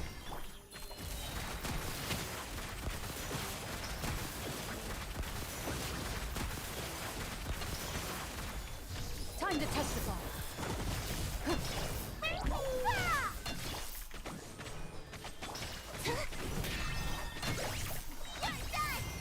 Ready. I'll be over there.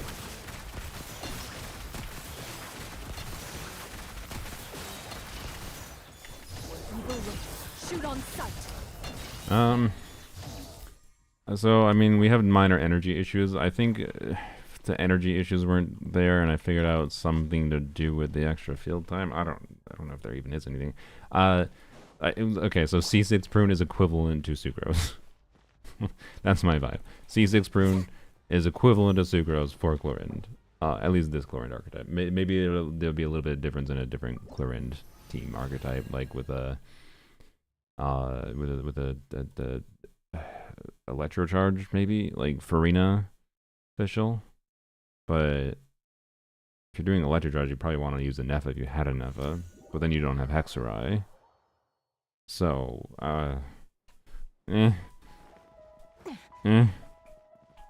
Hey, equivalent to Sucrose. Prune C1 should have refunded 20 energy. Yeah. The fact that I have 227 ER and she's still a little awkward energy-wise without having... with being solo anima is kind of annoying, for sure. The energy annoyance alone makes me not really strongly inclined towards using her on a generic level. Insurmountable problem, I presume. Oh yeah, we did Bennett. I was like, what did we do before? We did Bennett Nicole. Not again. This wasn't like the optimal thing to do for Mono Pyro Arlecchino. I just wanted to see what Bennett Nicole would be like.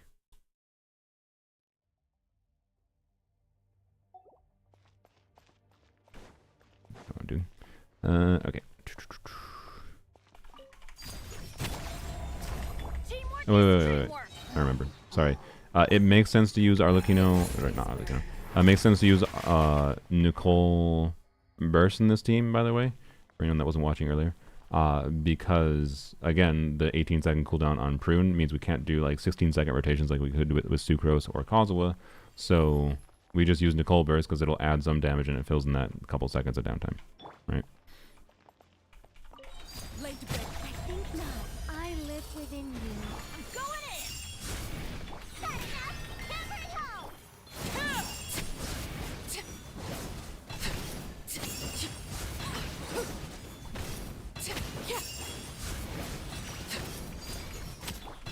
Our little secret.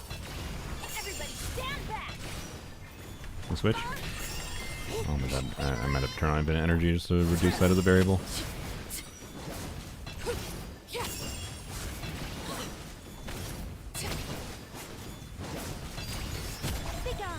I live within you. I'm going in. Set enough. Nowhere to run.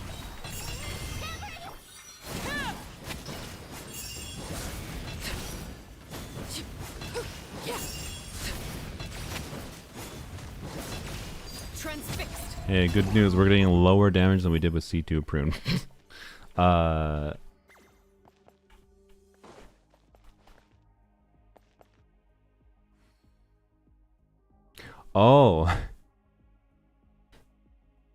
C6 Prune doesn't work in this team, does it? Because nobody other than Prune can trigger a reaction. I forgot. I forgot about the reaction trigger requirement. It doesn't need to be a Hexera character triggering a reaction, but a character that isn't Prune has to trigger a reaction to trigger C6 Prune. So, C6 Prune for Mono Pyro Arlecchino literally does nothing. Wait, no, not literally. If I put in Shilonen instead of Bennett, it would. But then this ceases to be a proper comparison to the same team I was using before. So I can't compare C2 Prune to C6 Prune in this team context. But Shilonen would count as a reaction being triggered instead of Bennett, right? For example. But if you did Durin instead of Nicole here, so Durin, Bennett, Prune, that would not work again. Because again, the Pyros can't trigger a reaction. So, yeah, kind of awkward. She has so many variables for a character. I know, it's annoying as fuck. Isn't the uptime short? Uptime for who?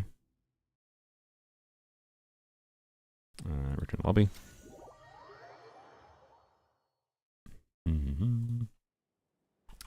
So yeah, I guess on to Lanyan. Everything configured for Lanyan, so we'll do Lanyan. We're gonna do the Bennett variant again, because the Nicole variant was just, again, kludgy. Yes, you're fine. Sack frags, okay. Bennett should be fine. And Durin should be fine. Oh yeah, we have to manually do the artifact set. I forgot. Yeah, that's fine. Okay. I'll turn on infinite energy again because I just don't feel like reconfiguring Durin. Prune's buff uptime? Prune's buff uptime is... No, Prune's buff uptime is based on triggering a swirl from her coordinated attack. Or it's not a coordinated attack, technically. But her burst does off-field animo damage, right? And then when her burst triggers a swirl, then her passive triggers, which is called the Bane Hunter Oathhammer, that does a converted hit. And the Bane Hunter Oathhammer is what keeps up the other passive buff, the damage bonus buff. And yes, it's 5 seconds, but it's 5 seconds after each time that swirl happens. So as long as you have a swirlable element on the enemy and her burst is able to swirl, whenever it activates, you will keep up full uptime on that buff no matter what. So that is not a problem. Lanyan. Doesn't matter where. I'll be there. I'll be right behind you. Alright. So let's see. So what we want to see here, so is comparing to Venti. So Venti on Fav got about 125k DPS. Before with Prune C2, we were only getting like 100, a little bit over 100k, which was worse than I could do with Farazan, like with no Hexeride bonuses going on, right? So we'll see. We'll see. Alright. They should have just done it Varca, Venti, you get these buffs, everyone else has these buffs. Yeah. It's... Making Prune the way they did is overly convoluted, is I'd say the number one reason to fucking ignore this character, because it's just like having to... Even me, like, having as much knowledge as I have with Genshin characters, I assure you in the future I'll be like, what if we use Prune here? And then I'll forget some fucking annoying buff, like, condition, or one of the annoying conditions for a kit that will cause her to be more underwhelming than expected. We've already had that this stream when I'm already, like, more actively thinking about it, right? Like, imagine that in the future, and then imagine if you're not someone who actively constantly thinks about Genshin characters for their job. Like, Prune is just... like way too many restrictions, so you should basically consider this a character for Varca. That's honestly my overall vibe, which is a little sad because I think she does have potential elsewise, but there's just too much conditions to fucking think about. It's worth it, and like for the reward of thinking about using her elsewise, it's not really worth it, right? When you're watching, you read comments you can't see. Yeah, sorry, the YouTube chat is broken. Can I ask a stupid question? Of course. There's no stupid questions, by the way. There's only stupid ways to ask questions. Because questions that are stupid are usually just stupid because they're like framed in a bad way. Like there certainly are stupid questions from a framing perspective, But from a perspective of all questions you can get valuable information from, means it depends on how they are answered and interpreted. But anyways, go ahead, Vega Arrow. Let's turn on the UI options. Why not? Okay. Oh, I need to add the damage bonus. Whoops. Okay, character 1. So this is again pretending that Durin has the artifact set. Okay.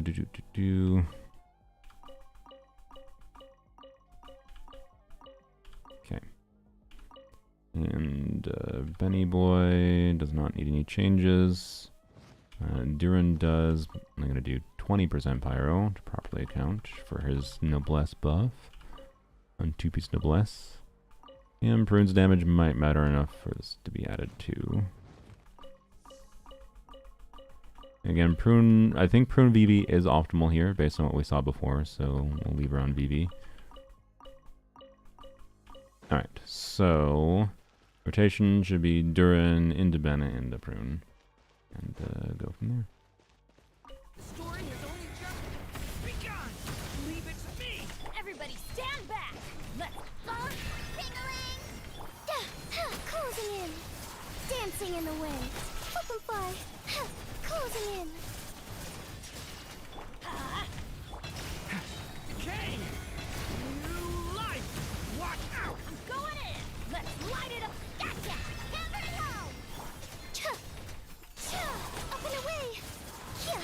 Open fly. Swift as the swallow. Turning point in space. Stay back. Everybody stand back. Let's cut it up. You're done. Up and away. Open fly. Yeah. Okay. I was doing a little bit of clunky rotations because of energy situations, but so let's turn on infinite energy and see if that smooths things out in a way. So pretend our builds are all balanced ideally, I guess, right? Even though this isn't definitely completely fair. But I think even with infinite energy here, it's going to be a bit worse than Venti, which is kind of what I was expecting. Decay. New life. I'm going in. Hammer it home. Ills be gone. Closing in. Yeah, up and away.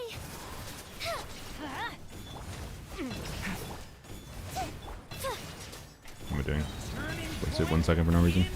space. Everybody stand A big problem is the dynamic here. It doesn't even feel satisfying because, like, there's just not much to do when you're done doing Lanyon's main portion of damage.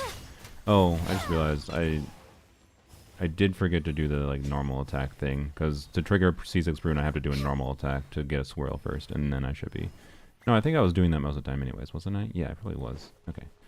Anyways, I know we have 125k here, but I ended it at a weird time, so ignore this result, I think. Okay. Decay. New life. Teamwork is dreamwork. Hammer it home. Yeah. Ills be gone. Up and away. Yeah. Decay. New life. Everybody stand back. You're done. Dancing in the wind. Closing in. Yeah. Turning point in space. I'm going in. Got enough. Hammer it home. Up and away.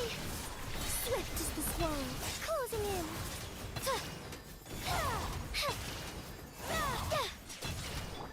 Decay. New life.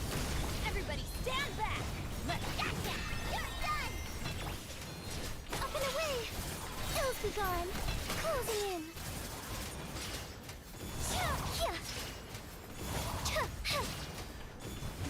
Okay. She gets pretty damn close. She gets pretty damn close to Venti. But this was cheaty because I was like, particularly Lanyon, I think without... I'd have to go to Fab Prune, I think, to have a chance at bursting this consistently on Lanyon, and then Durin should be able to have the proper energy to fix that problem, so that wouldn't be problematic, I think. with the new set giving 2P's ER and the artifacts I already have that have ER substats, right? And then following the particles dependent. Like, I should be able to actually do the smoother rotations in theory. The only thing that's a little sus is whether or not it actually burst Lanyon every rotation for sure, like I did. But so I think this is a pretty accurate result. So C6 Prune for Lanyon is similar to a Venti, but the dynamic is just a lot more enjoyable with Venti or Farazan. So like, why bother? Right? Like, and again, if I could refine the rotation times in theory here, a little bit below 17 seconds, I think, but the first rotation makes things a little weird. Like where should I put So, my hands when I'm nervous? yeah, I and the just sack really reset wanna actually make is the friends main with thing making this a little everyone. weird technically. I want to do Kokomi building. I should do a generic HP build or split HP EM if I want to put her in a Dendro team. So her EM stat would only matter for a Nilou team or a Kave team, I guess. But don't, look, I love Kave, but I wouldn't recommend it. But because the Hydro unit's EM, if you're doing like a Hyper Bloom team or a Burgeon team, right, the Pyro unit that's triggering the blooms or the Electro unit triggering the blooms is the one whose Elemental Mastery is being used to calculate the bloom damage. But if it's a Nilou team where you have Dendro on the enemy and your Kokomi's Hydro is the one that triggers it, then her EM matters. In that case, honestly, you should do like a full EM build, in my opinion. Like, do a Sacrifice build with 4-piece Flowers of Paradise Lost. I've done it before. That was her default build for me for a long time. I don't really see much reason to do an in-between build very often. And nowadays, if you want to make use of Kokomi, I don't think Ocean New Clam is even relevant because there's so many artifact sets in the game that, like, a 4-piece scroll just for 12% damage bonus is like much more likely to be relevant over like Ocean New Clam, I think, more often than not. So, you know, you can do a generic HP build for healing on many artifact sets. That's kind of my point. But if you're playing with Dendro, with Nilou specifically, then you do full EM and flop, in my opinion. And you would heal a little bit less, but you should have pretty constant healing uptime if everything's built properly and going well. So it shouldn't really be that problematic to live. So yeah. Will Varca and Lanyon share the element of having infusion and prune helps with that a good amount? Yeah. The unfortunate thing is, like, the thing that would make prune definitely better for Lanyon is if they didn't do the stupid a Hexerai character that triggers a swirl gets 30% attack. If it was just if the character affected by Tolling Rally that triggers a swirl gets 30% attack, Prune, I'm like 90% certain would be better than Venti there, right? Not necessarily crazily so, but would be better. But I don't know. The team gameplay dynamic is kind of boring, as I kind of expected. I don't know. I don't see much reason to like swap to Prune and do like 2 damage on her. I'd rather just stay on Lanyon. And so like it does have the benefit of if I want to spend more field time on Lanyon, but I don't know. There is other things like, you know what, one last thing we can test on Lanyon before we do Hydrovarca things. Or sorry, not Lanyon, with Prune. It is with Lanyon, technically. I do want to actually see how Prune C6 compares to Nicole. Specifically, It would be my here. honor.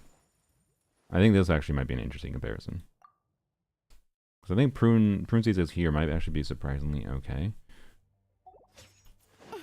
Like probably the second best option to Nicole, even, I bet. But it's possible Bennett could be better. I'm not sure. So I don't know. We'll see. Again, though, I have to add this stupid artifact set. God damn it. I only have to add it to. I don't have to add anything to Emily though, which is good.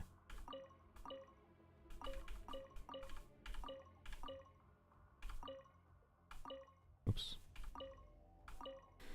Had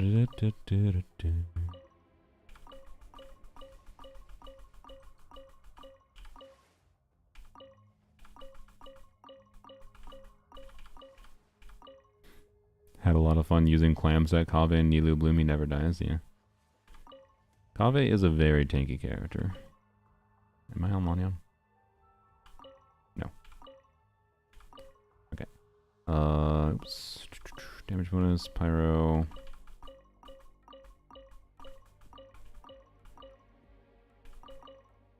What? Many ladies in the court of Fontaine like to spray their perfume onto a Okay. delicate lace fan, allowing There we it go. to generate a pleasant Should fragrance. be accurate, hopefully. Oh wait, I should remove Noblesse. Fuck. Ugh. Whatever.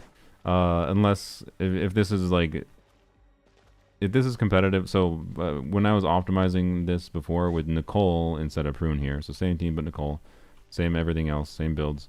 I was getting at best when I was trying to perfect everything, I was getting 145,000 DPS about. Again, C2R1 Durin and everything.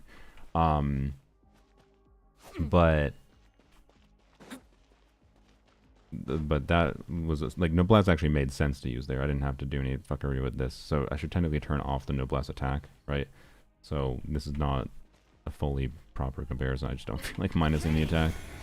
I do need to actually start with Emily. That's stupid not to start with Emily. Okay. Dia soloing Ajdaha just by standing with Ocean Hue Clam. Yeah. AFK Dia. Ocean Hue Clam is still a funny set for weird tankiness and create damage from healing. It is a fun set gimmick, but at this point in the game, it's just been beaten out by the power creep support sets. So, oh well. This'll brighten up the place.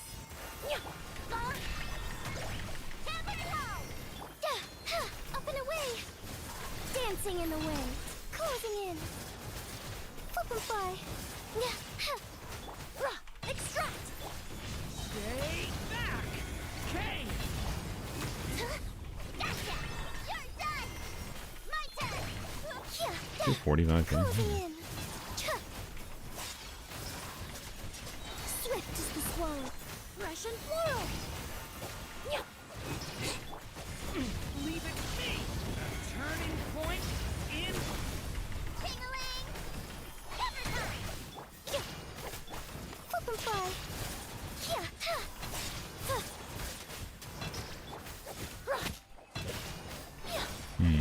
That's annoying. A Okay. little ambiance. Ah, energy.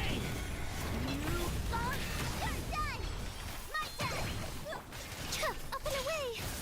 Ills be gone. Closing in. Okay. Yeah, that's pretty damn good. This is like 10k DPS worse than using a C0 R1 Nicole.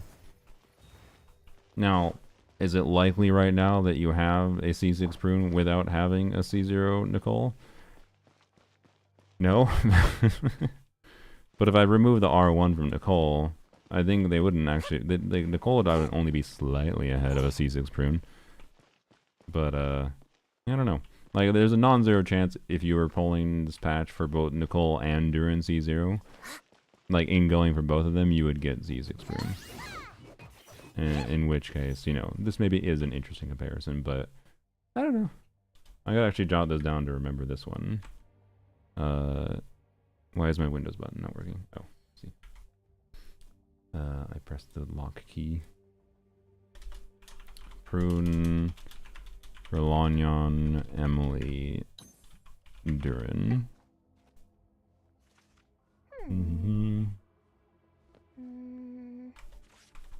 Yeah, I don't know. It's pretty good.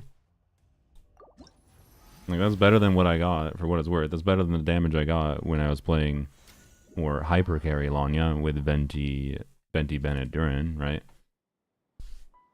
So,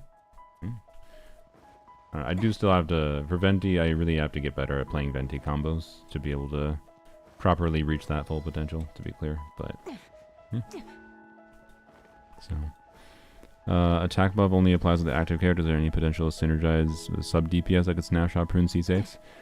Yeah, like Fischl's probably relevant. Xiangling has some potential use cases there. Well, honestly, no. Xiangling doesn't have use cases because Sucrose exists.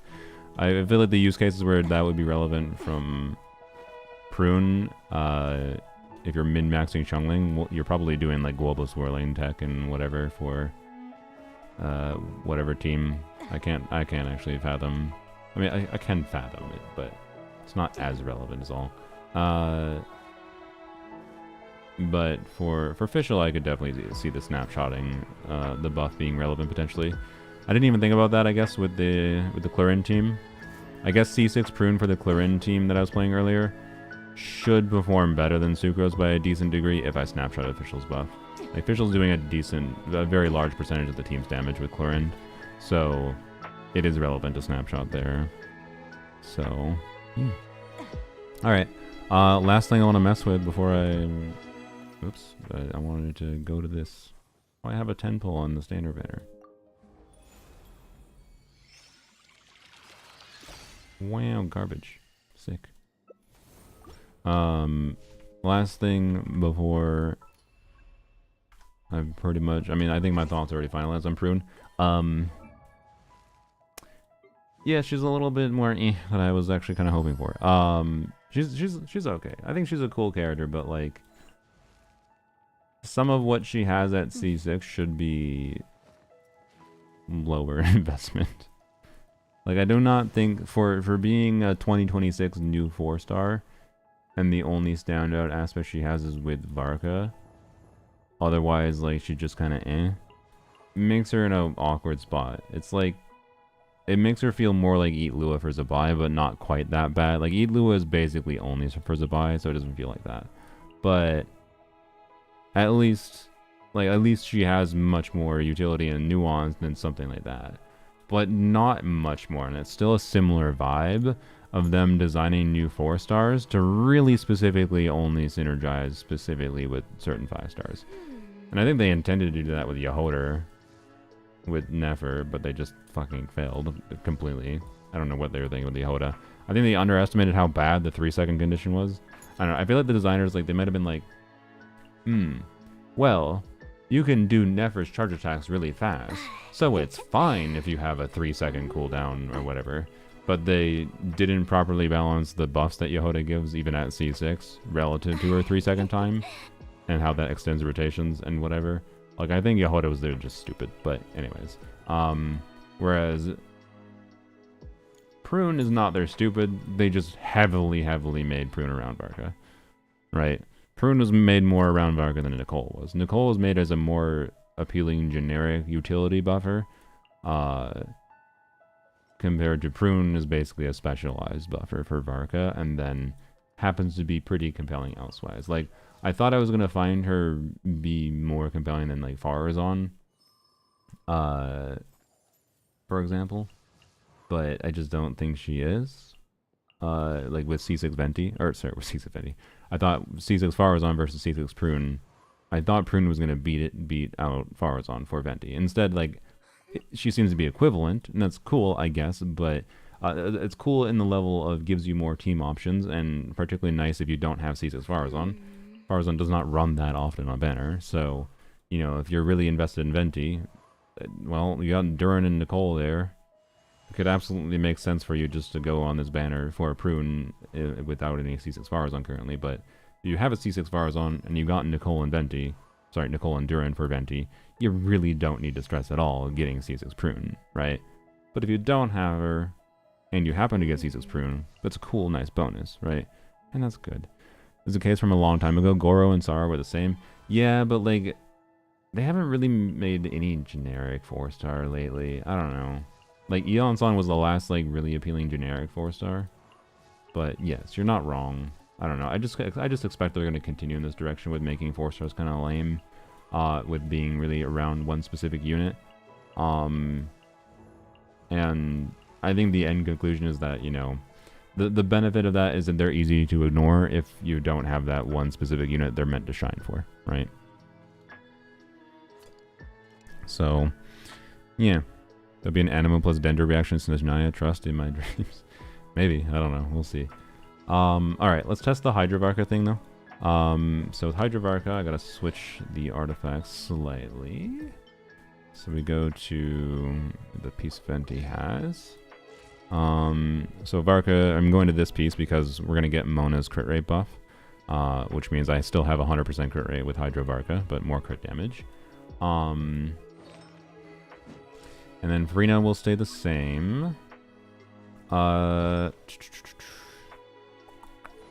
Again, we're so wanting... Vivi is worth it. We're so wanting for... Honestly, I'm just going to turn on infinite energy, I think, for Mona, for simplicity, and just add the new set manually. Actually, I guess I don't have to. I can just equip this. I can just force the set. For some reason I can't. I guess, you know what, this piece was relevant for Mona, for sure. So, sure, let's just force the 4-piece bonus. I think I did get an ER timepiece too. Yeah, let's go. Actually, kind of maybe already have a somewhat... Oh, I even have a healing bonus equipped. Let's go. Don't really need that, to be clear. I just need ER. But, anyways, there we go. I can force the 4-piece bonus, is my point. So we have that going, which is good. I might need to turn on infinite energy, might not. This might actually be fine. We shall see. So we'll do that. And then we need to put Prune in on VV. And what I want to test here is whether or not it is... So what? There's a couple of things. One, it's possible the ideal configuration could be using her in this team on Proto Amber. So this would mean Prune is my healer for getting free damage bonus. Or TDDS is the ideal. Or maybe this is the ideal. But either Prune or Mona should be on TDDS, I think, is my intuition. And then one should be on Proto Amber. What I'm going to try first here, though, is no Thrilling Tales and putting Mona on Proto Amber. Because I want to have higher VV uptime. Because before I had lower VV uptime because I had to do Freena into Jean into Mona for TDDS Mona. Because I didn't have 2 Catalyst users. I only have 1 Catalyst user, right? But now that I have 2, I have more flexibility for this. So we give you Thrilling Tales. Or not Thrilling Tales, we give you Proto Amber. And then we'll keep Oathsworn. So we're going to keep maximize damage bonus, essentially. But then we're going to sacrifice a whole bunch of damage bonus in exchange for TDDS and see if that's better on Prune. That's what I'm most curious of. I also do need to test, though, just, you know, using Prototype Amber on Prune instead, and then still doing TDDS Mona, because maybe that ends up being a little bit better for some reason. I don't know. I don't think that configuration will be, to be clear. That's why I can't really state a reason why it would be better. Mona heal with Proto Amber, she does. I guess healing bonus circlet would be ideal if I use Mona Proto Amber. Give me more wiggle room. I have high hopes for this journey. All right. For what it's worth, this team before with Jean on Freedom Sworn got around 300k if I recall. So that's the point of comparison here. But that was before the artifact set. Like the artifact set alone could be useful with still Jean, right? So Prune has to beat Jean on Freedom Sworn. So we shall see. It is as the stars foretold. But I think she will.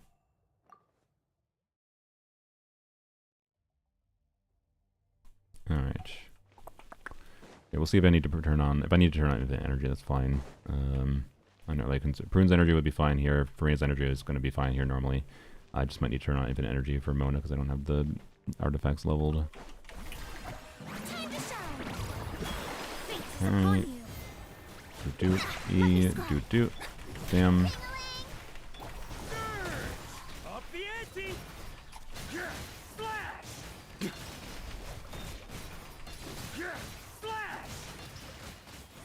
Up the ante! Shower me with praise. Let the world come written in the stars. Shadows of fate. Gotcha. Hammer it home. Surge! Cut! Shred 'em! Up the ante! We get less attack speed than we do with Jean. That's a little unfortunate. Up the ante! I think the attack speed means my rotation time is actually the same as it was with Jean, which is interesting. I didn't consider that properly. Decided by destiny. Surge! Up the ante! Jean C4, by the way, is also giving Anima Red Shred, so Thunder! Prune is competing with a lot here, basically. Thunder! Cut! Shred 'em! But I think she is better without TDDS. I think she is better. She beats out the Anima Red Shred, and she beats out... Yeah, okay. So, I mean, this team is really hungry for attack, so I'm not too surprised. I kind of thought this would be the case. It's not an incredible upgrade. I think it's pretty close to Jean. But if I recall, like, it was not... It was, like, barely getting to 300k, a little bit over 300k before. Now we're easily over 300k. Which is cool. But let's try TDDS. I think this will be better. But we'll see. So I should also try TDDS in Hydrovarca, I guess. So 2200 attack at a baseline. We get... So if we do 80% attack from her passive and whatever, with 622... Let's see. So 0.8 times... Wait, no. We can do... No, it's just going to be an extra 622 because we have tenacity buff too, right? So add an extra 622 to 196. So 818, sorry, times 0.025 is 20% damage bonus compared to what we had before with Oathsworn. So we're losing... 891. Wait, no, sorry. 786 plus 891. 1687 times 0.025. So we are losing about 21% damage bonus. 22, actually closer. We're losing simple things down. We're losing 20% damage bonus in exchange for 48% attack. That should definitely be net gain for this team. I'd be surprised if this was worse. But we'll see. Also, we have less energy, by the way, so that could be a problem. But I hope Varka's energy particles and Farina on Fav is enough. I hope that's enough.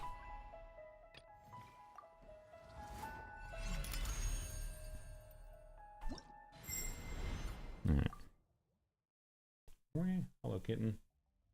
He just walked in the room. The orange creature just walked in the room while yawning, and it looked like he was like kind of doing a little lion roar towards me, but it was just a yawn. It was just funny hearing him go chirp and then walk in the room and go ah. Hello, kitten. Sorry, he's on the desk. You going on my lap now? Osher just left my lap a few minutes ago, and now I got an orange creature in my lap. Hello, creature. Don't bite a cord. Okay, he's gone. Squish, squish, squish, squish. Okay.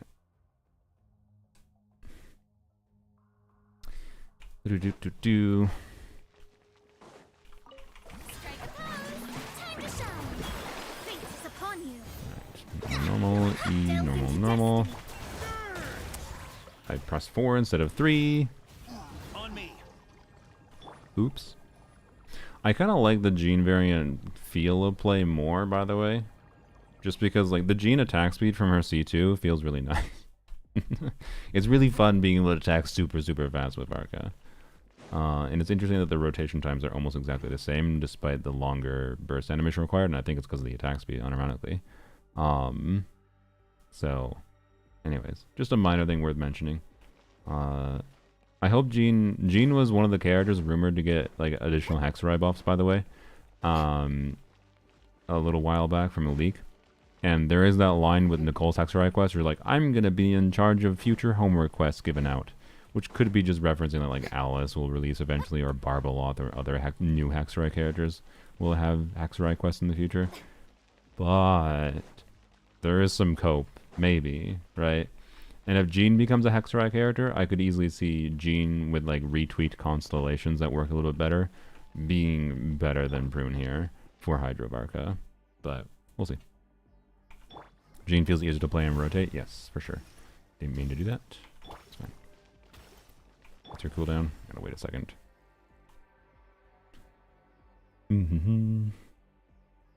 Attack speed Varka sounds like so much fun. Yeah, it is. It is a lot of fun.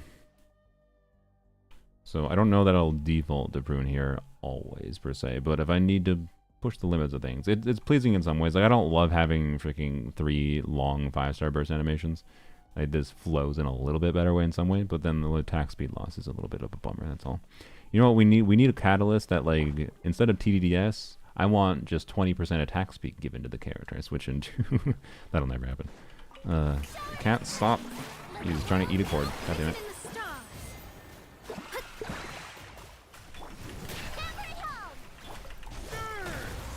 Up the ante!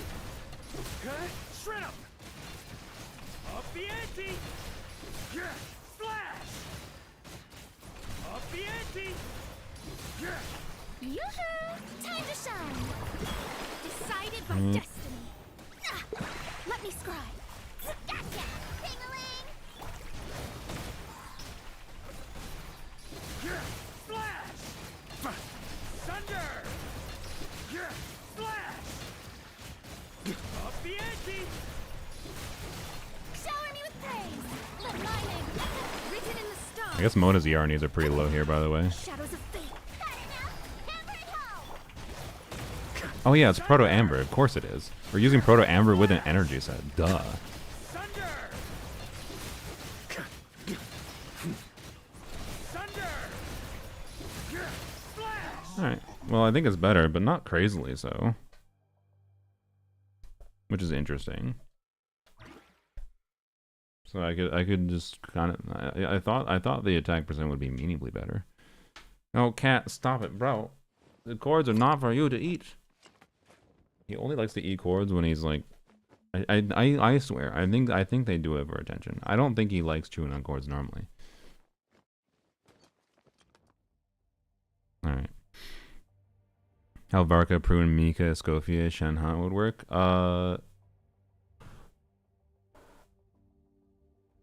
It could work well. I'm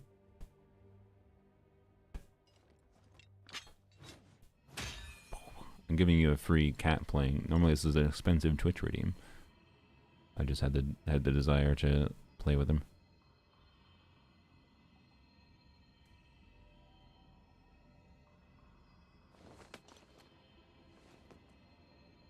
Anyways, yeah, I don't know. We can do a Cryovarca test quick, I guess. Okay, so normally Cryovarca, my preferred variant was Sucrose or Venti, with Escoffier Chungyun. I like to drink on occasion. I don't have a Mika leveled up meaningfully, but good one. we could do that in the future. Cat cam looks like I'm at the movies, yeah. Coming to theaters soon. Orange Demon invades. And the Whip Master tries to... No, that's a fucking... I don't know, whatever. It's a B movie. Oh no. There's a surprise additional villain. Why did he look so shocked when I turned the camera to him?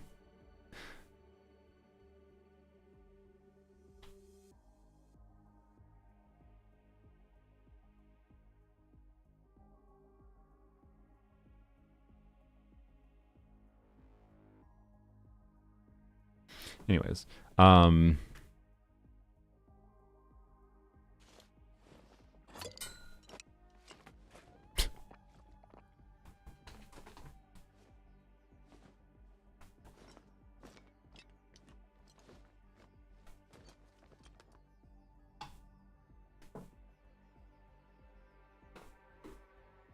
perfect. Alright, they're distracting themselves now. Alright. So yeah, anyways, Prune, like the 10-ish% upgrade to Hydrovarca. That's the vibe. But that's a lot of 4-star copies for a 10% upgrade. I'm not gonna lie, I was kind of hoping more in the territory of like a 50k DPS upgrade. Does it really matter that much with that high of a DPS team? Not really. But I don't know. When it comes to trying to do funny Varca clears that they're difficulty, it might. So I don't know. Anyways, let's check a Cryovarca quick. So Cryovarca can use the same build as I currently have, which is nice. But Escoffier, Golden True, okay, whatever. We can just we'll chill with that. And then Chungus has a build. Yeah, Chungus does have a build. Sure, let's do Chungus. I don't remember what I got before DPS wise with the cryo team though. Hydrovarca more potential coming out with Snezhnaya. I think there's a good chance actually, yeah. If there's any Varca archetype that I think has the highest likelihood of being upskilled next year, it is Hydrovarca.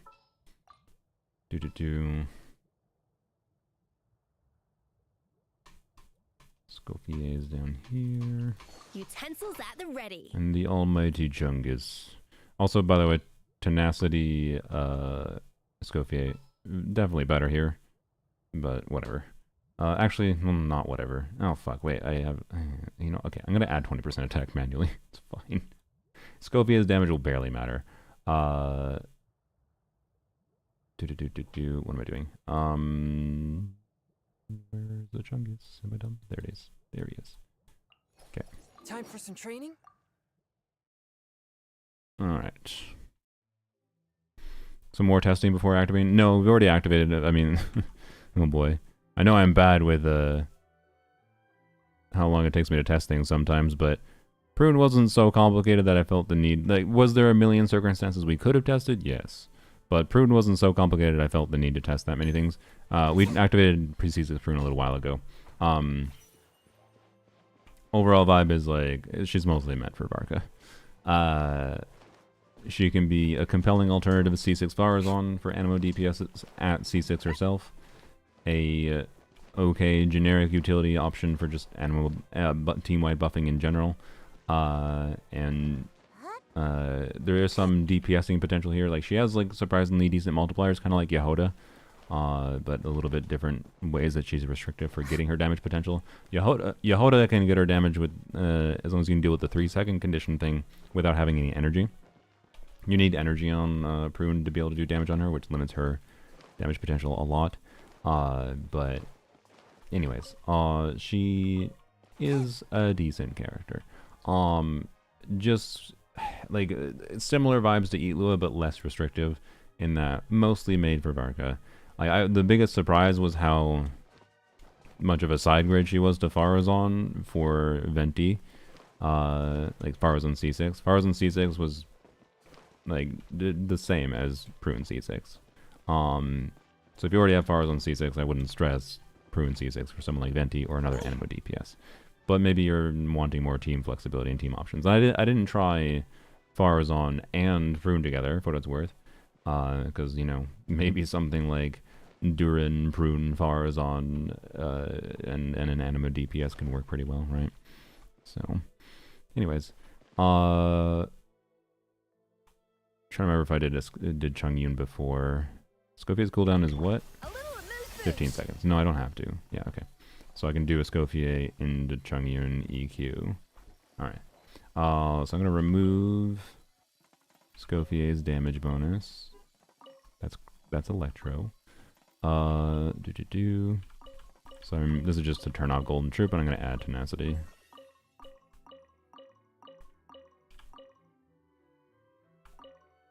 Doot. Okay. Also, I should have put, actually, she's on an ER type piece right now, so, you know what? I'm going to give her 46% more attack, because I should have done that.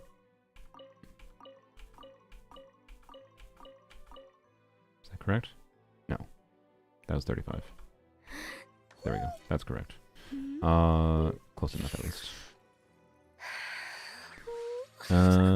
Stop making those sounds. Oops. I don't know why I got reordered there.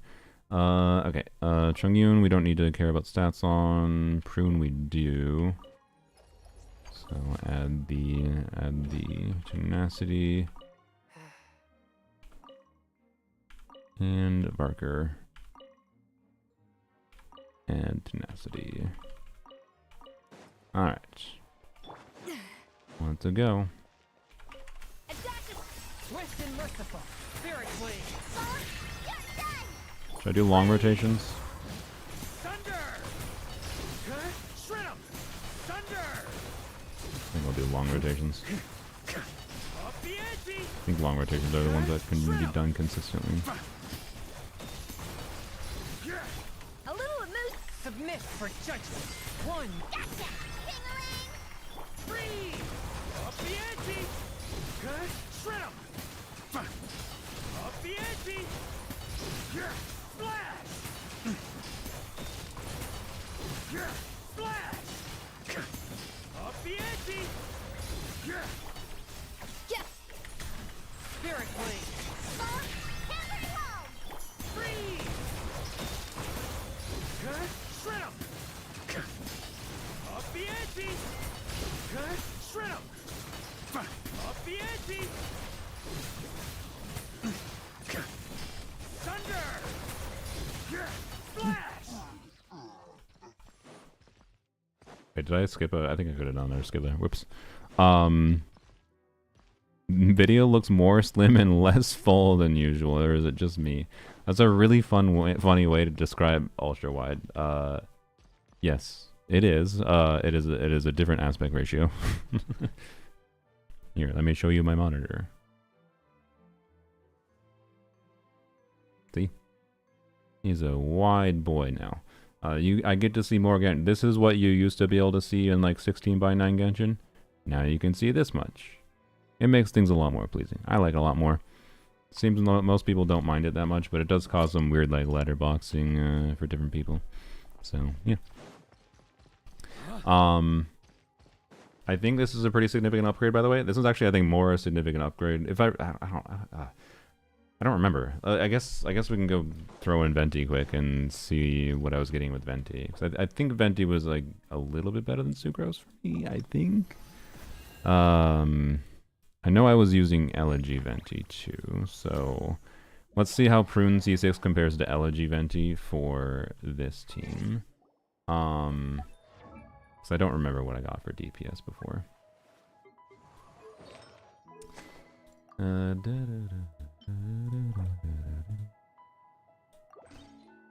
Twitch doesn't have their player adjust to different aspect ratios. Well, as weird as it does, it just like does in a funky way. So if you're watching in the web browser, it does, but depending on like the size of your window, it sometimes added letterboxing and sometimes it didn't, and it actually just shrunk the letterboxes down. Like here, I can show you. No, not there. Oops. Where's my browser tab? There it is. Browser. There we go. So twitch.tv/Saruna. Mute. Okay. But yeah, so you can see like, if I just shrink like this, you can see it starts the letterbox. But then if I... Wait, it's not doing it anymore. What the fuck? Oh, there we go. Okay, yeah, I had to make it extra wide. That's what I had to do. Yeah. So I had to make the window extra wide for it to not do this. It's funky ass behavior. I don't understand why they make it behave that way, but whatever. Is what it is. So yeah, it tends to add letterbox. Like it really wants to add the letterboxes, but then if it's wide enough, there must be some setting they have where if there's a certain pixel width that your window is, then it's like, okay, fine, I'll get rid of the letterboxes. When it's kind of weird that like, why can't... Oh no, it is more than that. Okay, I guess it just it wants to just maintain... Okay, that's what it is. It wants to maintain an ultra-wide ratio for the whole window. That's probably how they set it, which is a dumb way to set it, by the way, but whatever. Because, like, why does it letterbox here when there could be more information shown below kind of thing, right? But, it's not that big a deal, in my opinion. I normally dislike having the screen truncated, but I actually kind of like it. It feels fancy. All right, that's good. I like it too, so I would like to continue streaming like this. Okay, I need to do LG Venti and then put it on BB for this team for sure. I guess we'll just yoink the prune pieces and make it easy to swap back. Yeah, I mean, Venti's damage does matter, but not really in this team.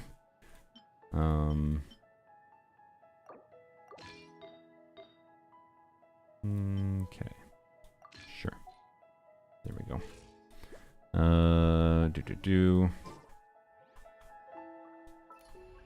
So let's see.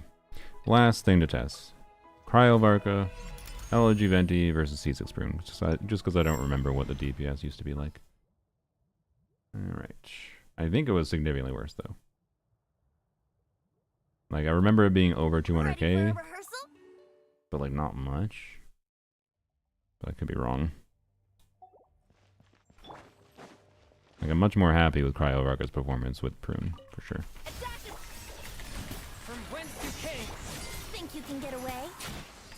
Freeze! Up the ante! Good. Shred 'em! Thunder!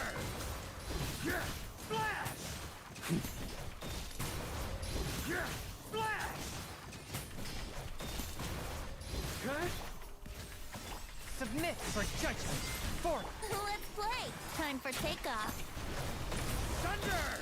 Didn't get the cooldown reduction because weird bug, whatever. Up the ante! Do a 3-skill rotation. Thunder! Yeah! Flash! A little amuse. Spirit Wing! Attack! Think you can get away? Freeze! Okay, got the cooldown. Good. Shred 'em! Thunder! Yeah! Flash! Thunder! Good. Shred 'em! Thunder! Yeah! Flash! Yeah, 220. Okay. So yeah, I remembered pretty much correctly. So yeah, that's a pretty significant uplift. 40k DPS, like we got 30k DPS more in the Hydrovarca team, right? Which was something, but not crazily so. And I guess that's just because Jean is a pretty compelling option buffing wise with C4 Jean at least and C2 Jean's effect. So whereas here our options for animals weren't as compelling. So we go from 220 to 260k, maybe higher with some optimization. I don't know. But that's a much more sizable percentage-wise upgrade. So it's the causes. This is C6 Varca. So C0 Scofier, C0. So C0 R1 Venti. We are testing with TDDS. I guess I didn't check whether or not TDDS was actually relevant. I forgot to change that. Okay, we'll do one more test. Fuck now. Go back to Prune. See if TDDS is better than non-TDDS in Hydrovarca.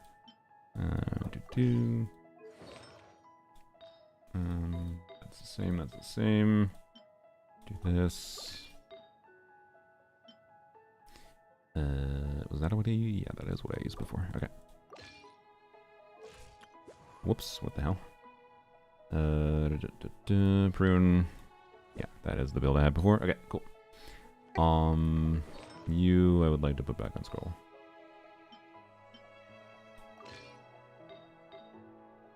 I don't remember what exactly I had for a time piece before on you, but it wasn't that one.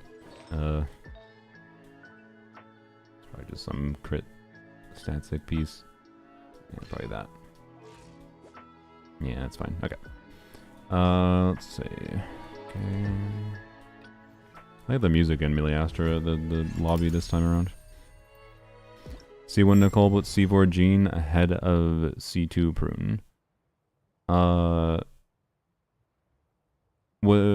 would it? What's your... Oh, because it adds more anima motion value? That's a good question, honestly.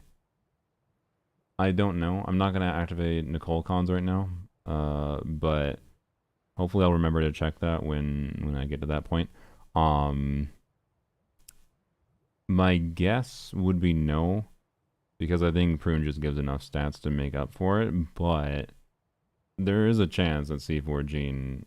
Well, I don't know. It's versus C2. The problem is I didn't find C4 Jean that relevant with Hydrovarca at a baseline already, because it's just like too much time taken for her burst for the value it gave. So that's a big part of why I think it's not the case. But it might be possible with the extra 1800% motion value, at least with a non-constellation Varca.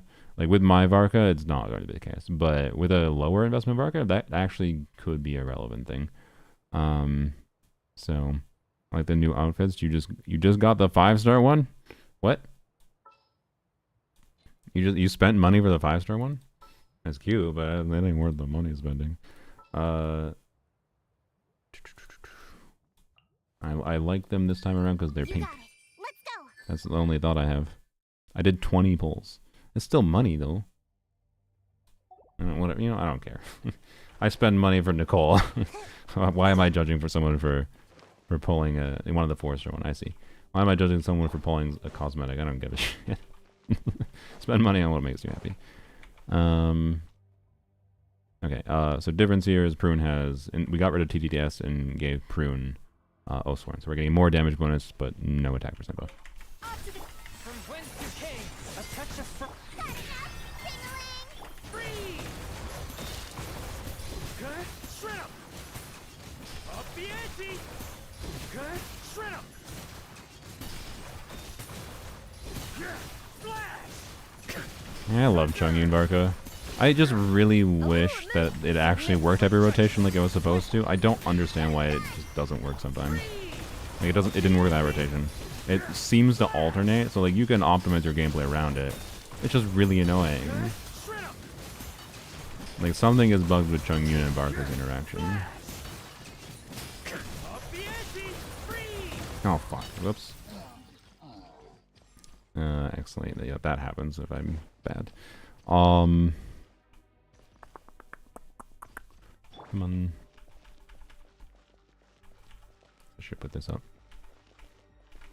Off to the freezer. From whence you came, forth my Boss, Beverly home.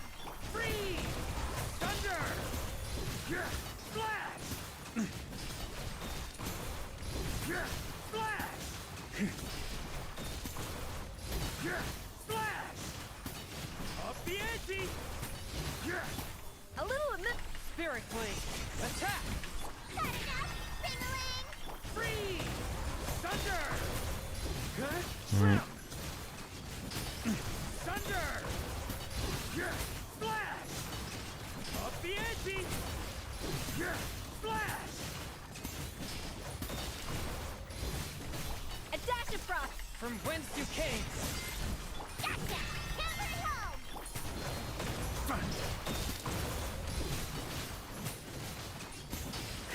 Thunder! I think I got the cooldown reduction again there. Flash! Thunder! Yeah, flash! Maybe I did. I think I did. Whoop. Oh no, I missed. Okay. Spirit blade, attack! Freeze! I still. Why does the cooldown reduction not fucking work properly? Okay, anyway, TTDS is better. That's very obvious. Okay, so yeah, there we go. So for Varka teams where he's lacking in attack buffers, I think TTDS is definitely better. Actually, wait, should we check TTDS? No, fuck it, I don't care right now.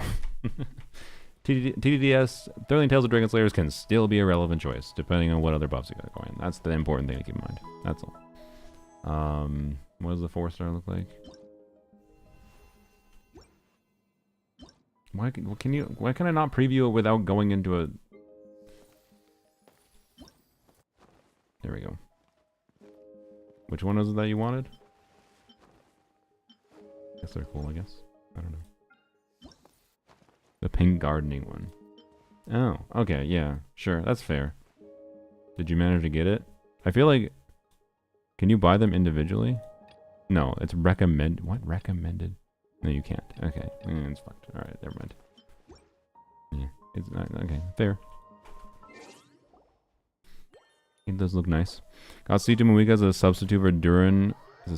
As substitute for Durin and Varka C0 R1, Prune C6, Nicole C0 TTDS, where Nicole got level 8 skill and burst and I barely hit 145k. Is Durin absence really the issue? So, I mean, it's Res Shred versus... It's Res Shred and Durin's damage versus Moika's damage and Def Shred. Out of curiosity, are you always bursting on Moika in that team or not? I think... If you're not bursting in that team, try... like, because I feel like Moika C2 should perform similar to Durin. But I think you don't want the burst time. I think the burst I don't know. Like Moika does a lot of damage in her burst. Don't get me wrong, but like, and she gives damage bonus. So I don't know. It's weird. Try not bursting on her and see what happens. But yeah, I don't know. Maybe the red shred endurance damage is that far ahead. I don't know. It's a weird situation. But like, you're performing. Yeah, I guess you are performing a little bit below what you would expect with this. You're an R1. Yeah. Interesting. I don't know. Bursting every time at the start of the rotation since I get full stacks. Okay. At the start of rotation, because Moika burst damage bonus falls off like at a set rate. So if you're bursting at the literal start of the rotation, I think it's not worth it to burst. Like unironically, it might be better to do like I say this being that I am a anti Moika player and I do this for funnies, but also because it's just how I enjoy Moika a lot of times. But unironically, maybe try see what happens with tenacity Moika. But ideally, you want Moika still to do some damage though, so like you'd have to have crit stats. Follow the wind. I mean with Moika, yeah, it's just like I don't like if you're like you burst on Moika to start the rotation, then you do Nicole or EQ Prune, whatever. Or no, you do Prune and then Nicole, right? I guess in this case, right, the animation time between doing Moika Q and then doing Nicole, doing Prune, and then Varca activation means I think your Moika damage bonus has probably fallen to, like, what is the decay rate? 0.2% and increase in tail. Okay. Every point of fighting spirit when this is used increases damage. Oh yeah, are you maxing out the damage percent with with a no Natlan teammate? I know C1 gives you more. I don't think you max it out, do you? I think you're not quite maxing out. So you're probably like 35% damage bonus. And it lasts 20 seconds. How much is the delay? Delay is 2% per second. So like it probably, if you're starting at like 35% because of not maxing out fighting spirit, and then losing like 4 Varca starts doing meaningful damage, you probably go down to like 20% at most. Like I don't know if that's even worth using for the animation time it takes. And particularly if you're using Moika burst before, like you have Nicole buff up or whatever, or Bennett, you have no Bennett buff up, you have no Nicole buff, you have no VV because you're using it first. So her burst is not even doing that much damage itself for the animation time it requires, and the damage bonus it gives might not even be worth it versus just like putting tenacity or whatever on her. I don't know. Moika QE, Prune EQ, Nicole EQ, and the Varca, yeah. So if I don't burst, it'll mess with the TDDS uptime. I mean, Varca should be able to like do attacks for longer. No, like you should be able to just continue attacking more. Varca has so much just like duration that I find that's not ever really been a problem if I need TDDS, but it could be relevant. If your Varca is literally running out of its skill duration before being able to restart the rotation, because you gotta do slightly over 20-second rotations for TDDS every rotation, of course. So why is her burst level 1? Because she deserves it. 4 3-star weapon better for Nicole than TDDS? It depends on the team. Generically speaking, I would say no, but like I haven't properly tested it yet, but I'm pretty sure Nicole. So for example, one of the main teams. One of the main teams I'm enjoying a lot right now is this team. Oops, I didn't deploy it. God damn it. Deploy. Delete this other one so I have some room. And this team, like the team's damage distribution is pretty balanced. Like Durin's doing like 25%, and then Emily and Lanyan are about balanced between for the rest of the team's damage. With Lanyan, assuming she's landing her creds, a little bit ahead of Emily. So in this case, I don't think sacrificing like 200 attack to be given to Durin and Emily is worth a little bit of bonus attack to Lanyan or someone else, right? And the rotation flexibility loss too is annoying from having TDS because this team is not doing like 20-second rotations in a consistent way with a hyper carry unit. It is again, more balanced. So like in this kind of team context, I do not think TDDS is relevant at all versus putting something like Flowing Purity or Oathsworn Eye on her, right? Or Skyward Atlas, whatever attack static. And obviously, in my case, I have her Sig, but not sure TDDS is worth sacrificing Moika buff. Yeah, probably, potentially not. Yeah, you could try that. True. Like try just Nicole on a different weapon and then do Moika right before Varka. Like there's various things you can try there for sure. Yeah, there's a couple different approaches. You could try the tenacity approach with no burst. You could try bursting, giving up TDDS. So yeah, I don't know. I feel like if like my intuition would be yeah, Moika C2 should be able to compete with Durin there, but it just might be a little goofy. Overload she's doing as good with Fischl instead of a Nefa. It's kind of surprising. Yeah, yeah. The artifact. I assume we're talking about the new artifacts with Nicole. The artifact upscale is pretty significant for Hexeride team cores. Arla, Nicole, Shout Fischl. Yeah. Yeah, Nicole's pretty good, particularly in conjunction with the artifacts. So, yeah, the Arlecchino team is an example of one that I'm pretty sure you just use Thrilling Tales of Dragon Slayers. Although the Arlecchino team is one that can do shorter rotations, so you're only getting Thrilling Tales every other rotation. So it's still not quite as simple as just always use Thrilling Tales. So, but yeah, you have Flowing Purity as a stat stick, 4-star weapon accessible. Oathsworn Eye if you want the energy, because you know it's nice to have, and then Fav if you need energy on someone else, especially, or on Nicole. And then you have 5-star stat sticks.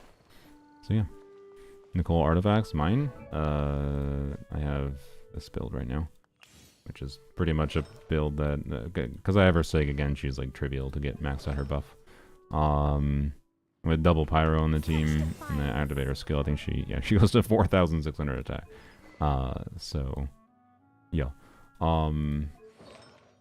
Anyways, that's without Noblesse buff up too. Yeah, don't the Sig makes things very trivial. If I needed energy, I'm pretty sure I could put an ER timepiece on her and still have max buff. But anyways, so I do think I will probably. I have this other flower I leveled up, so if I need to use this piece on Durin in particular, I can switch her to a different piece, but, yeah. I imagine most of the time, even with 20 less ER, I can still burst consistently, but I would like to get another piece that has, you know, attack percent and ER, just so I have a no compromises piece on her, so I'll continue farming the domain for a bit. See what I get. And I am probably going to craft a timepiece for Durin Boy. How far away am I in the... Well, I'm 2 levels away. Oh, I kind of want to do it now.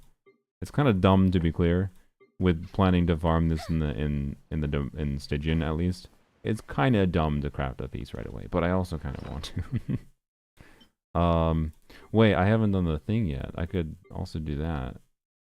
Gremlin raid. Hello, Gremlins. Desta 46. Hello. I don't know if you've read to me before. How was your stream? I'm mostly actually winding up, finishing my testing. I guess if you want a conclusion. Oh, I need to scrounge. My overall conclusion is that Prune is largely made for Varka, which is not that surprising, but a little disappointing. She is a good character at C2, but like she's competitive with a bunch of other animo options in various team formats is my vibe. At C6, she becomes more relevant and even competitive with powers on C6 for like Venti DPSing, so an animo DPS team format, but only like competitive, not necessarily better. And sometimes being Hexeride can be the difference maker to her being better or not because of enabling the artifact set. So, I don't know, she's a cool character at C6, but I feel like some of her traits she has at C6 should be in a lower investment. That's my vibe. But yeah. Was good. How's Genshin? Genshin is good. Yeah, it was just finishing up my testing of C6 Prune. So, oh yeah, I guess to answer the question of my ultimate title, was C6 or is it worth it? Again, I think the answer is probably no. I don't think C6 Prune is relevant enough to be concerned that much over, but she is maybe the most tempting for Varka in particular. Obviously. And there's other interesting things you can do with her. Was it worth it for me? Well, considering I like Nicole a lot, and I got a lot of Nicole copies in going for Prune, which was not expected, but lucky. You know, I can't really complain that much. I think I'm fine with the end result, although... was it a financially irresponsible thing to do? Not necessarily, but I'm not... It's fine. It's fine. As long as I don't go too crazy spending money every patch, I'm fine to spend a little bit of money every now and then. So, who's more important to have for these teams, Duran or Nicole? For what teams? Because I didn't play Nicole and Prune in every team together. I think Nicole is the more generically appealing unit for like just having value, having team building options, right? Prune has so much like random conditions to her kit that her value is just up in the air in different situations, and there is many options for like catalyst animo units that buff in different ways, or other animo units that buff in different ways, like Kazuha and Venti and whatever. That means Prune's value is weird, whereas Nicole is like, well, she is the only generic off-field attack buffer in the game that doesn't have any inherent restriction to that attack buff. But it's not an insane buff, and with how power creep is gone, it's not like Nicole's needed. Right now, by the way, I think she might be best in slot for Sandrone's team, technically.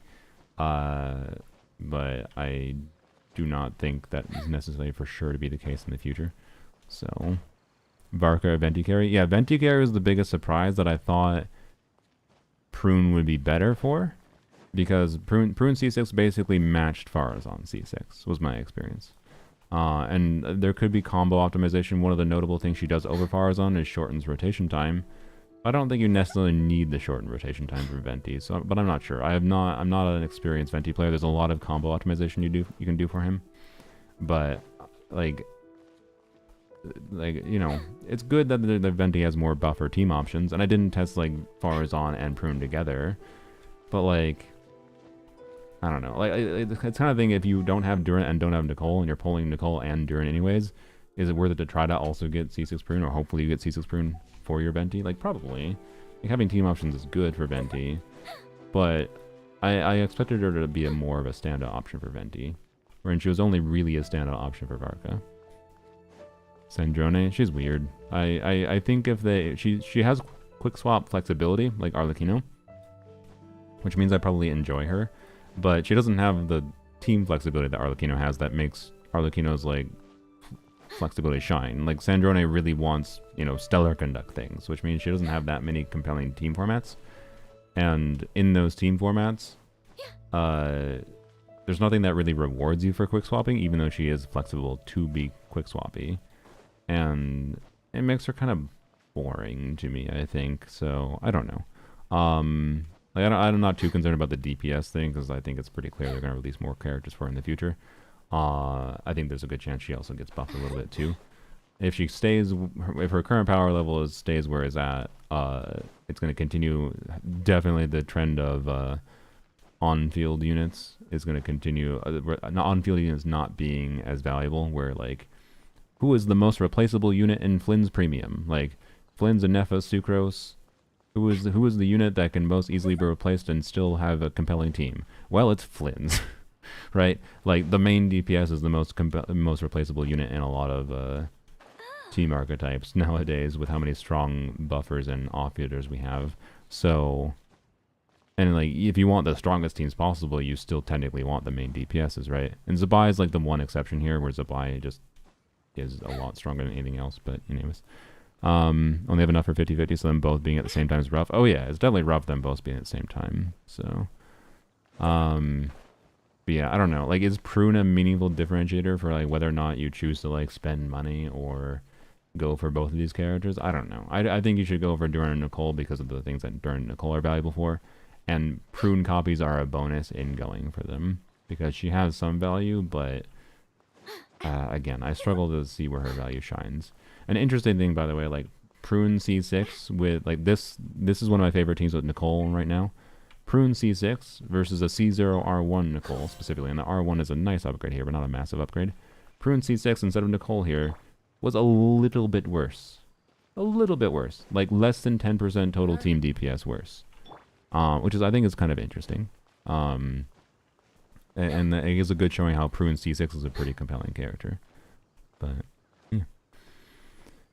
Poll for who you think is pretty to on-field? Yeah, pretty much. That's my vibe. And that's why I think Nicole's actually a valuable character, because Nicole is a very generic buffer that can allow you to on-field you can pair her with any number of buffers, whatever makes sense, and can allow you to have compelling teams to on-field whatever your favorite character is. And Sandrone, first part of C1 when she works like everyone assumes now. I have not looked at her constellations at all, sorry. I can't really answer much about that. From what if I recall, doesn't it do something like reduce her charge time or something? I think Sandrone C1 just makes her on-field even more, right? I don't know. Nicole Burst worth using in Varca comps if she's C0 R1? Should be. If Varca is lower investment, but I mean, as we saw today, I demonstrated in the first day of the patch. With my Varca investment at C6, it is definitely not worth using Nicole's Burst, because the motion value added from Nicole's Burst is not worth it. The cases where I think Nicole's Burst is worth using is baseline investment, like C0, lower investment, probably C1 Varca is still worth using too, probably. But like normal investment Hexeride DPS is on field, right? So this includes Lohen too. Nicole's Burst should be worth using. Now, is it worth stressing building extra energy for? That's a different question. I don't know for sure with that. And then there is the other context, which like a team like this one, my overall vibe, I think, is that Nicole's Burst is worth using in this Lanyon team. And that's with Lanyon, that's usually with Durin proccing one of the projection attacks, Emily proccing one of the projection attacks in most rotations, and then Lanyon proccing 2. And that means 3 of the 4 are relatively lower value, because Nicole's Burst gives much more buffing value to a Hexra unit than it does to a non-Hexra unit. But if you have a team where you don't necessarily need that field time to do anything else, like there's not much reason not to do it, kind of thing, right? And I can afford the field time required here to do that. But it isn't like the end-all be-all at the same time, right? So C1 reduces the repair off-field, but right now everyone spams skills to repair anyways. Oh, so her C1 might not do anything, basically. I see. TTTS better on Nicole, or just throwing parity for her? Depends on the team. If you're following typical team formats where you're playing with a really strong on-fielder, then TTTS is probably better. But if you're following a team format where the off-fielder's damage matters more, like say this team, I again think TTDS is not anywhere near as relevant. And there's also the typical TTDS thing where if you're doing 20-second or shorter rotations versus longer than 20-second rotations, then TTDS is also less valuable. Not necessarily not worth using, but TTDS is a very good option for her. But I think the reason it seems like the default option for her is because people are a little bit too glued to the traditional team building format for Genshin, whereas I think Nicole's value shines the most in, you know, random bullshit go, I guess, maybe. But random bullshit go works better when, you know, you have a bunch of tax scaling off-fielders, but that Nicole buffs, and then you want to use a different weapon than TDDS on her. So yeah.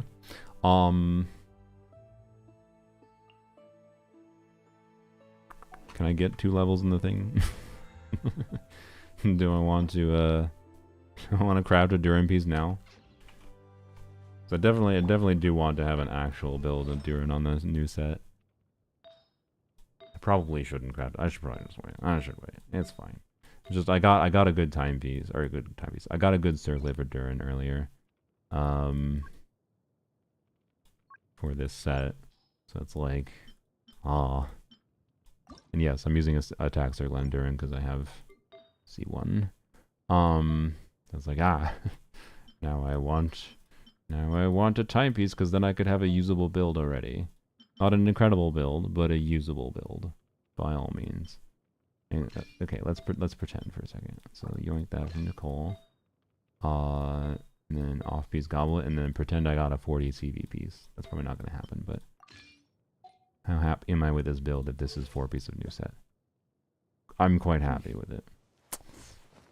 Wouldn't mind more ER for some situations. But I'm quite happy with that.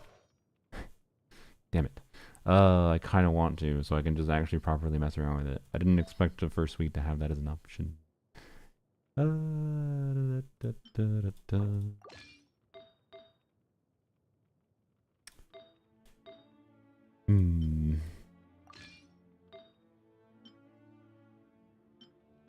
Hmm. Hmm. So buff characters you looking forward to test? Yai the most, but I have bias for Yai.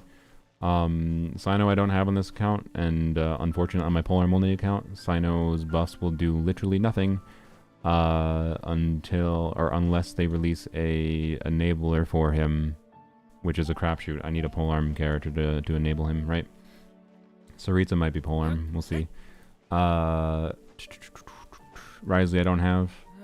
Chi-Chi is interesting, but like mostly for, again, Stellar Conduct things. Like, well, no, only for Stellar Conduct things. So, anyways, Yai is the one I'm most interested in, but again, Yai is most interesting in the context of Stellar Conduct, and you have to have Sandroni to enable that right now. So, like, none of them. Mizuki actually is the one that's the most interesting at a baseline, because none of them are specifically Stellar Conduct, and she just becomes a more compelling character in general. So Mizuki, because she's the one that isn't Stellar Conduct reliant and basically isn't just a Sandrone teammate by default. So I am looking forward to Yai the most when we have a different enabler. That's my vibe.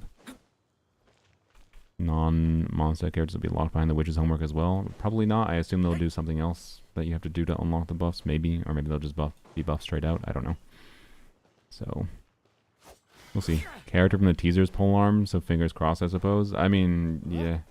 I wasn't even coping on them. I think the cope of the Saritza being a polearm is more real, considering her dad was referenced multiple times to like be a polearm user. But that random very 4-star polearm boy, maybe, but it's a crapshoot. I don't have faith in them, but I think there's a good chance Cryo Traveler enables the reactions, but a lower chance that random 4-stars enable the reactions. So Stellar Conduct only triggers or activates if you have Sandron in the party? Correct. It is the same as Nogcry so far, where you need specific characters in the party, and specific characters that have the passive that says they change reaction to insert new reaction here. And all the buff characters, other than Mizuki, have most of the buffs to them basically only really do meaningful things. Not entirely, but mostly with Stellar Conduct active, so yay. So it's pretty similar to Lunar, but there is a very high chance that Traveler will enable it because they showcased a clip of Traveler, like presumably casting their skill or their burst and the field spawning. But it's possible that that field technically didn't spawn from Traveler and it just spawned because Traveler triggered the reaction and it was enabled by some party member that was enabling the reaction in the team, right? It's possible Traveler doesn't actually enable it, but if they showcase Traveler creating that field and Traveler doesn't enable it, that's extraordinarily dickish of them.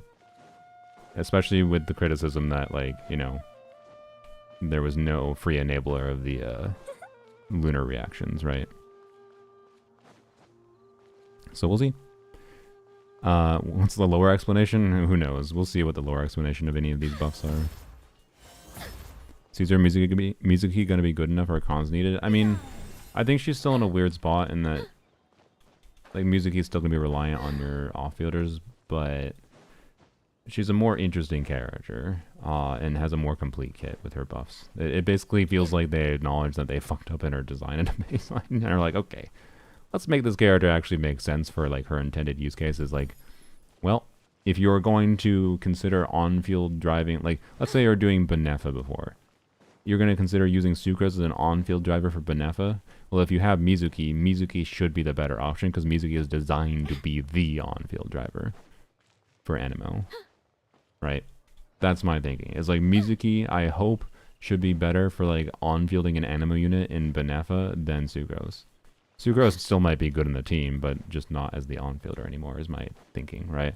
And hopefully you can do things like Columbina, Anefa, Mizuki, and then put in another all-fielder in the team that can take advantage of Mizuki being there. Like, say, I don't know, maybe Dark Mode Durin would be cool, because Dark Mode Durin can get vaporizes and overloads off-field, and whatever, right? So, I don't know. I slapped Vark on Benefa. Oh, boy. Oh, boy. Alright, I want to crap this timepiece. Don't want to gambit. Defeat boss opponents will give me 450. That'll give me a level. Cooking and forging gives me a level. Oh, I can get it. Oh, fuck me. I think it's objectively a bad idea. Okay? But fine, we're ending the stream with this. I think it is objectively a bad idea to do this. But I'm doing it. You can't stop me. Because the reason it's a bad idea is you shouldn't like use your elixirs to like craft a timepiece like this. Like I'm going to for a double crit timepiece for Durin, when I'm going to be farming the set anyways, and the domain might give me that artifact, and then I could save the elixirs for something else. But I don't really need... You bought Battle Pass this patch again? Yeah, I wanted to level things a couple days ago so I could start doing things right away rather than having to wait. I was impatient, I'm sorry. It was also cheaper than I expected to buy it through a VPN, so I felt fine. Like, I'm so used to spending like over $11 with tax for the Battle Pass, that when I saw that the Battle Pass with the extra levels, it wasn't for the extra levels to be clear, I bought it for the resin, the fragile resins. That it was only like $3 more than I'm normally used to paying. I'm not kidding, it was like $14 and change. It was $15, it was $4 more, right? Like, I was like, you know what, frick it. I don't think it made sense. Like, I should have just bought the normal battle pass and just leveled things more slowly over time, but I was impatient. And that's the only reason. Anyways. Will I pull for Lohan? I'm tempted. We'll see what happens. I don't want to spend any more money. I've spent too much money this patch already. I don't want to spend much money in Genshin for a while. But I will almost assuredly pull, unless I have a strong desire, if they change something with Sandrone that makes her more interesting to me. Like if they lean into her quick swappiness, like actually reward swapping off-field with her properly, then I am more interested in Lohen, and I'll probably at least throw pulls on Lohen banner to see what happens. But I'm not going to guarantee anything, so... Cheeky temple and hope your streamer luck pulls in, yeah. Or kicks in, yeah.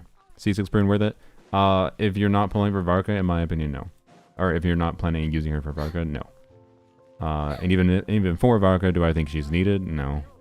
Like I don't think there's gonna be that much of a need for her. But she's a good character at C6 and has interesting utility at C6, but I wish she had more of the utility she had at C6 with other characters, and I wish her kit didn't have these bonkers levels of conjunctions of things that restrict her, but still has utility elsewise. Like, I don't know. It'd almost be preferable if her kit just said, I only work with Varca. But instead it says, I only work with a bunch of traits that Varca and Venti have, but then I end up not being that good for... I end up being an alternative for Venti. That's cool, I guess. And then really good for Varca, and then weird for everyone else to figure out if I'm relevant for. That's Prune C6. She's weird. I think she's a good character, but I wouldn't advise pulling for her C6. Her chuckle's so cute. Yes. What was I doing? Oh yeah, forging. Cooking. See if I immediately regret this. I don't know. I'm pretty aggressive with using elixirs anywhere I see a use case for them. Just because like they're still RNG at their core, so I don't know. Some people use them for min-maxing, but I don't feel as much of a need to min-max with elixirs. I min-max with re-rollers more. Oh, I'm hesitating what thing to craft. Alright, that's 2 things. Alright. Don't have any use for Prune on your account? Yeah. That's completely fair. I think that is the case for a lot of people. A lot of people. We will choose this because I do plan on leveling Nicole's talents more. Okay, and then boss opponents I will probably just complete after I do an Abyss run, so I don't need to do that. I'll do Transdomain since I need to do that anyways. I don't have 30 resin here. Oh well, it's fine. Let's go fight Storm Terror, I guess. C2 Prune is quite underwhelming with Clee, but I'll use them together anyways, yeah. I mean, thematically, yeah. That's a good lore pairing. Yeah, and Klee's in a weird spot because, like, obviously Prune was not going to be better than doing a Chevre's team for Klee because it's too good. But I feel like if you want to do a lore pairing, it's probably not that much worse to, like, use Prune and Nicole with Klee and then whatever other buffer or off-field unit in the last slot. I think you should be able to have plenty of compelling Klee teams with Prune. But again, she's just in this weird middle ground before you get to C6 of having essentially just equivalency to other existing off-fielders in the game. Or other existing animal units, sorry. What? Why did that not target? Okay, bullshit. Did you just get rid of my lamp? What the hell? Such defiance. Bye. Up and away.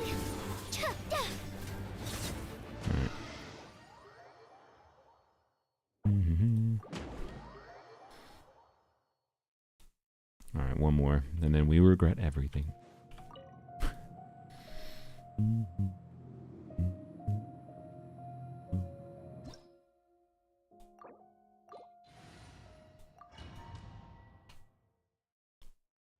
I'm tired. I don't have anything to yap about, sorry. I'm all done. I got a lot more testing to do on Nicole's deal, by the way, but I'll probably do a lot of that my lonesome, and then... But, well, I'll still do some on stream, to be clear. There's a bunch of random use cases I haven't checked yet.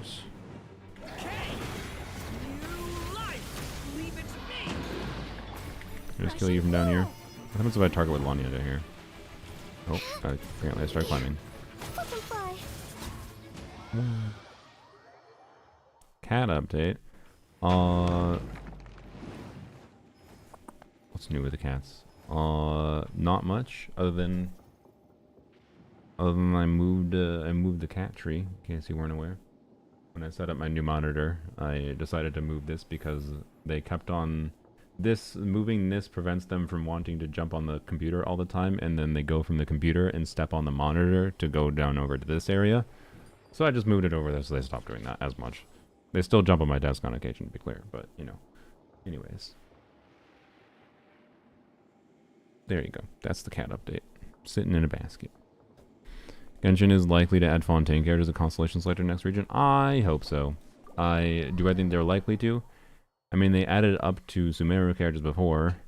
So I hope they do. But it's Hoyoverse we're talking about, so I don't know. Alright. Let's see if we regret. Celestial Gift. Attack percent. This is for Durin, mostly.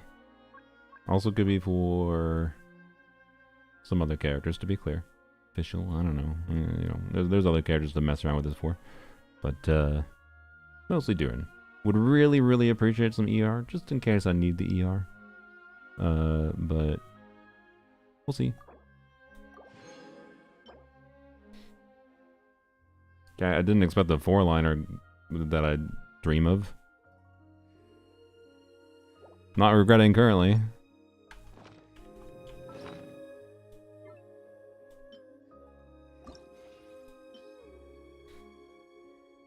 Alright, we're going piecemeal.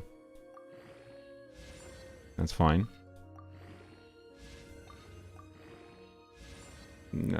Okay. I would prefer crit from here, please. Thank you. Thank you. Last one, crit roll. Balance it out. Let's fucking go. That's an S tier artifact. Jesus. This is actually an upgrade for that. This would be a better piece on Nicole too, technically. All right. Well, do not regret at all. My God. This is actually just one of my best timepieces on my account. If I need an off-piece attack timepiece that has a lot of ER, like, unironically, this is the kind of piece that sometimes you're just like, ah, fuck. I need this. I need an artifact that's like good crit value, but also has a bunch of ER, and it's this piece. I mean, what the hell? So, yay! Thank you, game. Sometimes the game is nice. A little bit unfortunate that the crit roll was a min roll, but the high crit rate roll is more than made up for that, in my opinion. So, no complaints with that. I now have a compelling Durin build on this set, with more than enough ER that I could even want to ask for. Let's see what it looks like exactly. This circlet.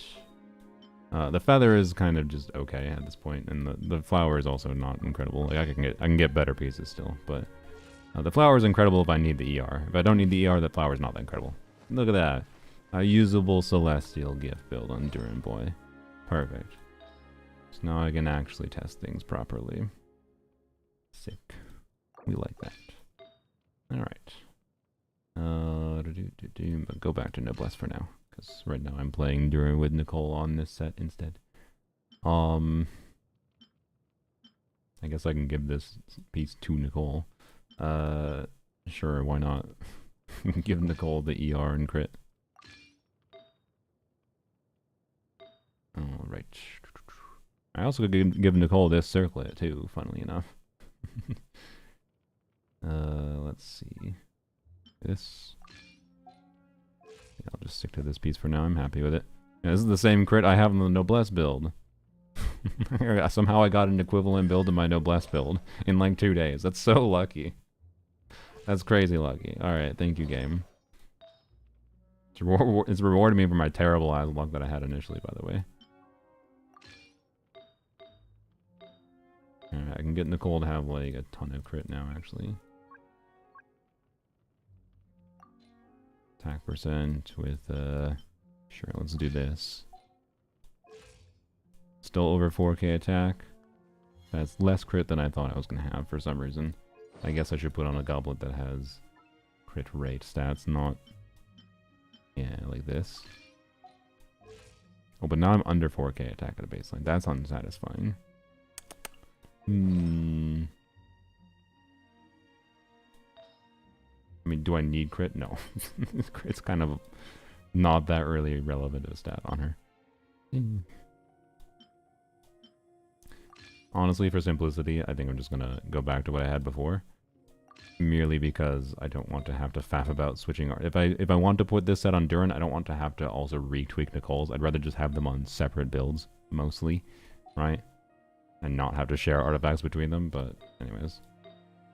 I'll keep the timepiece on her for now, because why not? It's funny. Alright, there you go.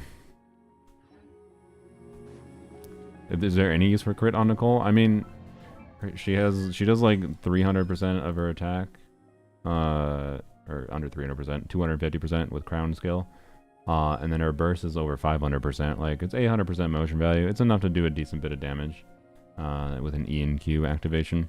But the real reason is because I think it's funny. So, yeah. Since you have a lot of experience with Yai, can she be a main DPS of the team? Yeah. You know what, let's go end with a... We'll go end with... I've already played this team in Abyss a few days ago, but... Let's go play it again. So, you might not consider it main DPS, I guess, for what I'm going to do here, but... I think this is a really fun team dynamic. So... There we go. So, Yai, Durin, Emily. So, Nicole buffing everyone on the team, and then I'll mostly stay on field with Yai, because Yai is the one that, you know, is a catalyst and can do charge attacks to get extra egg rates and whatever. And also, I'm going to stay on field with Yai the most anyways to try to maximize her skill uptime, which won't be a problem next patch because they're extending her skill duration, but anyways. she has flexibility to do some stuff on field. Yai is still one of my favorite units to do plunge DPSing with Shan Yun. I quite like Farina Oron or Farina Eonson with Shan Yun and plunge Yai. And I'm just gonna brain off for that. I don't feel like thinking. That's a lot of 5 stars, but whatever. I don't feel like thinking for the second side. Normal and charge attacks. Let's go. I'm fine with that. Right now. Such defiance. That was probably pointless to use, but it's fine. I also no. Brain, get Emily going there. Plunge Eye with Cryo MC. Yeah. Recon, begone. Story has only just begun. Emerge. Right here. Emerge. I live within you. I live within you. Sight to behold. Right now. Right here. This will brighten up the place. Okay. New life. Such defiance.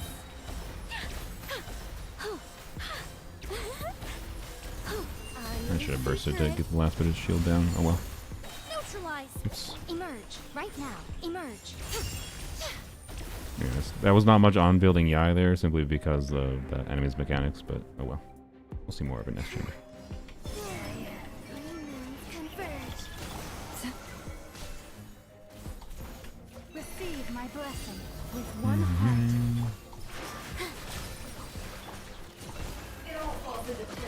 Oh, it's supposed to charge attack.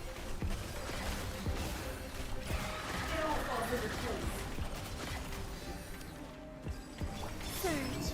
A moonlit night. Want me to just shred half of its shield on its own? That's funny. Positions. No more lies. Alright. Satisfying though, teams where you just swap back and forth are also very fun. Yep. Sure, we'll take attack percent plus 40. Right here. Extract. Begone. I live within you. Okay. New life. Watch out. A little Yes. ambiance. Oops, I thought I was on the right. Right now. Right here. Doo-doo-doo. Such defiance. Guess I should have done that earlier, but whatever. It's fine. New life. Russian That. flow. Okay, these enemies are not tanky enough for how strong this team is. Emerge. Yeah, doing 140k.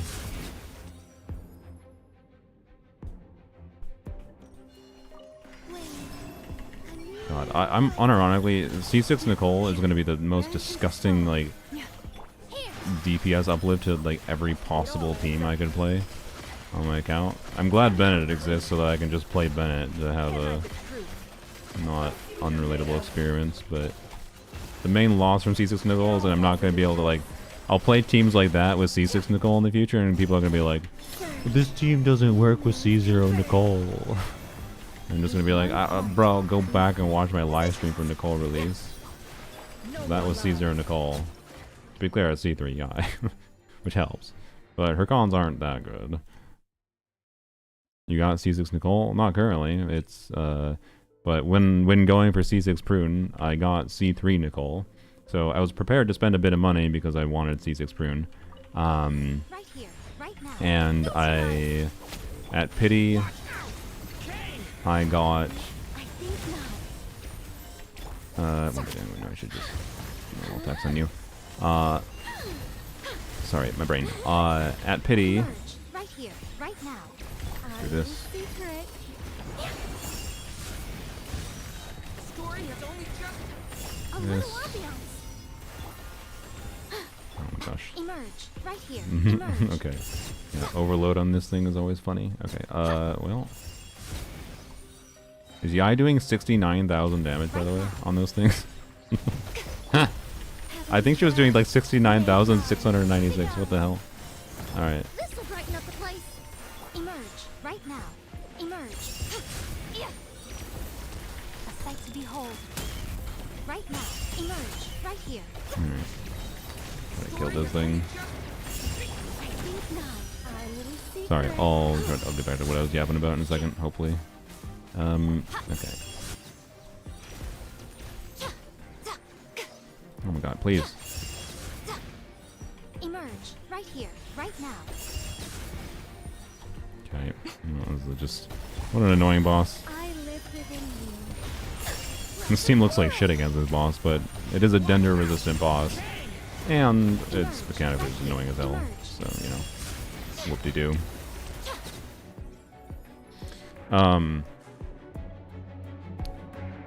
Should always aim for teams to be dual element and not 3 or 4 elements. Yeah, no, right? I think 3 element teams are the most fun teams in Genshin, generally speaking. But stop trying to eat the cord, my creature. What was it saying? Oh, so yes, Prune, in going for Prune C6, I got C3 Nicole. C0 Nicole was a 50-50 win at pity. C1 Nicole was early at like 50 pity. C2 Nicole was early at like 20 to 30 pity, I think. And then C3 Nicole was pity 50-50 win again. I know, ridiculous. And then it took 40 more pulls after C3 Nicole to get C6 Prune. Like, I just... Yup. And then it was like, God, long story short, I took hours to decide to do this, to be clear, and someone gave me a top-up. Someone gave me a top-up. Oh yeah, and I had existing pity that I purposely saved on the weapon banner for her weapon. I also won the 50-50 for her weapon. I did want Durin's weapon too, though. And then after doing viewer wishing, someone gave me like a $50 top-up, and it was like, I don't use these as you wish. And I was like, all right, fine. Let's see what happens. But what I said was that, okay, I that was enough wishes to go to pity again, because after getting C6 Prune from the top up I had to spend to get C6 Prune, I threw my remaining wishes on the weapon banner for a chance at an early Durin weapon, because I wanted Durin's weapon. I wasn't really at that time committed to the idea of C6 Nicole. So, but because that top up that someone gave me, the $50 top up, was enough to get to pity on the weapon banner, I was like, alright, fine. I will use these wishes on the weapon banner, and if I win the weapon for Durin, I will do another top up for Nicole, and we'll see if we win for C4 Nicole and go from there. And I got Durin's weapon. I won Durin's weapon too. That was a 37.5% chance. And then went to pity on Nicole for C4. Won C4. And then went to pity for C5. And won the 50-50 for C5. Yup. I'm not kidding. Look, I've never won that many 50-50s in a row. I'm sorry. And then the literal 10 pull after C5 was another 5-star, by the way. And it was a 50-50 loss. To Dia. But it was a 10 pity 50-50 loss. So like, if that was a 50-50 win, I would have gotten C6 Nicole and 400 pulls, counting my original pity. Counting the 50 pity I started with. It would have been like 350 total pulls on Nicole's banner, but 400-ish counting my original pity. Now it seems like I'm going to have to go to pity to get C6, and like, why the fuck would I not at this point? I'm not doing any more top-ups, to be clear. I'm just grinding my way there. It won't take me that long. But, yeah. Anyways, so that was absurd. That is the kind of thing that sometimes you dream of happening. But to be clear, still a bunch of money had to be spent, right? But it was largely just like, you know, my brain was fine with spending money because I was already spending a bunch of money for Prune in the first place. I don't think it was necessarily a correct decision, but it was the decision. Nicole's not mustful? No, not at all. I think she's a very good character, but she's definitely not mustful. I will say the more you like playing older characters versus just like engaging with the intended Hoyo gameplay loop of pulling new characters and continuing to pull new characters and continuing to pull new characters and continuing to pull new characters and continuing to pull new characters. If you don't just want to do that, I think Nicole is a more valuable character because Nicole has more generic value potential. And like, I can tell you one thing we're going to see with Nicole's cons activated is that Nicole C6 is like the singular, is probably the most notable 5-star that you could invest into constellations wise that would suddenly magically make it so every single fucking attack scaling unit on your account suddenly deals omega more damage because all of Nicole's cons are hyper focused on buffing. And C6 Nicole removes all downsides that she has for like, there's no 3-second wait condition. She buffs significantly more than Bennett just generically with her cons. She does that at C2, but you still have like the awkward wait thing. And then C6 Nicole has a death shred on top of that. It's just like, okay. So she just omega uplifts literally any character that deals attack scaling damage in the game. And does it from off field and on field. Like, it's stupid. And that, like, means if you're someone who just wants to play whatever characters you like, unironically, I could argue that in C6, or sorry, not C6 Nicole, but Nicole cons in general are, like, the smart thing to spec into. But with how restrictive they're making endgame content, to be clear, if your goal is to, like, clear endgame content compellingly, that's not an efficient use of your resources, because 7 copies of Nicole could be 7 new characters, and those 7 new characters alone probably clear Stygian Onslaught the entire year, right? Like, she has the best C6 in the game. From the context of how many potential characters it can uplift, yes, in my opinion. But in the level of like, what gets you the maximum possible DPS? Not necessarily. There's different perspectives you can have when it comes to C6ing characters. So, yeah. Level 10 Burst Bennett, good attack ratio versus Nicole. Attack buff. So a Bennett's maximum buffing potential with, like, for his attack, just his attack buff, with a 674 base attack weapon, so this would be like Aquila Favonia, a standard banner weapon that not everyone has, but I don't need to show you it, is about 1200 attack. 1200 attack, and also his C6 does, like, you know, that's with crown skill and C5. Bennett C6 also gives 15% pyro bonus, which is relevant in some cases, right? Like Tomoika, for example. So 1200 attack versus, like, Nicole C0 is 600 team-wide attack, but then 300 additional attack after 3 seconds to the on-fielder, or with no weight if they are Hexeride DPS. But then she has an artifact set that is better than Bennett's artifact sets available, generally speaking, but has to have double Hexeride in the team for that artifact set, which is, but 40% team-wide damage bonus of 2 elements is pretty strong.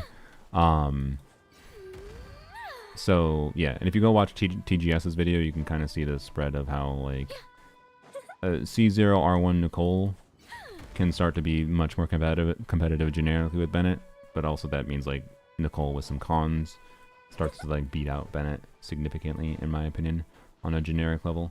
And again, with, like every unit in the game, wait, does every unit in the game? I think every unit in the game technically has attack scaling multipliers somewhere. Like, not that, like, you know, you're not gonna, like, use Nicole to buff Yelan, to be clear, but technically if you wanted to meme Yelan and do normal attack physical DPS Yelan, right, that's attack scaling.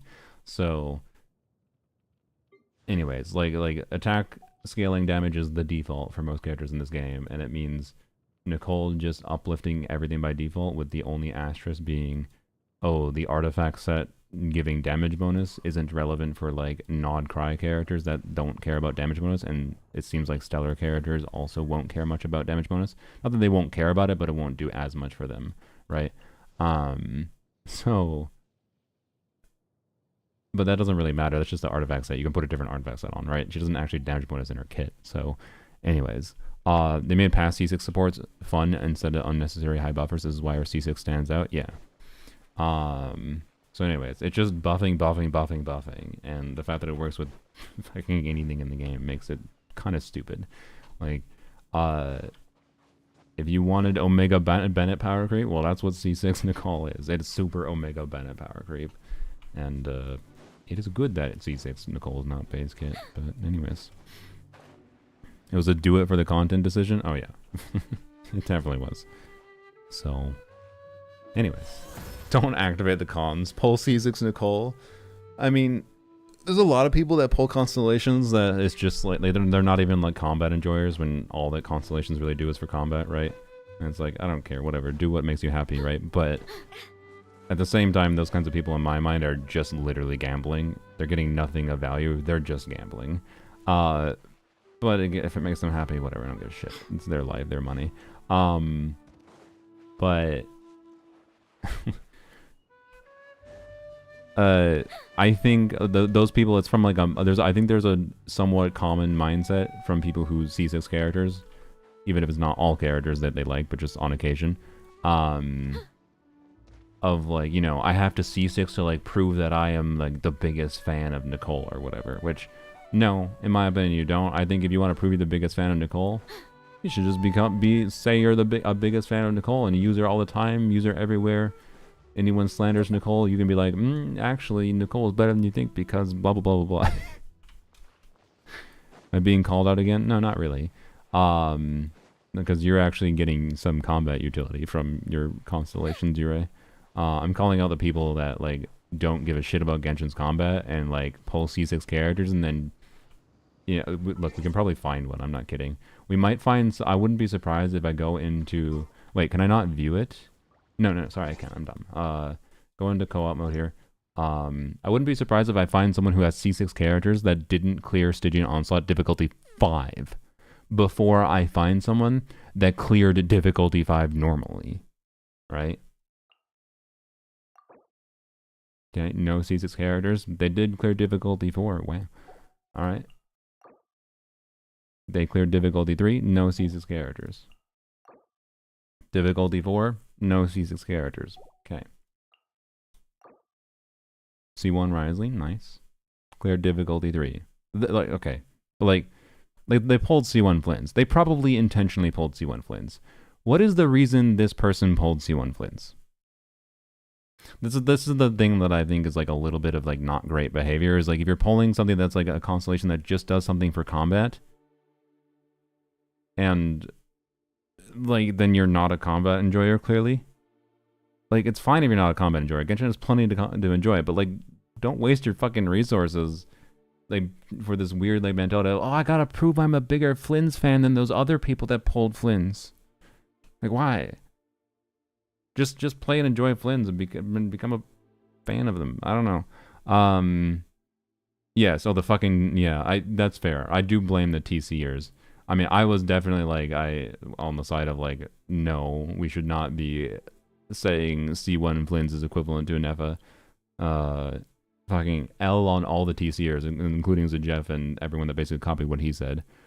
I'm pretty sure from like the outset when I started hearing people say that, I was like, yeah, technically, but... but it is better to have a unit that is just better generically. It's much better to plan... like I believe my recommendation at the time was like, instead of pulling C1 Flynn's, it is much better to plan to pull an F on a rerun. And I was very right about that long term. But anyways... Yes, and it fucking C1 increases its ER needs too. It's fucking like, oh god. It's a fun constellation, don't get me wrong, but it's actually just not that good. It's probably the biggest mistake the theory crafting, like the typical meta theory crafting community has made, at least in the English side for a while. So his ER needs at C1 no sig. I think it's like 40%. It's like, oh yeah, I thought it was over 40%.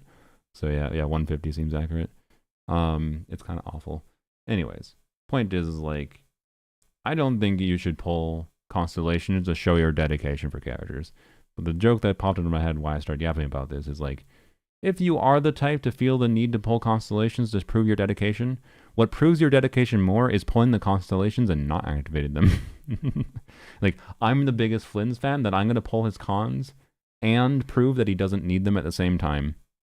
That's the biggest flex possible, not gonna lie. Nobody does that, though.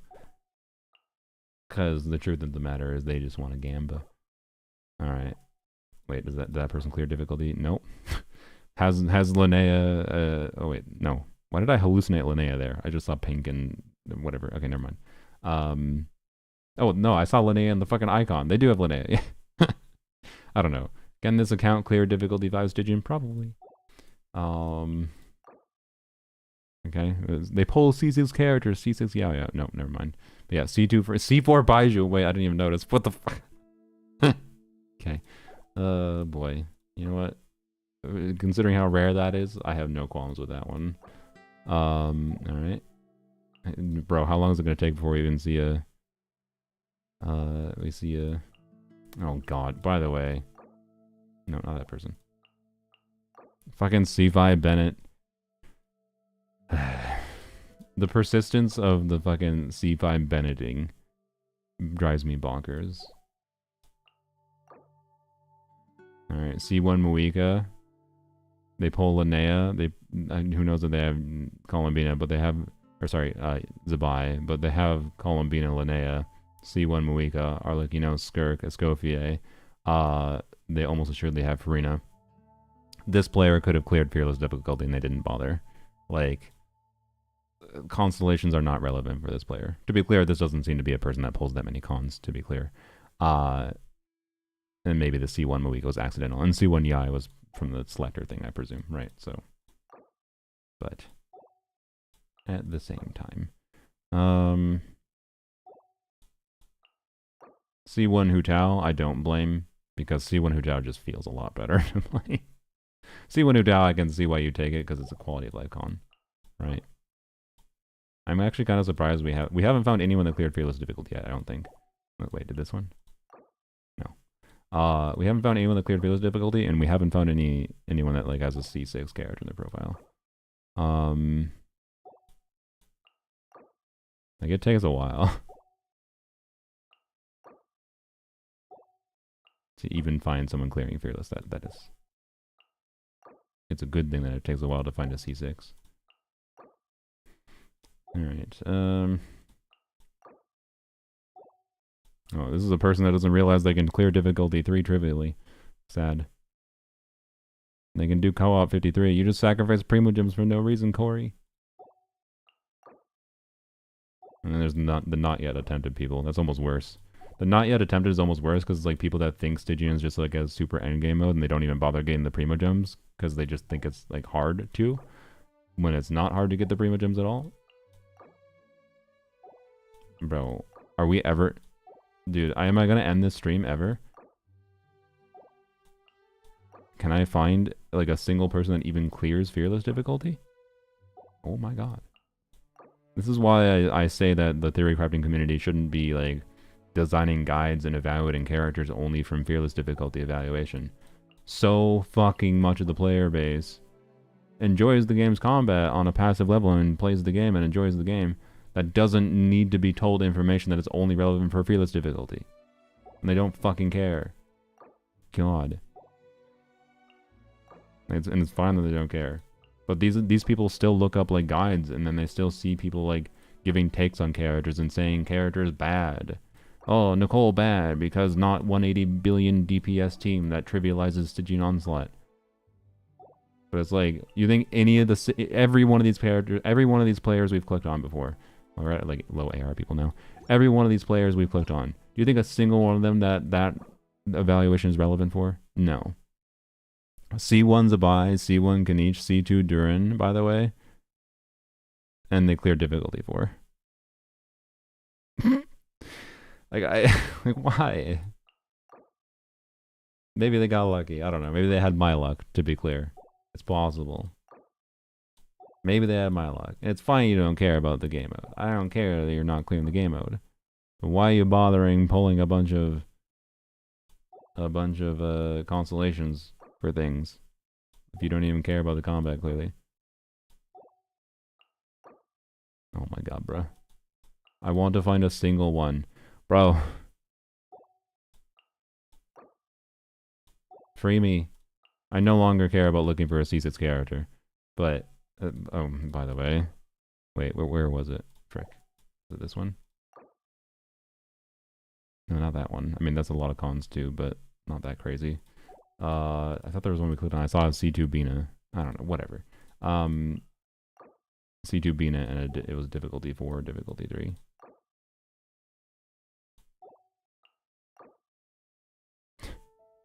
Oh dear. I'm just chuckling the fact that it's taking this long to find a Fearless difficulty. Holy shit! Oh my god. The first time we found a Fearless difficulty clear was a fucking C6 character at the same time. I fucking called it. I fucking called it, by the way.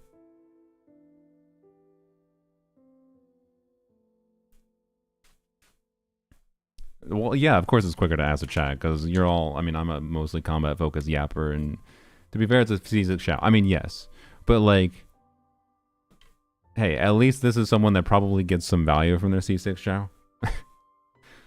Anyways. I definitely thought it was going to be like a C6 of a newer character. And they did clear Fearless, to be clear. Like, what I kind of expected to see was like a C6 character, and they didn't even clear Fearless. So, much respect to on Kit Kat. They pulled the C6 of their favorite boy, presumably, and they clear Fearless. C6 shout doesn't count. I'm not wrong. Not wrong.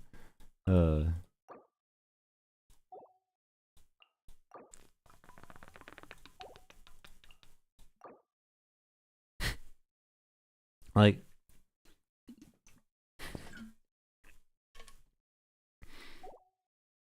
I don't know. To be clear, this bad person is like probably just like a collector or something. I don't know. That's the vibe I get. C2 Flins. See, brick to count, but brick for Flins. But like, you don't need to brick your account for Flins. Like, you can enjoy Flins without bricking your account. I don't like what. I don't get it. I don't get it.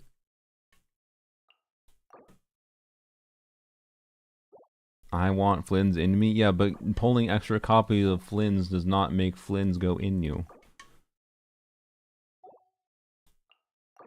It just gives you extra dopamine from gambling. I don't know. Anyways, holy C3 Traveler, unrelatable. Why am I still clicking through? We're not gonna find another one. I feel like it's like winning the lottery right now to even find a single player. Notably, to be clear, this is showing players that are currently playing the game. Holy shit, a dire clear. Wow. We found a dire clear. We found a dire clearer before we found a second fearless clear. What's the aspect ratio? I have an ultra-wide monitor now. Oh fuck, I've been recording for way too long. Oops. Yes, and it's C6 Prune, by the way, but, you know, and a lot of other cons. This person seems to be default to C2 on every character they like.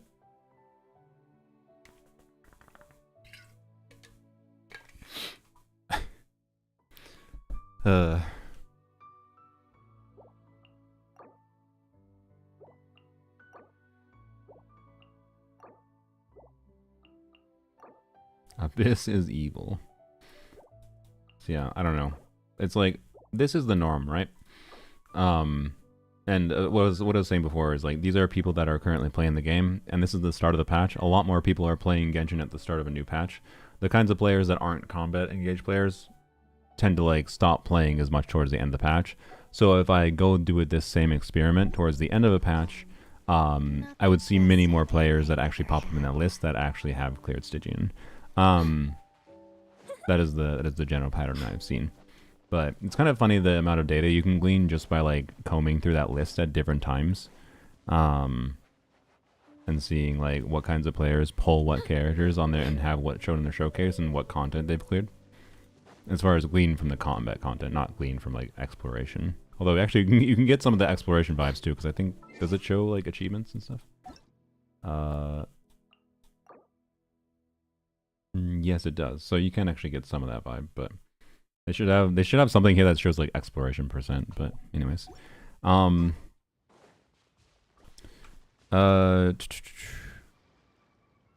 the failing out item of my ex-best friend about gachaples and Genshin and Zenless because she kept asking for money to get a character like C3 R1 every few months, and then she completely wait the game and shit on it until a new character came out. Yeah, that is kind of sad.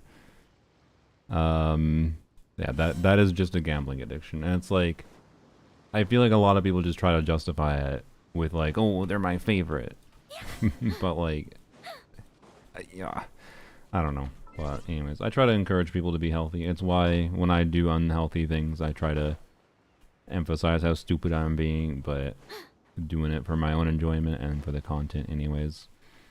And anyways, and I still recognize the problems of it and how like I tend to go in cycles where if I spend some money, it makes me recoil the other direction to go anti-spending money.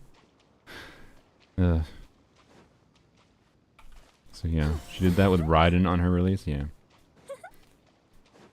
So that is the kind of person that just should not be playing a gacha game, by the way. Like, that is the kind of person that their existence is why I can never universally ever recommend a gacha game, because it's exactly the kind of person that these games are designed to prey upon. And like, you can have a lot of fun in gachas, spending money or not spending money, if you have a more healthy approach to it, right? So, but there are some people that gachas are really not for. And that would be an example of one of them. And I think, frankly, the people that pull constellations in Genshin that do not care about the combat aspect of Genshin, when not always, but most of the time constellations are just doing combat things, are the kinds of people that probably have are not, I shouldn't say probably, they are more likely to have an unhealthy relationship with gachas, right? First person I clicked on, Stygian Onslaught not attempted, has several C6. There you go. See, that was the one I was looking for. That was the one I was looking for. Doesn't even bother with, that's kind of surprising. That's so funny. That's so funny. They don't even bother with Stygian Onslaught. They C6 characters, and they're so willing to just spend money and C6 characters that they don't even care about the Prima Gems to claim them for free in 2 minutes. Signature weapons, isn't that Kiwi? Kiwi is somewhat more reasonable. She's still, let's see.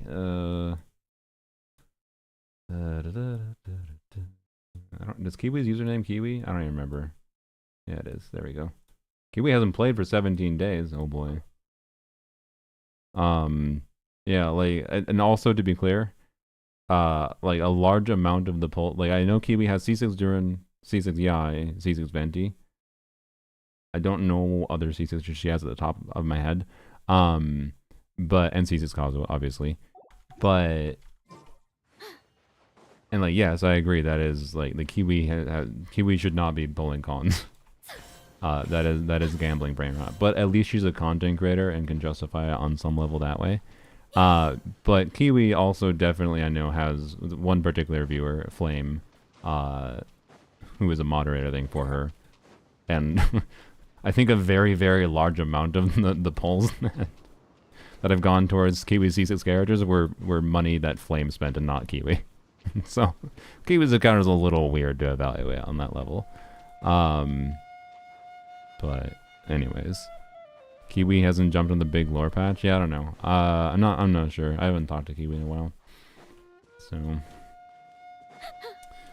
I imagine she just might be busy with life things.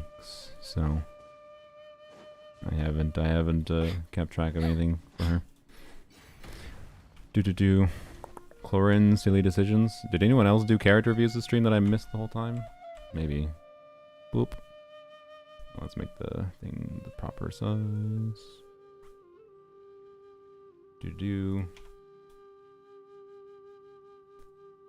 Alright. And we can end the stream with this. It's been long enough.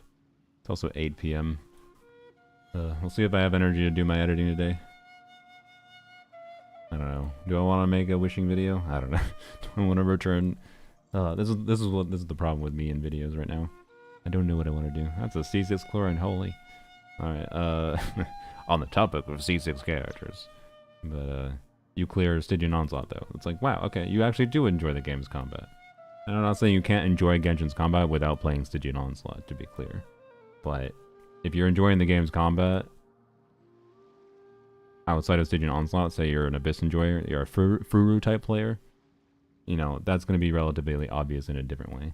Because I bet your profile won't be, you know, full of 5 stars. It'll be full of like a C6 Amber that is min-max to hell. Anyways, I'm kind of surprised you're not like trying to run 100% crit rate. Does she? Is there? No, none of her cons give her more crit rate, right? Yeah, no. No way, it does. I'm dumb. Okay, so never mind. That is the ideal crit rate. Okay, that makes sense. Never mind. I forgot. For some reason, I thought C6 was just like a bunch of motion value and not crit. It's motion value and crit. I see. Okay. Metaphors Um, speak for themselves. So yeah, plus yeah, plus 30 at C6. So yeah, you're at 98% crit rate. That makes sense then. Then this, what the fuck does circlet? 21% attack. Holy. One bad roll there, one bad roll there, but yeah, four liner, but yeah, and another four liner. You're the master of having four liners with one bad roll, except for your flower, which is an off piece. The EM roll is technically not a bad roll, but it's not a great roll if you're not playing aggravate, and even if you're playing aggravate, it's not great. So, yep, four liner with one roll, four liner with bad roll, four liner with bad roll. Amusing, but hard to complain. It's pretty much a perfect build. Although it is a whimsy domain, so this is definitely a top 1% build, but well, there's also no C6 current leaderboard, so you have to change your build to balance around this. So this build is probably ranked at like a top 800 for a non-C6. No, I was wrong. All right. I undervalue. Yeah, I guess it probably heavily biases towards 100% crit rate. So, anyways, if there was a real leaderboard for your Clearend, it would be higher. But, anyways, oh well. Wish I could redeem my Wanderer build. Level 20 Arlecchino. Wait, there's a level 20 Arla somewhere that we missed. Didn't even notice. You know what, Yurei? Sure, I'll redeem your. I'll look at your Wanderer. I forgot to redeem for my Navia. Rip. Let's see a Wanderer boy. I assume, by the way, like Wanderer should be the same case as like other anime DPSs, where Prune a relevant potential option, but not necessarily needed. This seems to be a strong Wanderer. I don't have much else to say. Wander on Wizards is, of course, you know, just embrace the RNG a little bit. Hopefully you don't get the EM buff, you're fine. And your artifacts are all pretty good, but you are no attack percent in the flower, but not that big a deal, right? Apparently I need to share some of my animal goblets with you. It's kind of sad that this is your best off piece. It's always sad when you have to use an off piece goblet and you don't even have like a crazy off piece. But it's something that changes over time. But sometimes you can get RNG screwed. There's a couple goblets that I don't have as incredible options for, so yeah. Alright, I guess Soluna likes Yurei more. I mean, to be fair, I answered that before you mentioned that. But fine, I'll look at your Navia too. No more though. What about people that hate Gambling Edition and enjoy the combat? Oh, Kiwi had the level 20 Arla.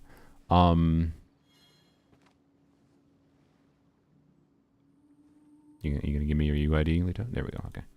Just a little bit of delay. Oh, I think the delay is slightly longer technically on Twitch. I forgot about that. It's a little bit annoying.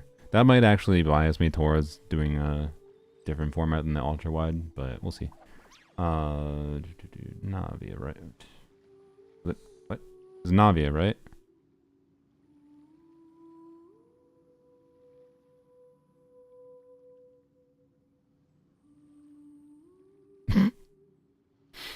8-second delay. Yeah, I think that's longer than I had before, which is unfortunate. So maybe I'll go back to whatever, just so we can get lower delay again.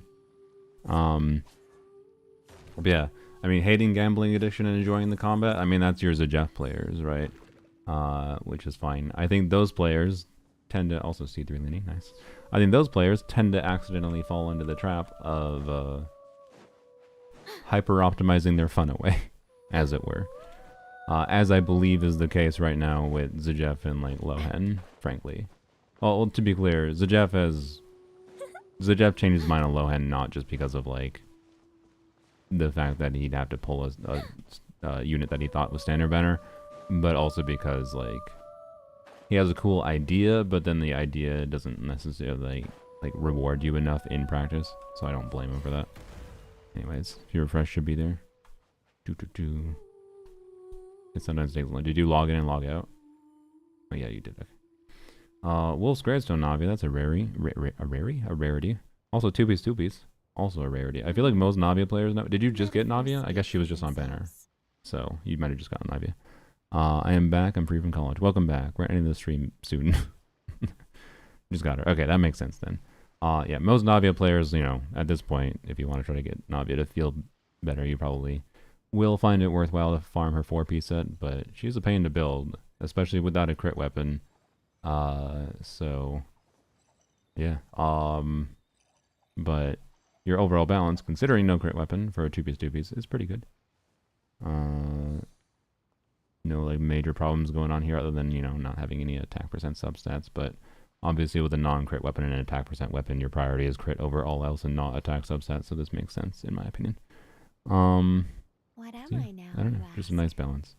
Goblet Just isn't a that human incredible, who's but lost her I don't know. voice. I also have poopy Geo Goblet, so I understand. What artifact can be improved or changed? Sorry. I mean, unironically, like, I do think it is worth, if you really think you're going to get value from and enjoy Navia long term, you should try to, like, strongbox and craft some pieces for Navia's artifacts. Like, elixirs make it so much easier to just get 4-piece bonuses. In the past, I would more strongly have recommended, yeah, it's fine to stick to 2-piece, right? But I think it just probably makes sense, most likely, right? So just realized I could have made it bigger by doing that. I think it makes sense most likely to farm the new set. So even if it sounds distressing, just to hear someone say change every artifact in your build, that is unfortunately the answer. Other than the goblet, I mean, the goblet would be. I mean, the goblet is worse enough that if you're gonna try to get to the new set, I think it could be, this is a case where crafting an on-set goblet, on the new set, calling it new is weird, but crafting an on-set goblet for Navia on her own set might be worth it, right? Well, yeah, obviously talents and leveling her up, of course. There's a crit damage roll missing from her ascension stat too. Metaphors speak for themselves. Lohan should give real buff to offhitters, which increases if you play him well. IMO, yeah. Lohan's whole kit makes so much more sense as a standard banner unit, so anyways. I just do think that what I was mentioning was Jeff's mindset before of, you know, he's a little bit, I think some of his attitude with the game affects his own ability to have fun with the game, but it's also how he's enjoying the game, and that's fine. So yeah, I'm finally feeling the gem shortage. Oh boy. But yeah, as far as like I don't know, artifacts to improve before that, the flower, I don't know. I don't know what your 2-piece options are on your account, right? If you have something better than using this piece. These pieces, it's like you got a good balance of crit value overall right now, but like it's nothing incredible. So I don't know. All of Navia's talents matter. Obviously, your skill matters more than the other ones, but I would at least do 8, 10, 8 on Navia if you're trying to get the most out of her. So yeah, skip so long till Albina came out. I've gotten 5 new characters since then. I see. Yeah. I have a better Geo Goblet on Chiori. Oh, nice. Yeah, okay. What am I Interesting. now, you ask? Just a human who's Are you lost her planning on playing voice. Chiori with Navia? Are you planning on doing like Albedo Navia most of the time? Because that will depend on whether or not it makes sense. Sio and Chiori doing Albedo during Navia. Okay. Then maybe you could steal the goblet, yeah. It's high enough crit value to be worth it for sure.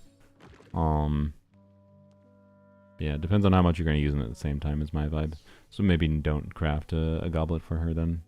Instead save the elixirs for crafting the other annoying pieces like a circlet or a timepiece. So yeah.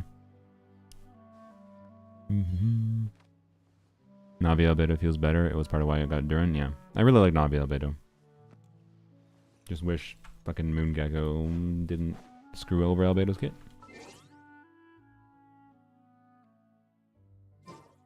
Why don't I... Can I not have my mouse? There we go. Oh, yeah, duh. That's why. What name card did I get? What is that from? Oh, the fucking Battle Pass. Ew. Ew. Who uses the Battle Pass name cards? Those are name cards of shame. What's Nicole's name card? I do not know. You do? You don't mind the battle pass of shame? How's this organized? Is this alphabetical or is it like... Oh, there we go. That's very pretty.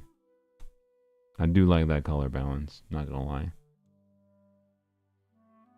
But I'm not as much of a fan of like name cards that have characters themselves or their faces in them. Lohan is funny, by the way. Which they tend to almost always put characters' faces in name cards now, it seems like. Lene is Lumi, nice.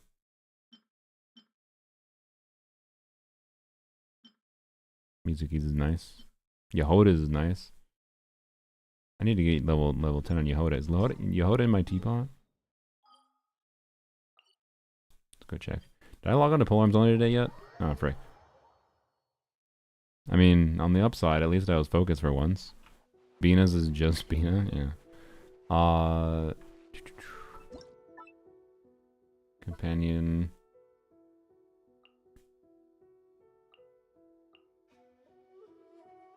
Where's Yehoda? She's blending into the background. I have not played much with her in Overworld, so I know I don't have much friendship on her. Bruh, where is she?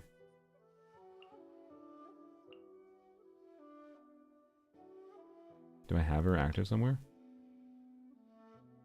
Am I blind? Am I blind or is she active? Oh, she is active here. Okay, never mind. Cool. Okay, let's log into Poland only because I don't think I logged into it today. Did I? I don't think I did, right? Oh god. Oh, whoops. Whatever, it's fine. Oh no, I wasted 2 resin. How useful resin is on a Polar only account where all I can do is min-max builds and therefore most resin just does literally nothing. Do. Like, the thing to do on Polarms only right now with resin is to farm for Lohan, I guess. Oh, you know what? I guess I should farm Lohan talent material. Wait, no, I think I already had enough Lohan talent materials. Like, god damn it. Yeah, I didn't log in yet. It's just been one thing after another lately. I'm on Nicole friendship, do her lore read and stream? Sure. Why don't we go to Isa bathhouse for a bit? Okay, let's see what, Nuka.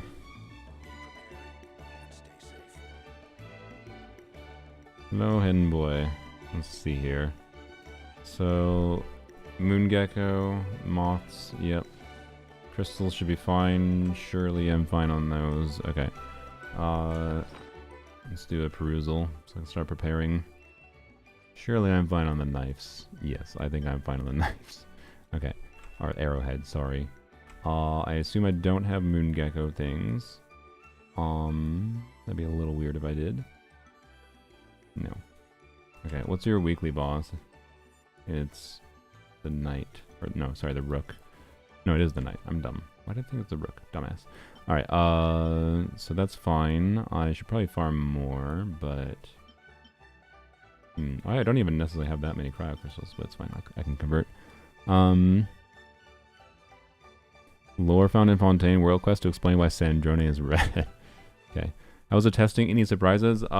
Biggest surprise was how she was just like a side grade at C6 for animo buffing. I thought she'd be like for Venti. Like I thought if any chance she had to replace Farah's on C6 for animo buffing, it was gonna be for Venti, right? But she only truly shines completely for Varca and is an interesting character to C6, but overall, not quite as good as I expected she was going to be, is my overall vibe on Prune. And a really annoying conjunction of restrictions for her kit for too many situations. C6 Lohan on this account? Fuck no. Sauce Lohan? Burn Mill? Yeah, I'll definitely try that. Sorry. So okay. So what talents were you? You are resistance. Okay. So I have a lot of resistance. I can craft 54. Okay. So I do need to farm some of these though, if I plan to triple crown him, which I may as well, because it's my Polromoni account. What else am I gonna do with 15 million more? Okay. So, I think I guess I'll farm... Oh, fuck. I just realized... I guess I should have pre-farmed some next patch. You know, I don't have to spend all my resonance Stygian. I don't need artifacts that badly. I'll get his pre-farming done before I spend a bunch of resonance Stygian. But I want to have him, like, you know, fully maxed out day one, right? So... Need to farm the moon gecko. Need to get a little bit more talent materials. I need 114. Yeah, 114. So a lot more of these if I want a triple crown. So I should just farm this the rest of the weeks. Or rest of the week. Alright. And then other than that, I really just have to get the moths, which is easy, and the normal boss traps. Alright. Cool. My boyfriend is going to squeal when low hand drops. Oh dear. Prune makes sense with Lanyon. I found Venti to be better than C6 Prune, but C6 Prune wasn't far away. Like the new artifacts just seem to be more impactful. And then the dynamic with Venti just works better. Like if there was something more to do with the extra field time on Lanyon that Prune could allow, you know, maybe there'd be something more there, right? But as it currently stands, it's not seen to be the case. But there was one Lanyon team I did show. So the Emily, Nicole, Duran Lanyon team, if I used C6 Prune in place, what do I have for fragiles? Okay. Oh, I should probably just use that.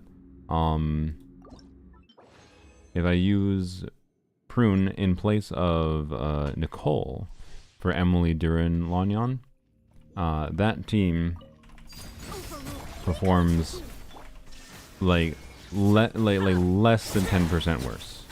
It is not that much worse with C6 Prune than a C0 R1 Nicole.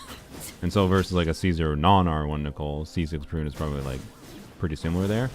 And I think the interesting thing that shows is not necessarily that I'm going to play with Prune and Lanyon all the time, but simply that Prune C6 has interesting, random, compelling use cases like that. So, yeah. When I'm on mobile and vertical mode, the stream has black bars on top and bottom of my mind. I'm like, wow, so cinematic. Why are you watching in vertical mode? This'll brighten up the place.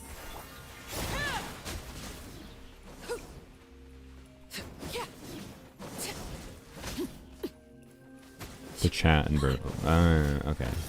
I see. That makes more sense.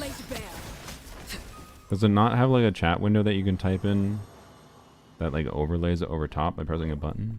I thought it did. I don't watch much Twitch on mobile though. Also, thank you for the minimum drops game. That's what I wanted. Alright.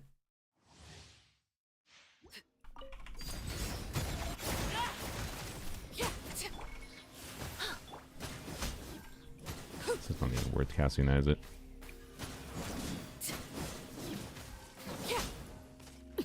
It does, but it's kind of annoying and in the way. What the hell happened there? What? Did I just E and like as it like teleported in the air and I just missed E? Oh my god. I was looking at chat when I E'd. Making a Genshin movie. That's what it kind of feels like.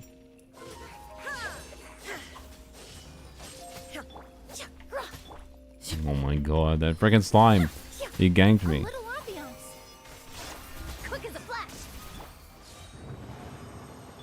Alright. I see. Okay, so that's one downside then, is trying to chat in the vertical mode. Yeah, Twitch is weird with formatting it. Why do they letterbox by default in vertical mode? Like, why wouldn't they just show more chat? I don't know. Looking at Sig work against shields? Yes. Wait, did that actually work, or is it just because I broke the shield? I think it does, because I think it's on... It's not on damage, I believe it's on hit. Charge attack hit. I can double check. Yeah, charge attack hit. Yep. They show more chat in vertical. Yeah. Hello, Risu. It's just like, why does it have letterboxing in the vertical mode? Why doesn't it just show even more chat if there's space below the video? That's all. It's weird. All right. Toot.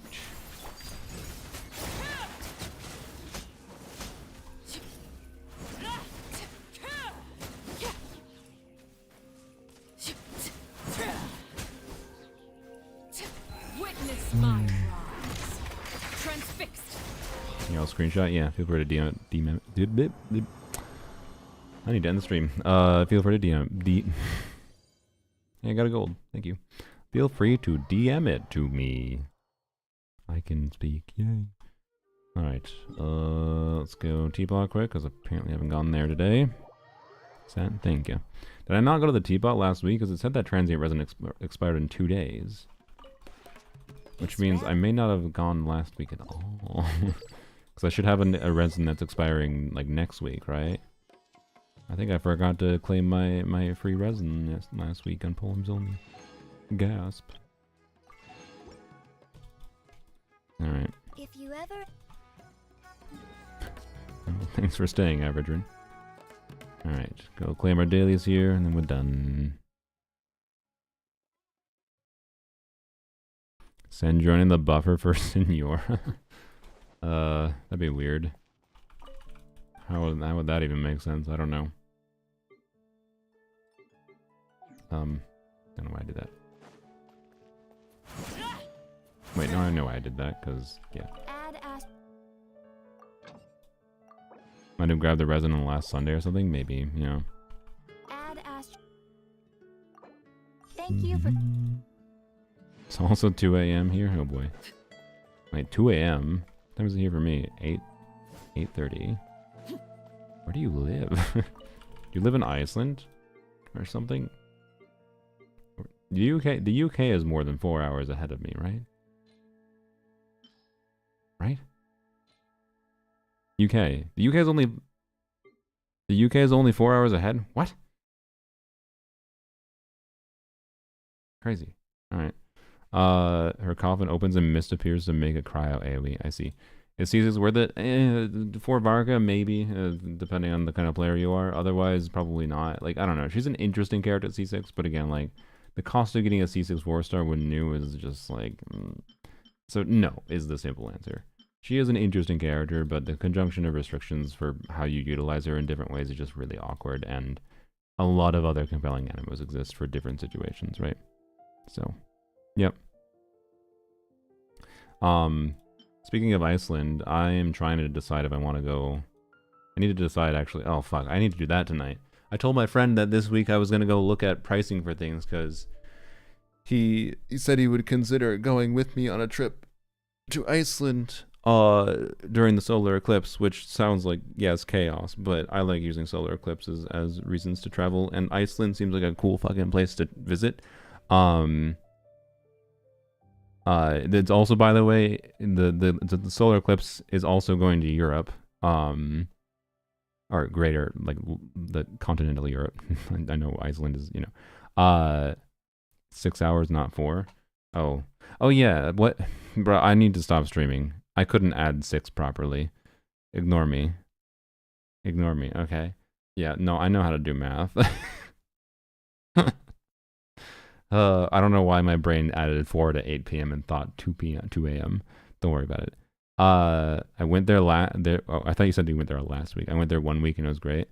Geysers smell like rotten eggs. Yeah, I've smelled geysers before in Yellowstone Park in the U.S. But anyways, I need to decide like now, because the prices for tickets will skyrocket if I don't like schedule things and get things done now.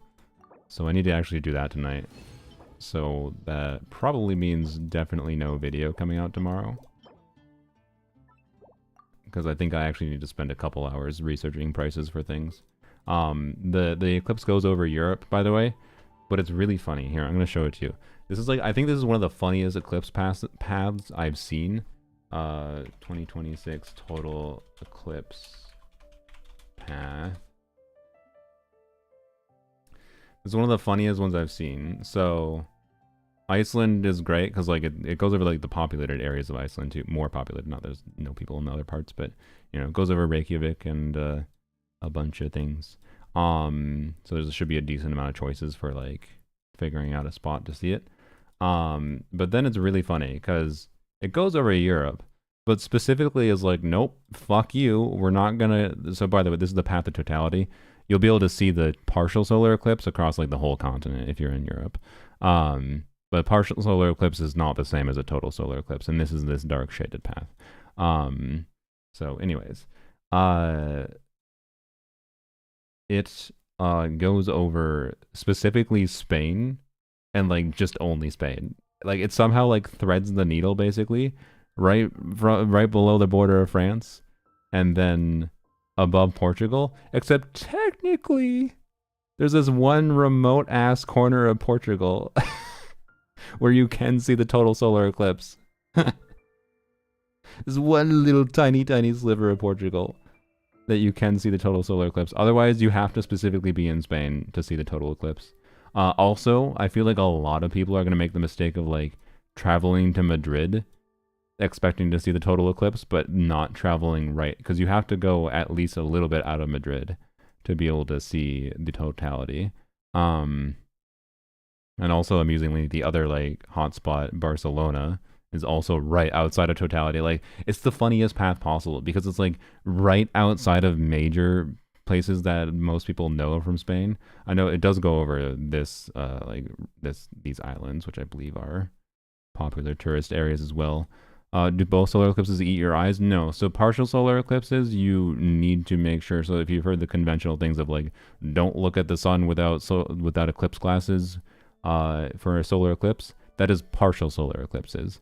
For total solar eclipses, which is a very brief period, like you don't take off your fucking glasses and stare at the sun, because a total solar eclipse doesn't happen until after like there's a partial solar eclipse happening before totality happens. But when totality happens, you want to take off your eclipse glasses because you won't be able to see shit if you have your eclipse glasses on when totality is happening. But yeah, so you get 1 minute 45 seconds of totality. The total eclipse in this area lasts like 2 hours, so that's like when the moon starts to cover the sun.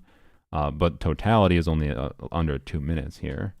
So there's that 2 minute time frame you could take off your glasses, but for the rest of that time frame you would want to have the eclipse glasses on if you're staring at the sun, or you can take photos of it and not stare directly at it, but you need to know how to take photos of the eclipse to get good photos.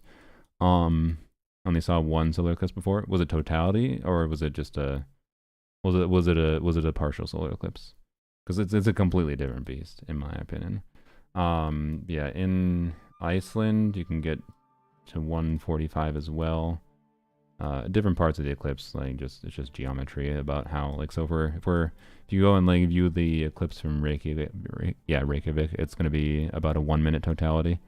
Instead of you travel a little outside, let's say if you go to this park or whatever over here, I think there's a park, you can get almost another minute.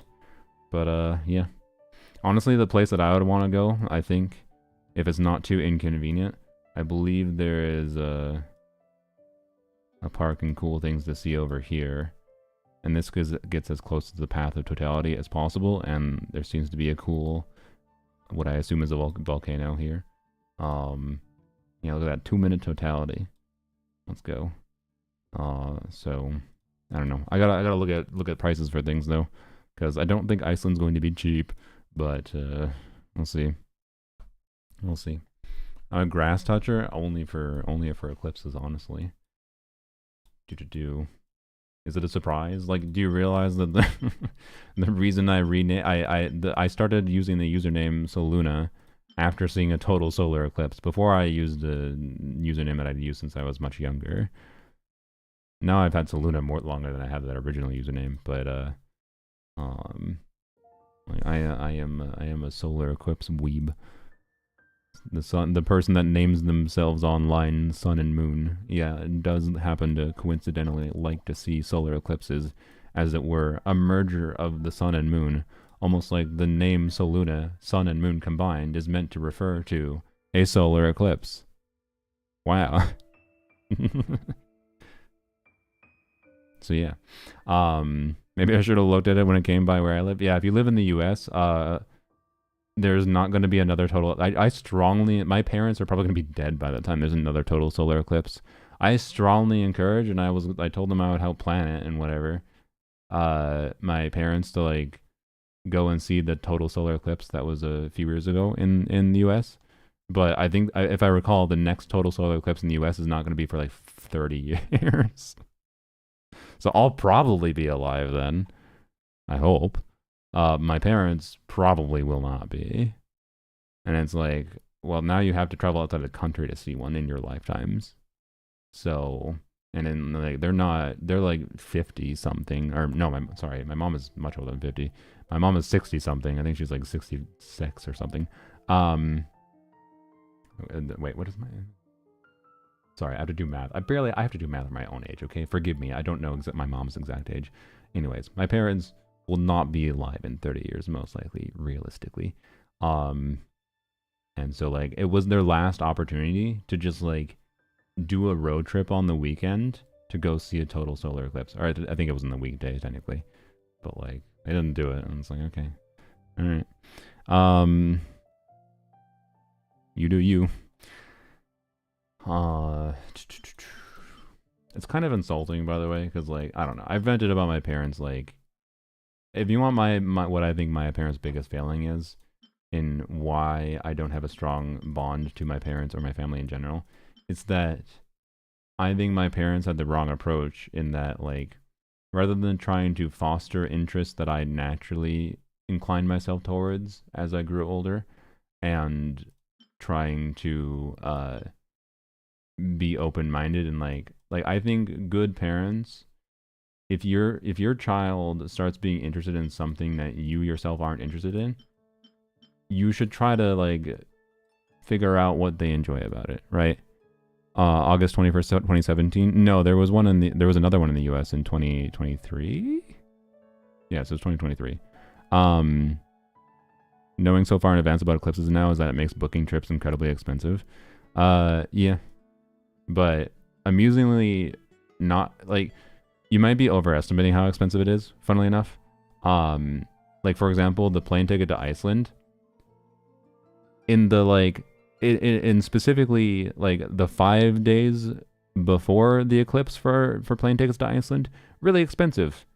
And then conveniently, like, if you go specifically like 1 week beforehand, magically the plane tickets are exactly the same price as they always are, basically.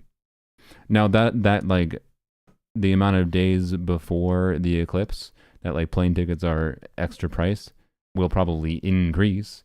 And my bigger concern is like actually like what the cost of finding somewhere to stay will be. But than the plane ticket. But yeah. Anyways, like my parents, like my parents know how interested I am in astronomy, I think. And how much I told them the story that's told solar eclipse and like how cool it was and whatever. And it's like the fact that my parents didn't like feel like, maybe since this is the last real convenient opportunity we have, maybe we should go and try to experience this thing that our son experienced that he places a lot of value in, so that we can have a shared experience with our son. Right? Like, the fact that they don't think that that's worth it to them confuses me. Because, like, I don't know. Like, this is why I have a disconnect with my parents, because it feels to me that they, like, don't actually even want to try to understand me, when I have tried to understand them and their perspective on things. So, hence I'm pretty disconnected from them. I don't dislike them. I appreciate them for a lot of things, but, you know, I never have deep conversation with my parents. I pulled away from them when I was 16.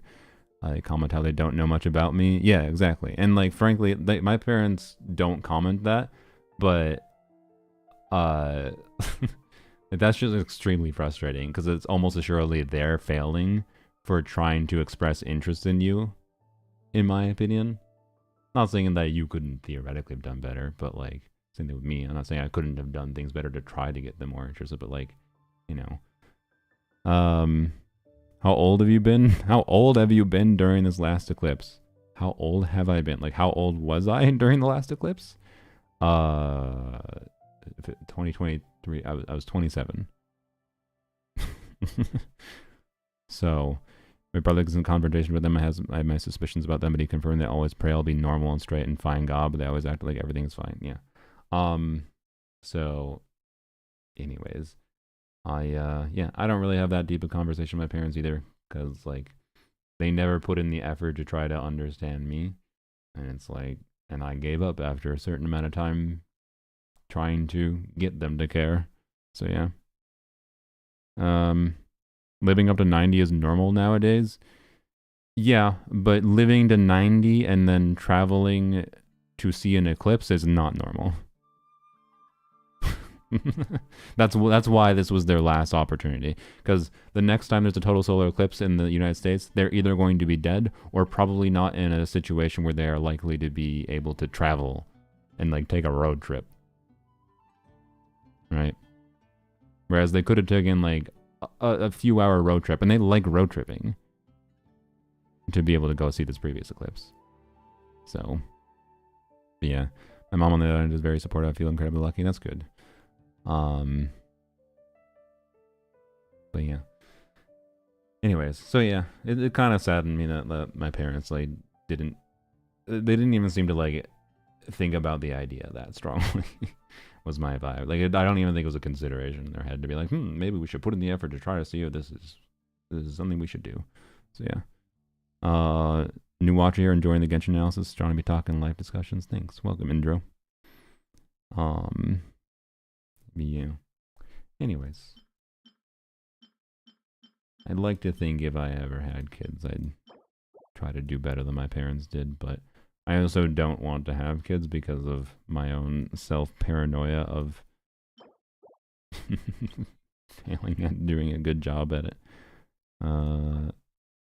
Wait, this is the wrong material. What am I doing? That is Nicole materials, not that account. We were doing Lohen stuff. There we go. Alright, so batch. We'll double. With this many being crafted, yeah, Layla should just give more on average. Okay. And then we need 62. So that means we need to save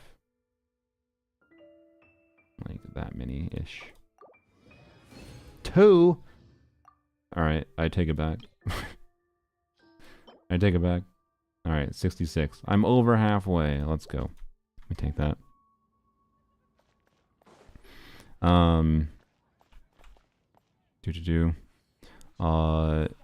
You gotta make them go for something else first, then bring them to the eclipse. I mean, I tried. I tried, but the eclipse path was not exactly, in 2023, was not a convenient path for, like, many obvious sightseeing things that were also, like, I think a convenient distance away. But I did, like, suggest a couple of things, like, yeah, you could go check out this in the area, too, because I'm well aware. The valuable thing you can do when planning a vacation to see an eclipse is not just to see the eclipse, but do something else. Like, you know, if I'm going to Iceland, I'm not just going to go to Iceland, see the eclipse, and be like, all right, bye-bye, Iceland. It was nice being here. Like, no, I'm going to go do some fucking shit in Iceland. Like, so I did suggest things to them. I don't remember exactly what it was, and it wasn't a great eclipse path, again, for, like, no offense to the central United States, but, there's not much to see in the central United States. Here, let me show you the eclipse path in the central US. Total eclipse 2023. Wait, it was 2024? It was 2024, I think. Whoops. I lost track. Was it? It was 2024. It was 2024. It was only 2 years ago, bro. Oh god, my brain. So it went through Mexico, and my mom likes to go to Mexico every few years, by the way. So I did suggest she go to Mexico, but the problem is my mom is so fucking boring with her Mexico vacations. She always goes to the same fucking place. It's like one fucking place and one fucking beach that she just like lounges on for a week, and that's fine with what you like. I'm just like, why don't you go somewhere cheaper if you just want to lounge at a beach for a week? I don't get it. I don't get it. But yeah, it's a comfort trip for her, and that's fine. But it's like, hey, you could go to Mexico, go to somewhere new, and see an eclipse maybe on the beach. I don't know. Anyways, like you could have gone. They could have gone to Dallas. I did suggest that. That's a notable city that they pass through. And then it's like, there's some national forests. There's a lot of national forests in the U.S. Indianapolis. Ooh. Cleveland, Lake Erie. And then we get into where I went to see it, which I went to see it in Canada with my friends, because I have friends that live in Toronto, or near Toronto, that is. And like, Niagara Falls was the, would you like to go somewhere you'll regret? I did not go to Niagara Falls. I think that was probably the hot spot. I imagine it was hell there. Because small, condensed location that is already a tourist trap area and now has a total eclipse? Staring into my eyes is ill-advised. Absolutely no. I can't promise you'll like what you see. Like, at least Iceland will probably be chaos a little bit, but like Iceland as a various large area I can go around. I don't need to be stuck in a small area with a lot of people. Cool waterfall, yeah, it's just like, it's turned into like a tourist hell area as far as I understand. So anyways, but yeah, so like this eclipse didn't have as many obvious, and like if they wanted to take as short a trip as possible, it'd be driving from Minnesota down into this area. But there's like nothing here. St. Louis, Missouri, and Mark Twain National Forest. Like, I'm sure there's cool. There's not nothing there. You have my But undivided you know, attention. are best in a wild setting alone when you imagine the other world. So, but anyways, I think personally, I think eclipses are absolutely worth the trip on their own. As someone who definitely did do a trip just for an eclipse for the first total eclipse I saw, I found it worth. But it is a smarter idea to not just plan a trip only around an eclipse. But anyways, when is the next, let's see, total solar eclipse is, fuck off. Time and date, next 10 years. What about, I can't do more than 10 years? Okay, that's annoying. So yeah, there's not a single one in the next 10 years. So there's the one, that's the 2026 one. Here, I'll zoom in a little bit. So that's the Iceland, Spain one. Also Greenland, but by the way, the areas that goes over Greenland. Oh, also technically a very, very remote area of Russia. Technically. But also over Greenland, which also has like no population center. So good luck seeing anything there. Or getting there. Not that you can't, just it'd be hard. My dad was emotionally released and tormented those around him. My condolences. I can't promise you'll like Hopefully you've been able to have a better life without him. Iceland, I did a whole trip around the island. Nice. I saw there was a couple like things I could pay for like tours and whatever, but those tend to be expensive. I wonder if I can figure out like renting a vehicle myself or not. The Greenland movie? I don't think so. There's a 2027 eclipse. Also, fuck Spain, by the way. Sorry. I get somewhat annoyed. Like, fuck the U.S. to be clear, right? The United States had 2 total solar eclipses in the span of 6 years. Like, fuck the United States for getting that lucky. But the United States had gone a long time before having any total solar eclipses, and they're gonna go a while before having another. But like Spain, literally back to back, August 12th, 2026, and then lull. August 2nd, 2027. Like, basically everyone in Spain, although amusingly both times it doesn't go over Madrid, but anyways. It goes over Egypt. That's interesting. Is that over the pyramids? I don't know. I'd have to look at that closer. That'd be a cool one. Go to see the pyramids, and again though, that sounds like a little bit like tourist hell. seems ideal in your head until you realize that everyone has that idea. Truly the end of the world, yeah, clearly. You have my undivided attention. Yeah, 2035 goes over China and Japan. 2028 over Australia and New Zealand. Another one over Australia and South Africa. This one is really fun. This one is November 14, 2031. Basically just over the Pacific Ocean, except for a little tiny bit of land, basically just Panama. And maybe one other country there. That's hilarious. And then this one over Alaska. Ooh, that one could be cool. Alaska and a little bit of Russia. This one, another one over Middle East and China and Africa, of course. Okay. Yeah. What about 2040 to 20? There we go. So the next, yeah, 2045. 2045. Sorry, it wasn't 30 years. It was 20 years. My bad. My parents would probably be alive. But again, will they actually be able to travel to that one? Who knows? Does I go over Oregon? I might. But Oregon to Florida. This one is very US, except for it also licks Brazil and a couple other countries, of course, Argentina. This decade apparently says fuck Europe. August, Canada, weird Canada one. The eclipse is like only in Canada, and it ignores like all of where everyone lives in Canada. It looks like. Like nobody lives in that area of Canada, so that's funny. Actually, no. This looks like this one goes over this 2044 eclipse goes over the province that eradicated rats. I forgot which one. Is that Saskatchewan? Is that a different province? I don't remember. Interesting one here, Middle East and I'm forgetting the general area for the area here, Oceania.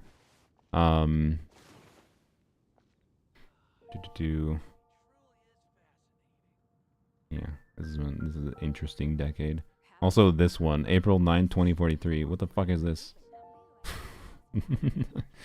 To be clear, it's because the Earth is tilted and like it's weird, but this is a funny one. I can't imagine being alive that long. Till like 80? Really?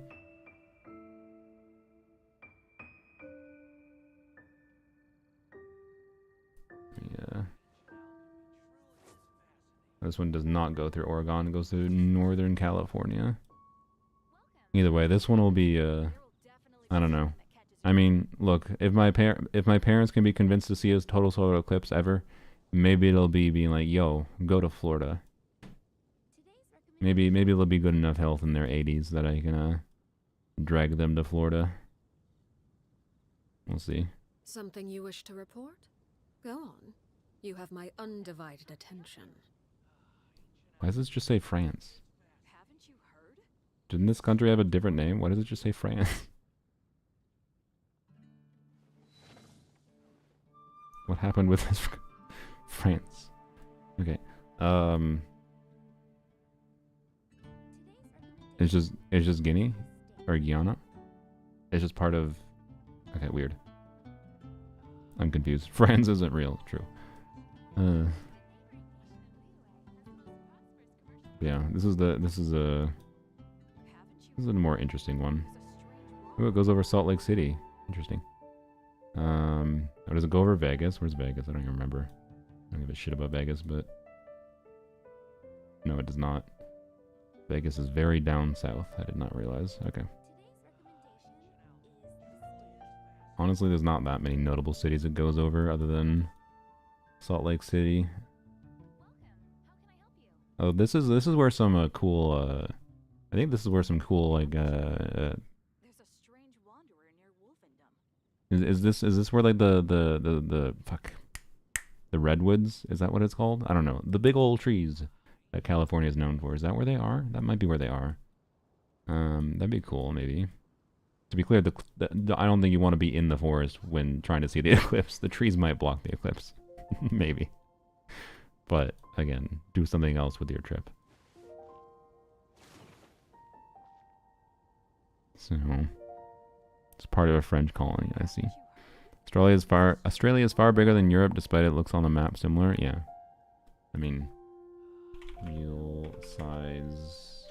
What is the website? True size of, or the true size. Yeah. Let's get like all of Europe. So put things towards the equator to get them more sized appropriately. See, Europe is actually like its entirety. If we like, you know, try to squish things around, basically the same size as the US, the continental US. You don't want to add Alaska. What could the children Alaska's be up to? humongous. So yeah. Anyways, Let them do as they please. where's Australia? Yeah, Australia is quite big. They're actually Australia is about the same size as it represents on a 2D map, but it's still not quite as big. Yeah, Australia is humongous.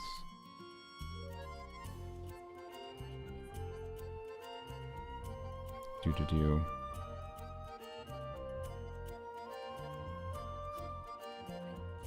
Also the classic Greenland. Greenland actually not that big. It's big. Greenland big. Not that big.